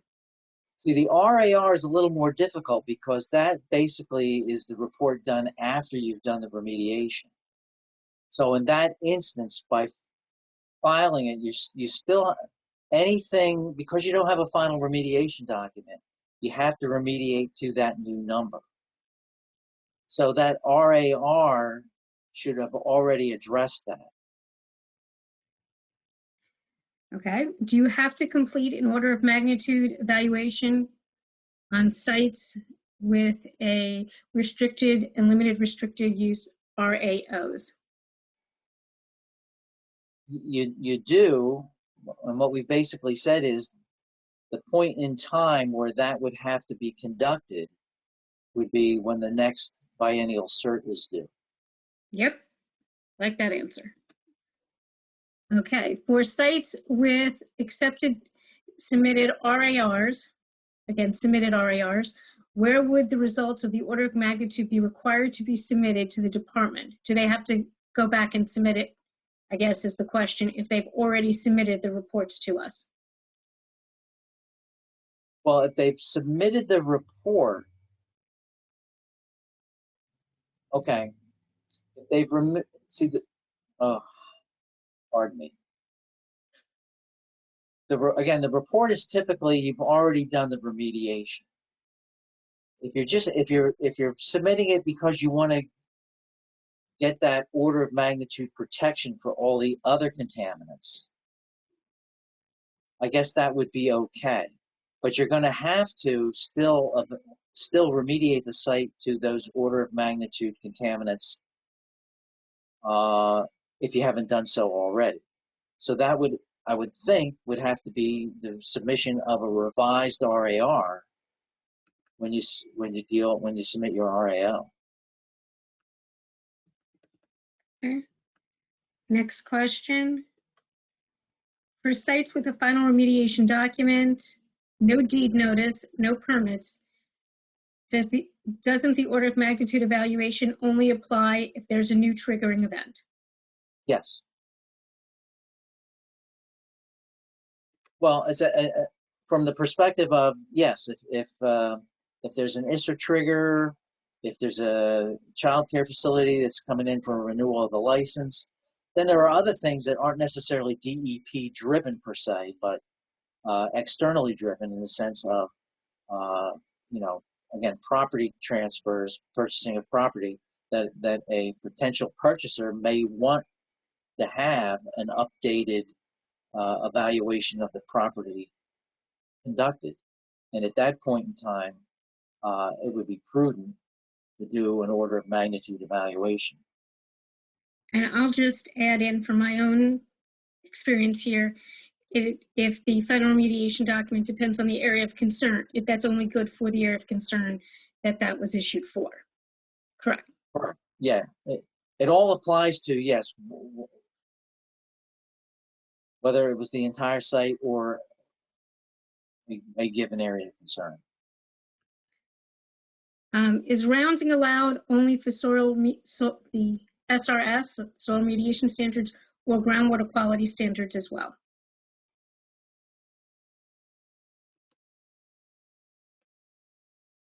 In terms of demonstrating compliance? Mm-hmm. Okay. The answer is yes, but it's much more limited for groundwater. That's all spelled out in the attainment and compliance tech guidance. But yes, you can round under certain circumstances. Okay. Hold on. Next question is, for sites with FRD and a groundwater permit, but no soil permit, is an order of magnitude evaluation required for the historic soil results?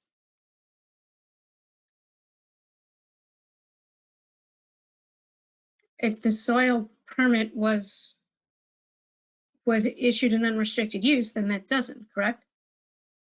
Well, are they talking about historic fill?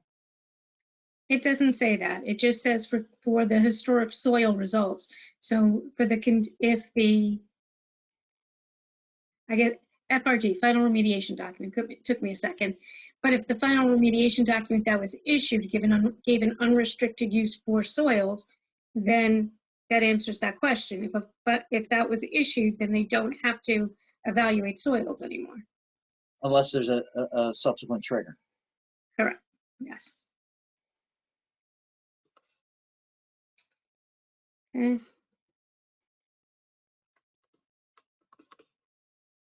Next question. On a site with site-specific impact to groundwater soil remediation standards submitted in 2016 during RIR, and the soil RAR is submitted before November 2021, is the site-specific impact to groundwater number still usable? I'm sorry, the last part of the statement. Is the site-specific impact to groundwater numbers still usable? Can they still use those numbers if they submitted an RIR in 2016? They didn't say a work plan. No, we have basically taken the position that it has to be a work plan. That's in the Brownfield Act. So it's the idea that you have submitted a plan of action, what you want to do. So it's the idea that the case has moved along fairly significantly to the point where you're implementing your remedy. So I would say that if it was only an RIR, that probably would not be acceptable. But they could submit a work plan now. Yeah. Can you please clarify when an order of magnitude evaluation needs to be done when a site has an LSRP approved work plan or RAR?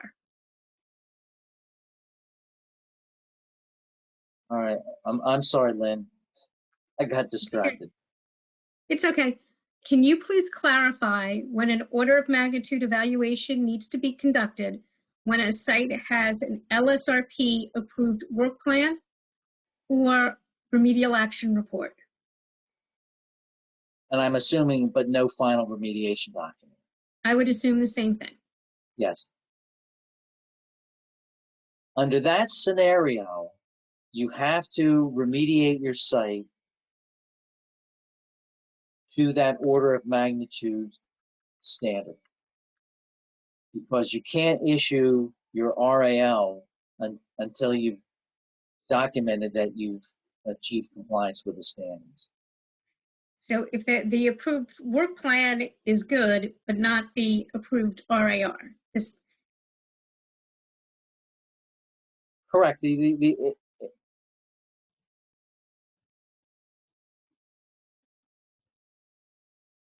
Okay. I guess I'm trying to give the distinction.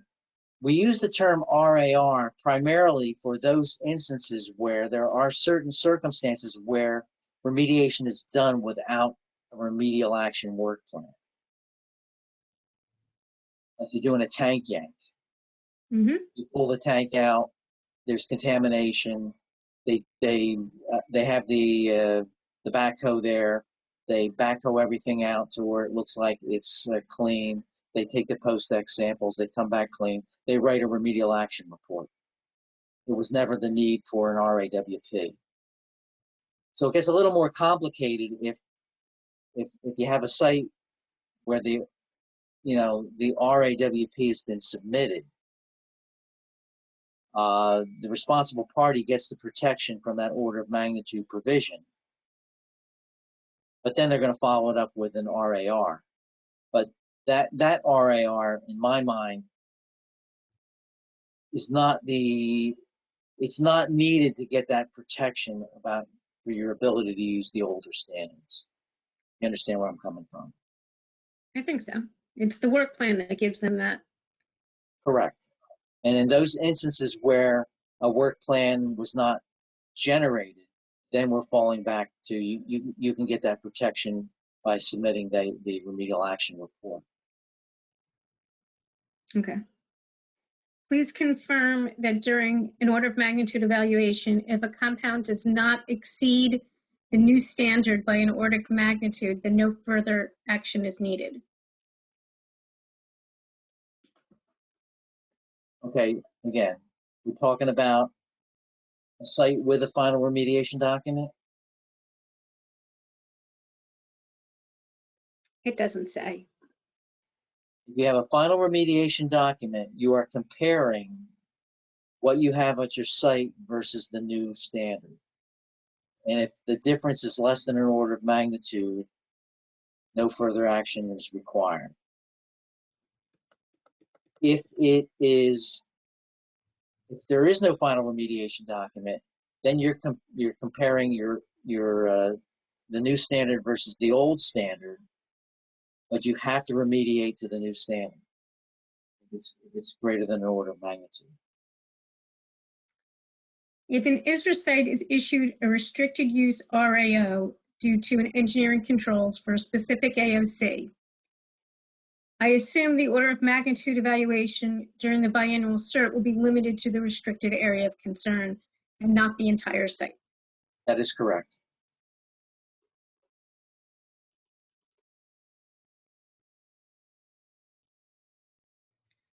Hold on. Although for an ISRA site, you have to do the entire site. Correct. But it could, depending upon what contaminants are at each specific AOC, it may vary.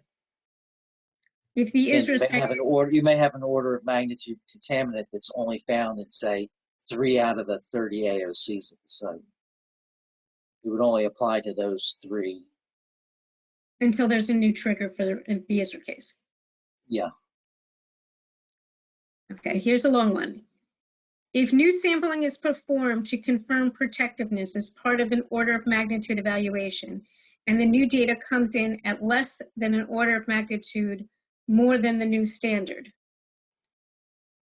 can the prior remediation be found to be protective and maintain the NFA, or would the new data require reopening the case?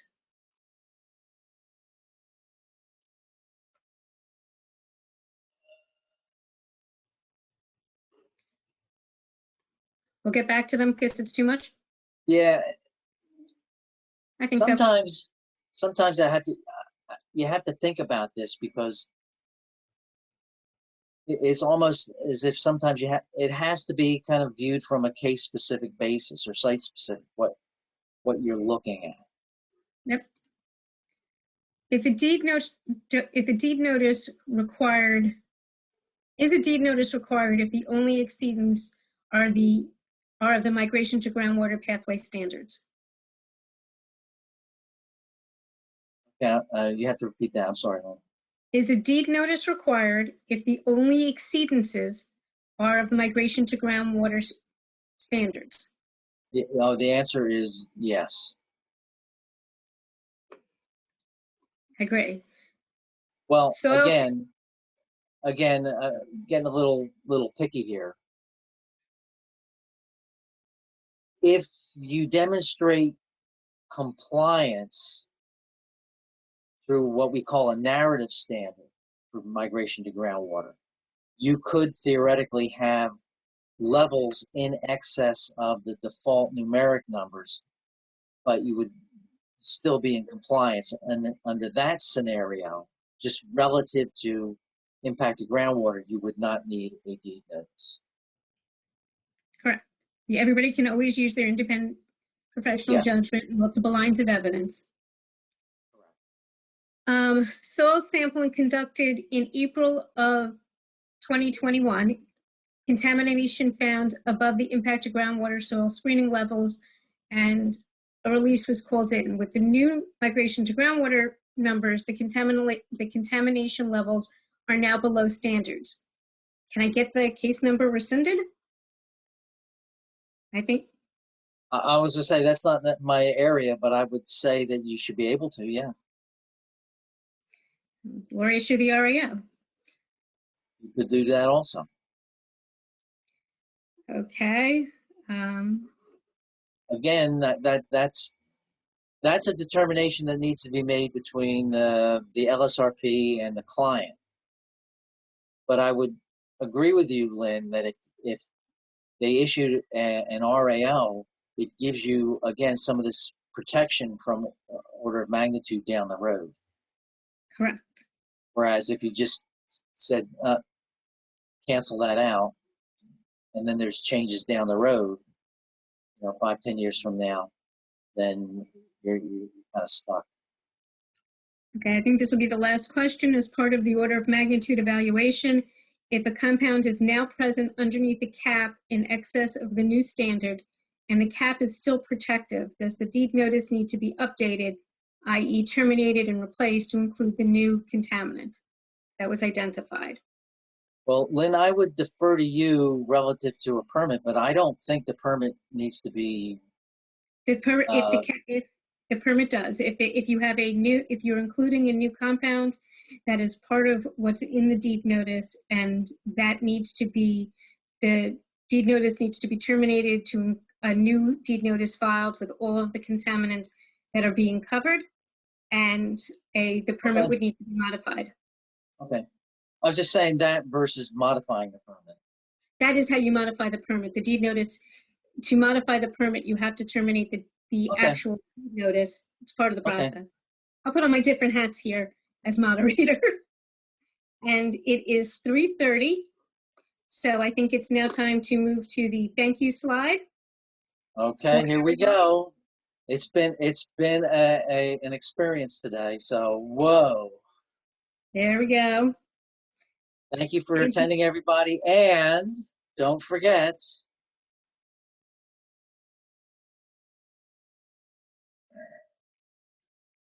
Thank you, Barry. Thank you You're to all welcome. of the presenters. Thank you, Christina. Oh, you're Thank welcome. you. I didn't mean to put myself on camera, but that was pretty trippy. So my head is just like, Thank you. And we will get all of the questions we did not get to answer, we will be sending out responses to. Thank you, everyone.